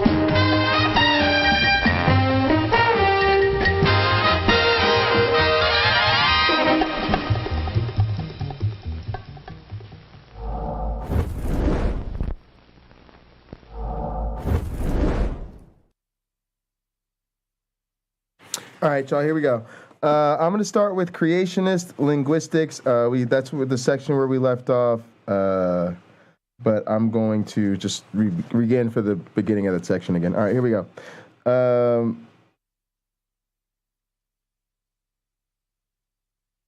As in the other... Oh! Okay, yeah, I remember where we were. All right, here we go. As in the other origin stories, the creation of languages allegedly took place at a specific place and time. According to the Genesis account, Yahweh created today's languages at Babel in the land of Shinar, Babylonia. The story begins following the Great Flood. After a year in the ark, Noah finds that the waters that had covered the whole earth and submerged the highest mountains have finally receded. God bids Noah to disembark with his family and all the animals. And he promises them that he will never again curse and destroy the earth because of the evil that contrives in the heart of man from infancy.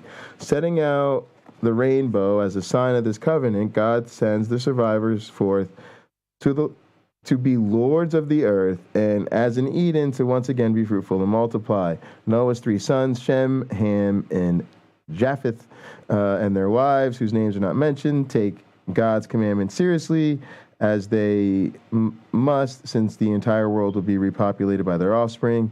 They also begin again to till the land, sweating now to make it bear fruit. Noah grows grapes and becomes inebriated, drinking wine. Ham has the misfortune to see his father drunk and naked. And for this, Noah curses him and his children to be slaves of his brothers' families. The curse upon Ham and his descendants that black people are still dealing with. However, the work of repopulating the world goes on, and in 3 centuries following the flood, the brothers have many children and grandchildren who disperse to form the nations of the earth according to their tribes and languages. Presumably, Noah's family originally all spoke the same language. Augustine and nearly all the early church fathers were certain it was Hebrew, but later Christians disputed this. So how did they come to be divided in this way? How did these linguistic differences arise? The next chapter of Genesis provides an explanation. At first, we learn everyone does speak, quote, the same language with the same vocabulary. This linguistic unity makes the descendants of Noah powerful and ambitious and settling in the plain of Shinar. they begin to build a town marked by a tower, the top of which would reach heaven itself. Yahweh notes this activity and decides to stop it once and for all by removing the source of their power. They are all a single people with a single language. This is but the start of their undertakings. There will be nothing too hard for them to do. Come, let us go down and confuse their language on the spot so that they can no longer understand one another. And in a sense, this is beautiful to me, because this is what stopped me in my tracks, was the fact that if Christians really looked at this story and took it seriously as they tell us the sacred Bible must be taken and it's divine inspired word of God and it has to be true, well, if it were, then look at the unity that we had. They are all a single people with a single language. This is but the start of their undertaking. So again, God just gets so fucking jealous, right? And then the jealous fucktardery comes. There will be nothing too hard for them to do. So now he's created man in his own image, which he just could have not done, or created us in such a way that we wouldn't make him feel so goddamn insignificant. And now he's already, once again, he just promised not to destroy us, right? He just was like, my bad, I just drowned all the little goats and babies and dinosaurs and dandelions, because I'm a fucktard, because I didn't like what man was doing, so I just murked everything. Oh, I'm not going to do that again. Oh, y'all are building a tower up to me so we can meet face to face and y'all can say what's up? Nah, don't do that, right? And then what did you do? Come, let us go down and confuse their language on the spot so that they can no longer understand one another. Yeah, drunk and naked, that's the plan. The question, Stupid Whore Energy, is what's up with that bar, though? Because you understand what I understand about slinging drinks. Slinging drinks, holidays is money time. You don't make money as a bartender during the holidays when you work on a holiday. You make extra money. And like a whole bunch of it. Like literally might be your most money shifts of the year. Even when I was a dining room server, y'all, we got paid time and a half on holidays. We had the best job. Remember I told you I was 15, I worked at KFC. When I was 16, I worked at Caesars, right? So that was really my introduction. Y'all want to know how I first learned about how I was destined to be a dating coach, right? Think about it. I was a dining room server at Caesars. So what does this mean, y'all? I worked as a teenager at a couples-only resort. Literally, I worked at a couples-only resort with, like, you know, the champagne hot tub and the really expensive rooms. Like, it looked like a champagne glass, but it was a hot tub. And then in the like, lesser rooms, it was like you had, like, the heart-shaped fucking hot tub, right? And it was like it's like a Caesars chain. There's, like, a network of them in the Poconos. There's, like, 4 of them, I think. 3 of them are couples-only resorts, and 1 of them is family friendly. Like there's 1 you could bring your family to, and the other 3 are couples only. And I worked at one of the couples only one. And so we got paid back then, like, the fuck did we make at Caesars? I don't remember, but it was way more than anybody else made. Like nobody made money like that. It was 15 an hour. So we made something crazy. Like, you know, maybe, you know, like no job around us paid like that when you were 16. Nothing even close to it, right? But on the holidays, we got time and a half. And also the reason we made so much hourly was because Caesars is an all-included resort, right? Everything's all-inclusive. Actually, the bar I worked at when I bartended was the same way. And so technically people don't have to tip you. So mostly you don't get tips. But the holidays, people actually tip you a lot more because they recognize that you're working on the holidays. So you're getting time and a half on your already inflated server job, right? And you get all these tips. And there's like these special meals they serve, like called like a midnight buffet, right? Because everybody's partying, everybody's drinking. There's more special events in the lounge and shit like that. So they always do these midnight buffets. And so since we all work there, and then we have to get up the next morning and work like breakfast in bed and shit like that, so we got to be up at like 5:45 in the morning and start serving breakfasts to motherfuckers' doors at like 6:30 in the morning. They give us like this cabin, and we could all stay in the cabin. And as you can imagine, everybody stays in the cabin. A lot of people come stay in the cabin that ain't even working, right? And nobody sleeps. Everybody just parties like crazy and pass out. So we're making the best money we make all year. We're getting way more tips than we make all year. We got way more alcohol than we have all year, and we're all actually together. Like, unless you stuck with family, everybody starts showing. Because even if you are stuck with family, like, it's late at night, right? So you just be like, yeah, you with your family all day, whatever, and then you dip, come party with us, right? And so it was just the best shit ever. So we was all like, nah, I'm working the holiday. Nah, I'm working the fucking holiday. Go fuck you. You're religious. Go take your ass to church. Take your ass to church. I'm working Christmas. I'm working Christmas. Take your ass to church. Go see your grandmother, nigga. Nah. You be letting people know I'm working the fucking holidays. Fuck out of here. Dealing with y'all nasty asses all year. I'm definitely making that holiday money. That shit was facts.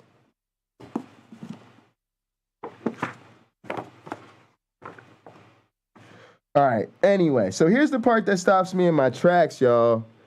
Literally, it's like there's so many stories where if you just read it, God is a fucking cocksucker. I shouldn't say that. There's nothing wrong with being a cocksucker. But it's funny when you say that about God because we all know he's anti-gay. So that's why it was meant to be spiteful to God because he finds that type of shit objectionable. All right? But I find his ass objectionable. What is he let me go confuse them. So here's what's beautiful about it. It reveals, number one, that God's a fucktard. And even according to his own bullshit ass narrative that isn't real, everybody was chilling of one accord, speaking the same language, getting on the same page. And what happened? He was immediately threatened, put an end to all of that. This story is horseshit and it isn't true, but it just goes to show the true character of the God of the Bible, which is awful. Awful. If this is the person you want to bend the knee to, you suck. And if you ask me to bend the knee to this dude, no, I'm black. I'm black. Okay, listen, I have a decent job in America. I'm safe. You know, I'm going to lock my door tonight after I take my dog out, but I really honestly probably don't have to. My neighbors all around me are wonderful people. They're pretty much white, right? Like mostly white people live in my neighborhood because it's kind of like a hippity-dippity neighborhood, but there's people of color.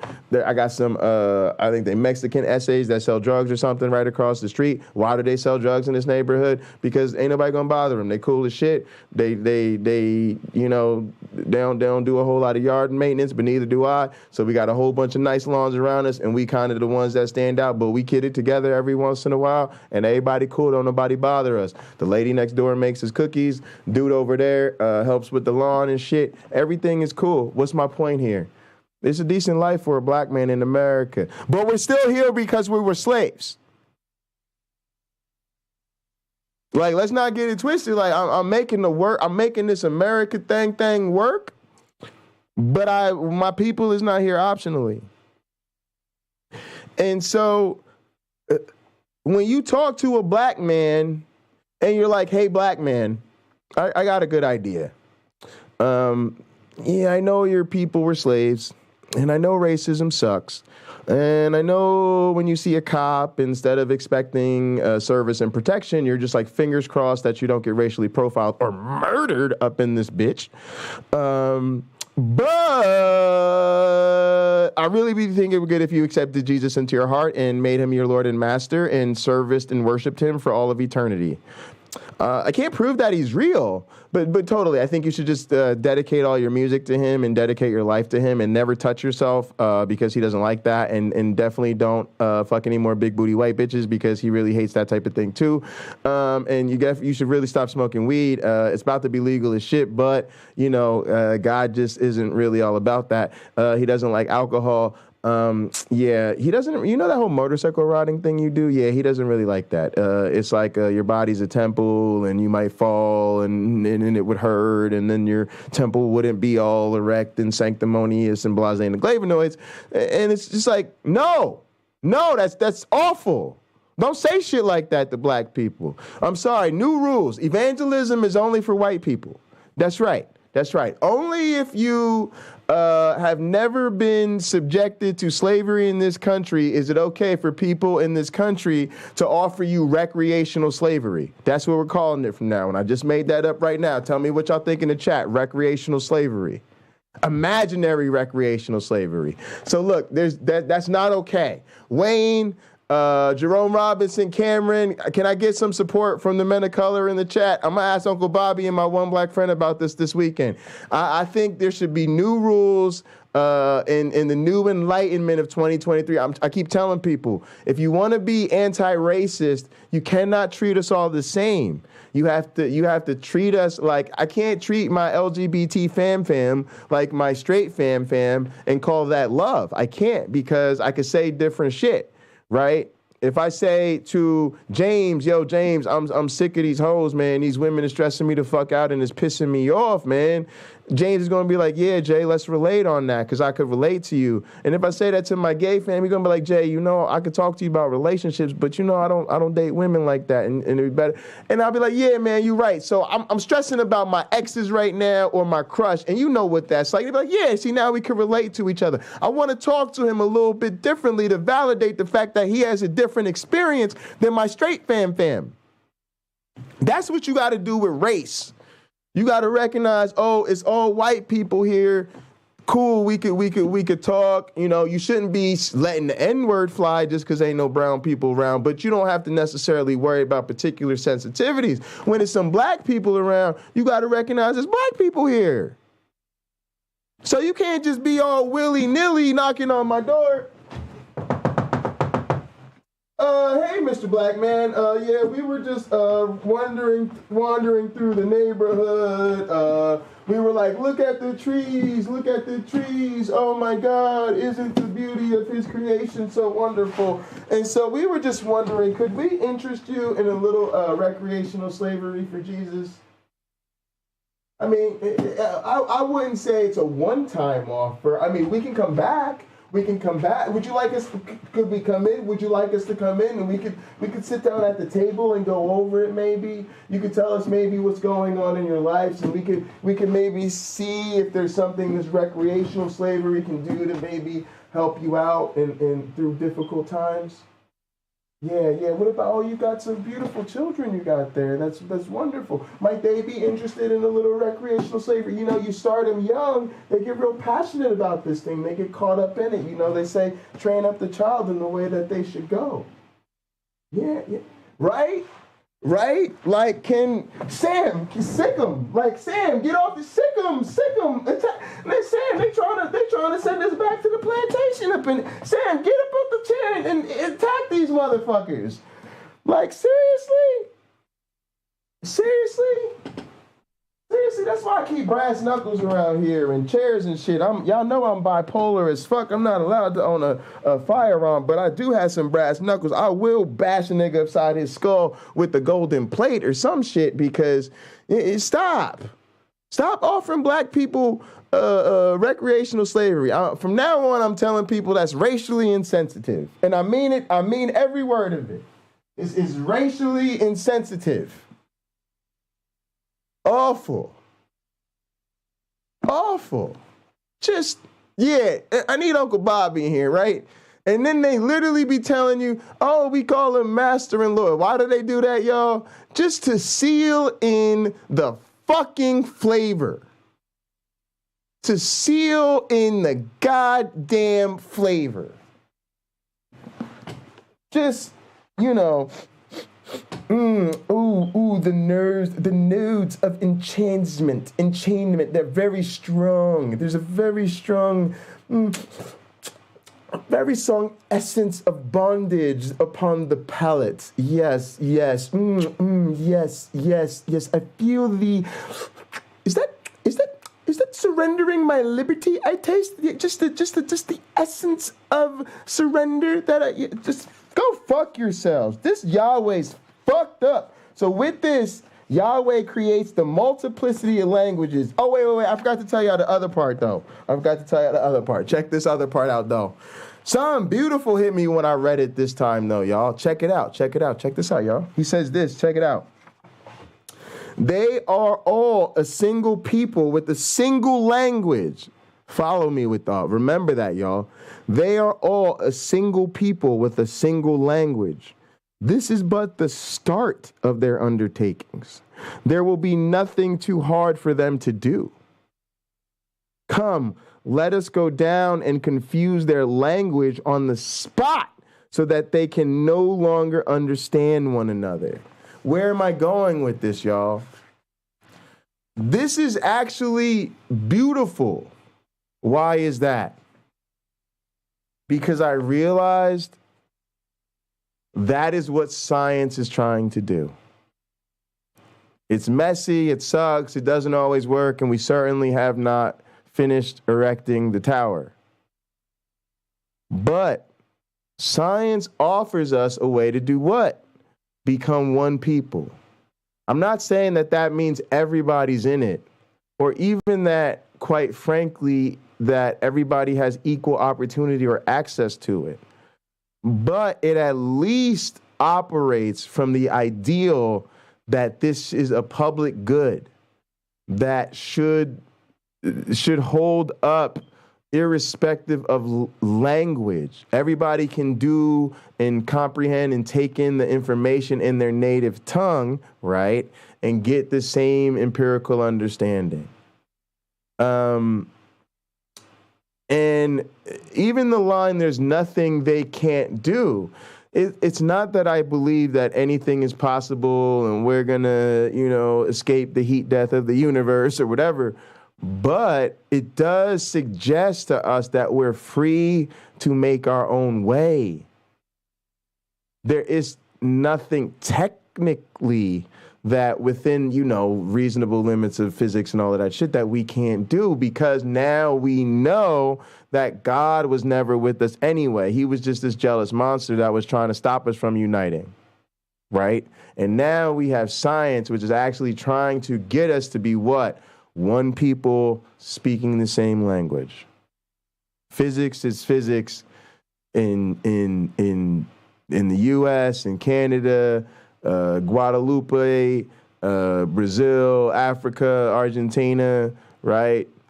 Evolutionary biology is the same in Switzerland as it is in Mexico, as it is, you know what I'm saying? And I know that that's not perfectly and evenly distributed, because we could go to, for instance, traditional peoples and countries that, don't have access to the vaccine and don't have schools and don't have access to the internet or even running water in some cases, right? So I'm not trying to say that it's evenly distributed, and I'm not trying to paint it as a panacea or a magic bullet, but it is something beautiful in the effort of it, of striving to establish a universally available corpus of knowledge, right, that can be accessed by anybody, right? And then we have to work to get it to everybody. We have to work to remove the barriers so that, if you're born in a different part of the world or under different economic or socioeconomic circumstances, that isn't a barrier to you getting what the rest of us can get. But that's just some of the improvement work that we just have left to do, right? This thing emerged in an unequal world, right? So it's not that science caused any of this inequity. It's that it emerged in a system where these inequities were already in place. But matter of fact, it actually is a tool to help us understand the inequities, understand what works to redress the inequities and what doesn't, right? And of course, we're still just learning and we're still just scratching the surface of what we could do. But it really did hit me like, yo, this is kind of cool because we can see it both here. We can see God is really not on our side. He really is anti-human. He's really not trying to get us all to be. Then he pretends to be the deliberate author of confusion, whereas we say no. And for the sake of humanity, for the sake of uniting us, for the sake of actually getting on the same page, for the sake of actually, overcoming our common limitations, we are going to erect the tower of knowledge that anybody can access, and God can still go fuck himself. You fucking jealous coward. All-powerful dictator with the fucking Napoleon tiny dick complex, if I ever seen one. God is all-powerful, but didn't think to give himself a little bit more height. God, why didn't you just, give yourself a couple of extra inches vertically and of the dick? If your dick wasn't so tiny, you know when you get up to heaven and meet God, this nigga gonna be 4'3" with a really high-pitched voice. With a really high-pitched voice and the tiniest dick that, like, the reason you can't masturbate is because as soon as he even thinks about touching his, he just ejaculates. Like, the nigga has no self-control, no discipline, no stamina, none of that, PC muscle. Like, you know how Sting be into that tantric shit where you could just fuck for hours? You get that J. Bundy treatment. I stay up in it all night if you want me to, baby. God ain't got none of that. God just say the word titty. He don't even have to see a titty. He just say the word titty and he just ejaculates all over. He just splooges all over him. That's why he don't want nobody masturbating.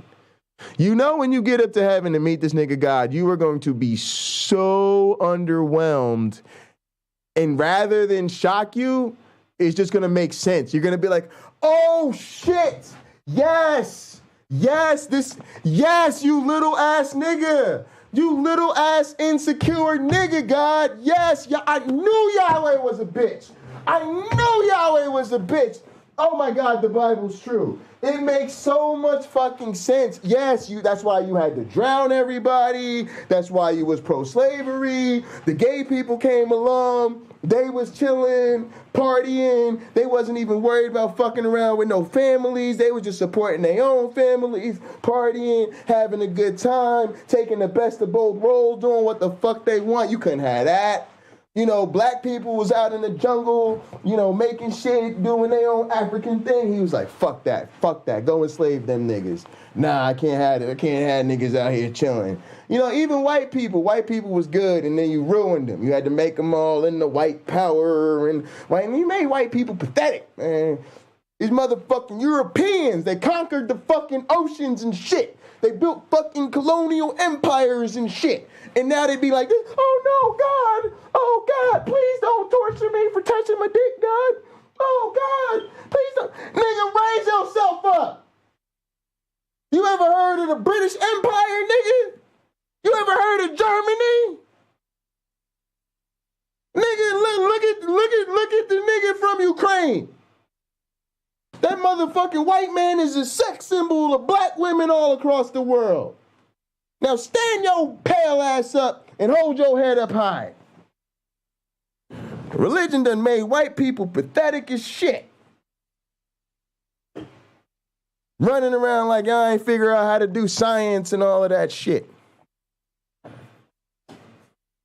White people smart as fuck. God be making y'all niggas look stupid as... Don't, you ain't that dumb. Come on now, white people. Y'all could do better than that. Woo, it's hot as in a bitch up in here. Hang on, I need to turn on some air conditioner. Uncle Bobby, I'm tagging in Uncle Bobby for a second. All right, gang, let's jump into this shit. Gang, I'm hot under the robe right now. I think today is a first for my show. And that is Uncle Bobby is going to do a response video to some feedback I got on my show entitled Blasphemy Sunday, as my dumbass just had to sit here and look. It's like, yeah, fuck Facebook's on Sunday, back on topic. But gang, before I jump in to the feedback, let's have an honest talk. I don't think I'm going to have any videos, so it's just going to be us. We're going to wax. We're going to do this thing. Gang, the number one reason, however this shit comes out of my brain. So let's just call this the number one reason. I started this channel because, to be honest with you, I got tired of the back and forth. I did. Because the back and forth never changed. No matter what I said, again, that's why I don't do Bible wars anymore. Right? You show me John 3:16, I'll show you John 3:18. And again, the Bible is just one big book of fucking contradictions. And right as I said that, there's going to be a Christian that says there's no contradictions. That's it. Stopped being interesting to me. Being told constantly I wasn't a real Christian, you took it out of context, and it's like, these are just excuses. So I got my own channel so I can kick my own actual factuals. So that's kind of the first reason why I started, this channel, so I could wax. And in the very beginning, and I'm sure I'll break this rule too, I was like, that's why I don't want any Christians on this show, because it just became the normal fucking back and forth. Now, in terms of critiquing religion, one, from this point on, when I say religion, of course, I'm talking about Christianity. I live in the United States. More importantly, I spent the entirety of my life underneath the Mason-Dixon line. This is the Bible Belt. So I'm talking about Christianity. But gang, the reason why I critique religion, Christianity, is the exact same reason why you've got all the other atheist YouTubers, because it is worthy of criticism. Just like any idea that's put out in the open, including my own, it's subject for criticism, right? Please notice how I have not told y'all whether I believe, I'm about to hallelujah game. It's going to be all kinds of fucked up. Hold on. I got one brewing too. Oh, gang, this is fucking disgusting. Yeah, that's what I get for living in fucking Texas. Yesterday it was mild. It was kind of nice. You almost wanted to sit outside. Today it's 98 fucking degrees. Welcome to Texas. And my leg feels better. Okay, back on topic. Please notice how I don't do shows, and you guys don't know whether this Cajun believes that your gumbo should be eaten with white bread or crackers. Who the fuck doesn't eat it with white bread? What the fuck is wrong with you? You were raised in a non-Christian household. Please go fuck yourself. But if I put my opinion out there on what goes best with gumbo, white bread, or crackers, that's now open for conversation, provided you have that kind of fucking time to debate that topic. If you put your information out there, if you put your opinions out there. Gang, I just saw how many people follow me on Twitter. I'm at 15,600 some odd followers.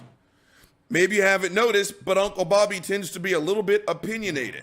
I don't get to act shocked and surprised when I hit the send button on one of my opinions, and now I'm getting criticism.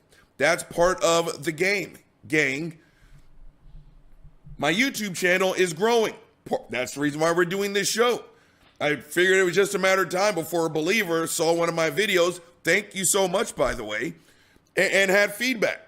So we critique Christianity because it is like every other idea, every other ideology, worldview. If I hear about it, I get to talk about it. Those are the rules. Christians, and again, that's saying the other asterisks.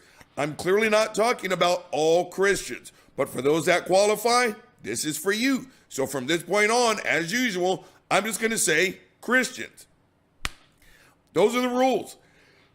And another reason why I kind of backed off the back and forth, because you would sit there and you'd break Christianity down. Next thing you know, you get to hear about how someone's being persecuted. I'm like, you don't know what persecution is. You literally knocked on my fucking door uninterrupted to tell me about your Lord and fucking Savior. The fuck? And now I'm telling you, get the fuck off my front porch. I don't want to hear it. Now you get to go back and say how you were beat up by the big bad atheist. No. You showed up at my house offering my black ass some recreational slavery. You do not get to now pretend that I am somehow persecuting you. Amen. Hallelujah. All right. With this, Yahweh creates the multiplicity of languages, and the people now unable to communicate in a common tongue are forced to stop building their own. They abandon their tower and scatter in confusion across the face of the earth, to the four corners, so to speak. This place was called Babel, the story goes, because it was there and then that God created the confused babel of differentiated languages. That's why I call it. That's why I always go with Babel, right? Because people are babbling. It's the Tower of Babel. Because after that, people have all the different Babel. But some people say Babel, and I think sometimes Rob does too. This biblical story of the genesis of the diversity of human languages is especially significant in our inquiry, not just because it is another example of a creationist tale of origin, but because the linguistic case is such a close analogy to the biological one. As it holds for the origin of life forms, the creationist account also holds that languages were specially created by God. This is in direct opposition to linguistic theory, which states, like its biological counterpart, that languages have evolved naturally from earlier forms. The thesis of descent with modification that Darwin proposed for the origin of species applies in virtually the same manner to the origin of languages. Furthermore, the mechanism of that evolution are much the same, as are the kinds of evidence that supports both biological and linguistic evolution. Given this similarity, it is not surprising that criticisms that creationists make against the evolution of species apply equally against the evolution of languages. Therefore, if one thinks creationist arguments undermine evolutionary theory, then one must accept that they also undermine linguistic theory. My sense is that it will be easier to recognize the absurdity of the creationist arguments against the evolution of language, and that this will serve to reveal their weakness on the biological side as well. However, before I continue with this argument, I want to head off a possible objection. Certainly, the creationism controversy is just about biological evolution, isn't it? What upsets the creationists is the Darwinian idea that organisms, including humans, evolved from one another rather than being separately created. This is the story that creationists are lobbying to have taught in biology classrooms. So, hang on one sec. I want to put on the fireplace sound just because I needed to turn the air on and the sound's bugging me.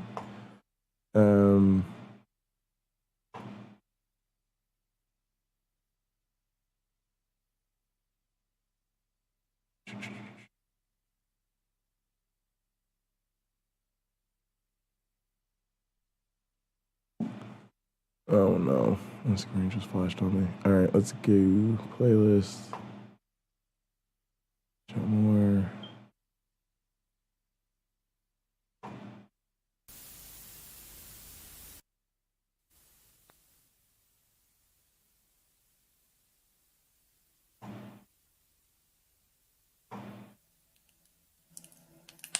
All right, boom, fireside chat time. All right,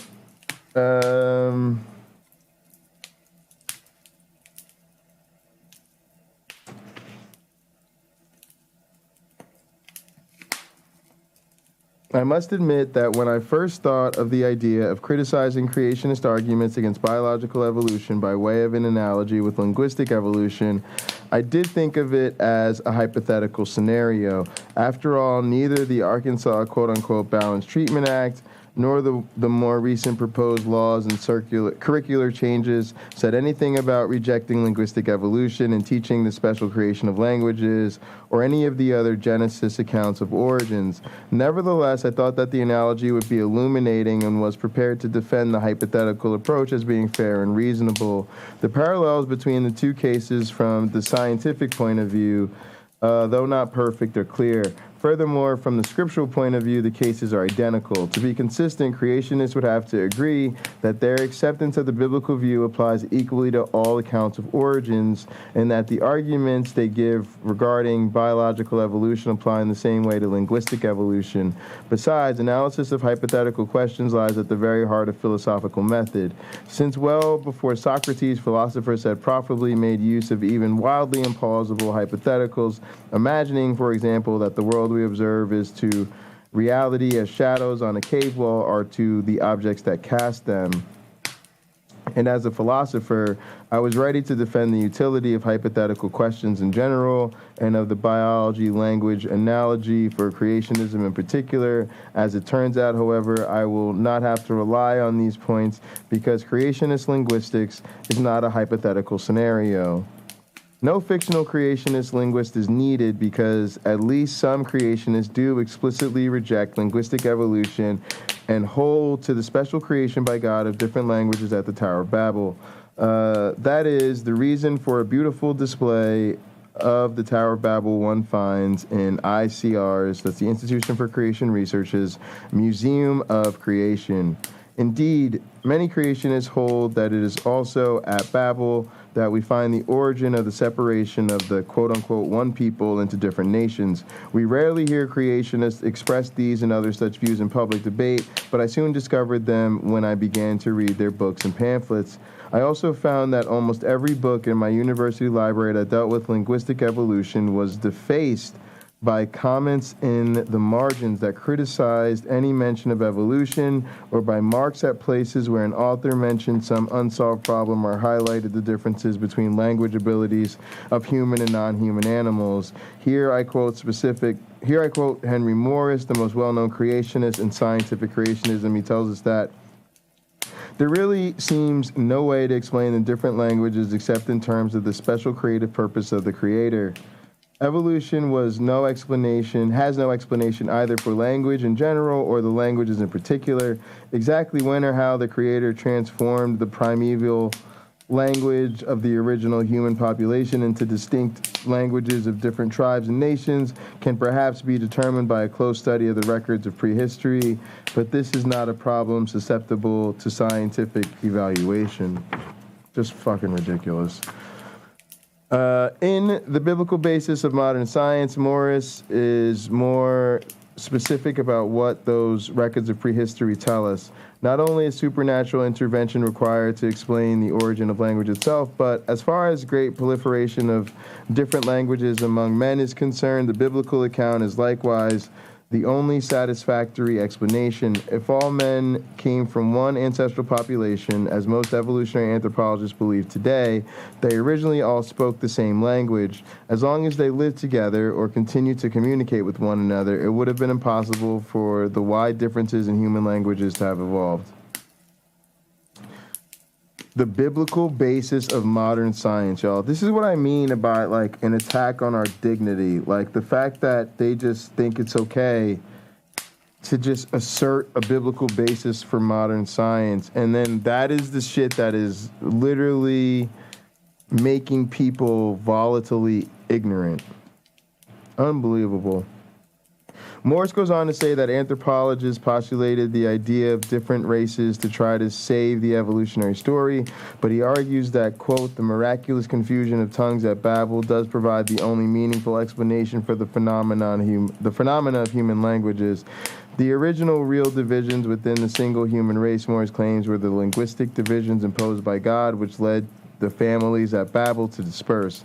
Strangely, he then appeals to the evolutionary founder principle, whereby a small breakaway group of individuals founds a new population that can lead to a new species, and postulate that these small inbreeding family groups could, quote, quickly develop new physical attributes, even so-called racial characteristics that would characterize their respective descendants. His main point, however, is that there is good reason to accept the biblical record of the confusion of tongues at Babel as the true account of the origin of the different major language groups of the world.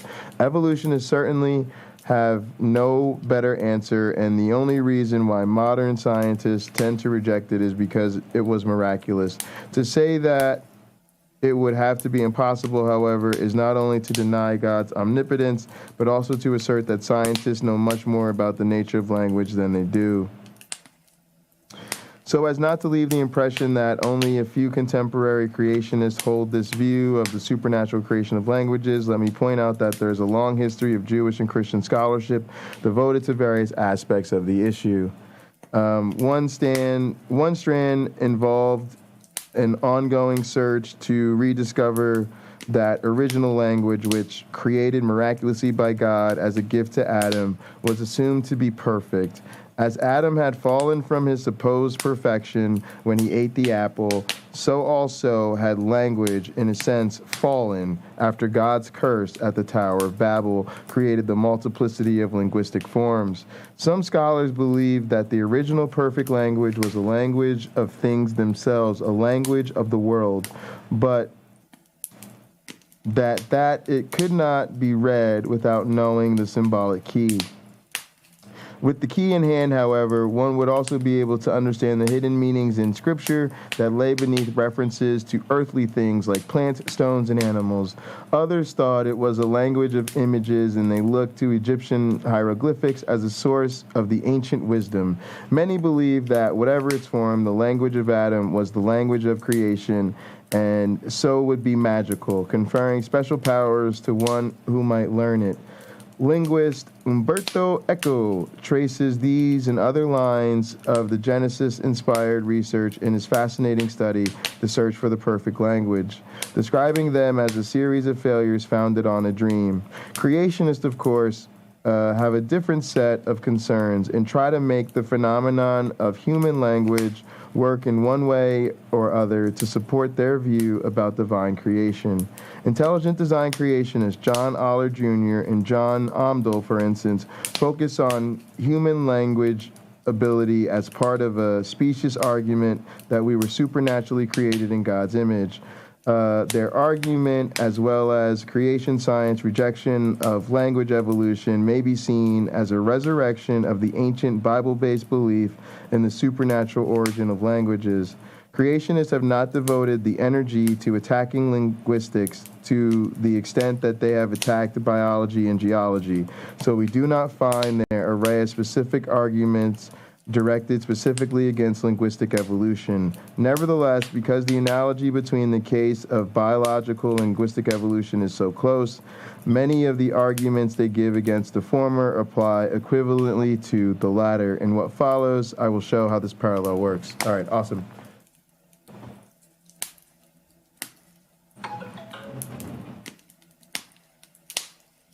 All right, so I promised myself I would stop doing that stuff at 9. I want to get over to the gather earlier and get things going over there. I'm not sure where I should go and gather, like if I should go to the casino or the beach. I think I want to go to the beach. Let's go to the beach. Let's go to the beach. Let's go to the beach. Unless people are already in gather. Let me see if people are already in gather. Let me go home.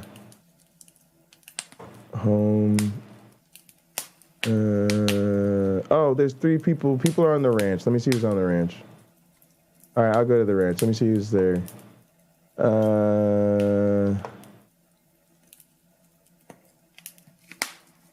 Oh, AR, Cameron, and UC Love. Yeah, we'll probably go to the beach. We'll probably go to the beach. That way I can do the overnight stream and I can leave the church and the all that stuff open. So I'll link up with them. They're right here. I see them. And then we'll just head over to the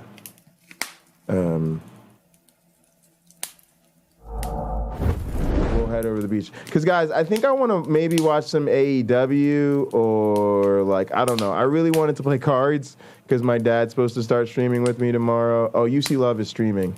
But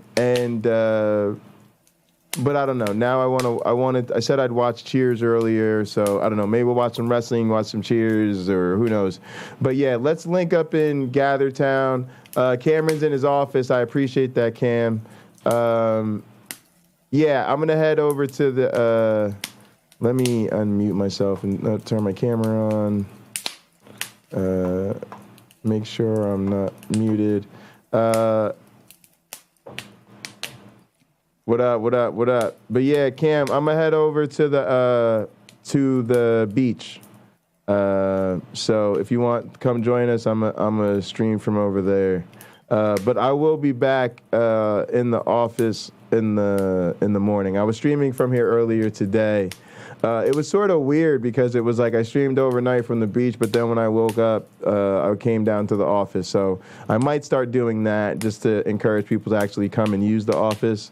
After I get up or whatever, even if it's before I go live on YouTube, I'll come and try to work out of the office so people come and join me in here during the day. But yeah, let's head to the beach since that's kind of where we've got set up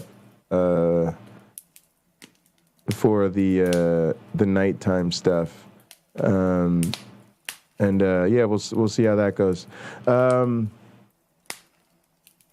Yeah. All right. Well, yeah, we'll do that. We'll get set up and we'll see how it goes. All right. So let's head to the beach and then I'll sign off. All right. Cool.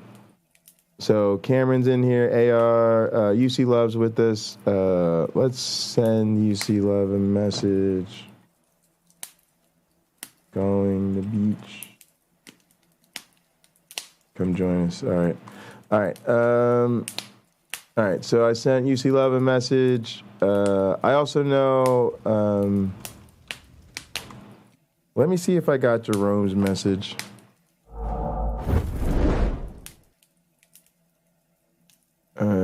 Lupin, YouTube Punk.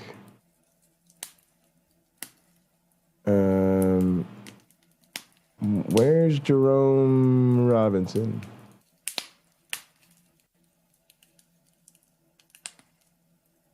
Oh, JR17, I think.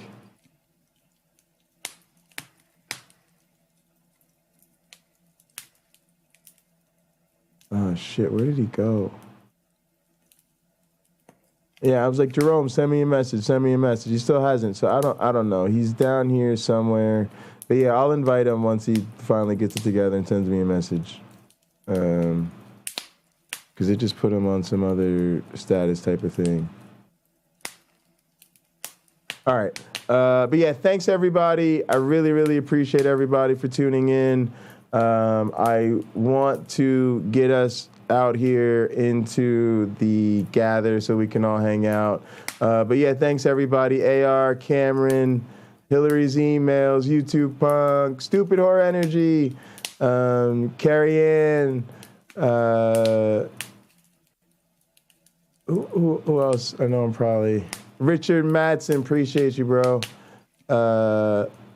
Thanks to everybody that's been watching. Thanks to everybody that's lurking. YouTube Punk is in the house. I think I got mostly everybody. Logan Fisher, appreciate you. Jerome Robinson, thanks so much. Big Thank Flying Wayne, appreciate you. Manny Geisen, thanks so much. Yeah, guys, come join us in the Gather Town. UC Love, I appreciate you. Thank you all so much. Yeah, it was weird. I'll get back to finishing Chapter 3 tomorrow. We'll also get back to Vita Ed. We'll have plenty of time. I kind of played things a little bit flexible because there's just been so much going on lately. I wanted to see some of these other things going on. But yeah, come on, Lena, appreciate you.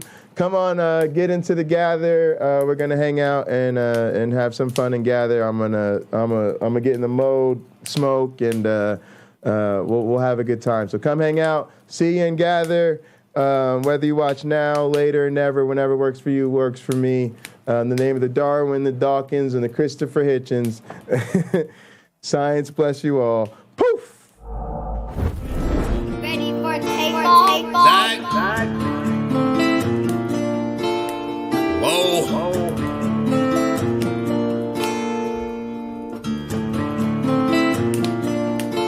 Working hard on my stunt, what's the problem? I ain't had shit to show, being modest. Now it's grams of the wax for my conscience. Brian James in LA, you're on college. I've been jumping on them planes like a hobby. Still moving with the pack like my partners. Shut the John on them jets, cause you wildin'. But the boat is a party on the island, moment of silence. So good, get back to the topic. Grew up, it was me and Flocka. Grandma's and Big T, this my mama. I ain't even for the pain when my pots flip. Knew his name, that's it, never bothered. Mom said, you the man, son, you got this. Ever since I found a way to go and pop shit. Hold up, blaze through a whole zip. Took a seat at the table of my first flip. Days in red roof with my first whip. Put the money with the gang, never post pics. Seen a change in the game, had to coach it. Never let them take my wangs in the mold, bitch. Ever made in a month, nigga. Used to serve him at the minute, just the front, nigga. Goddamn. Had to grow up quick, I made my own rules. Had my first child, got it jumping with music. Can't really hang with nobody who losing. I thought by now that you would go and get it, but I could hardly see niggas this distant. Know you get cropped if you not in the picture. And I made that tag and went got a bag. Shots to the Henny and OG prescriptions, put rebel shit on the map. Took a leap from where I started at. Started ballin', now I'm Chris Paul and Cat.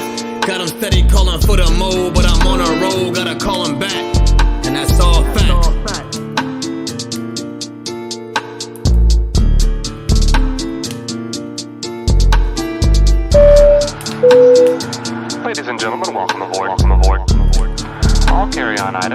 be stowed securely, either in an overhead bin or under the seat in front of you.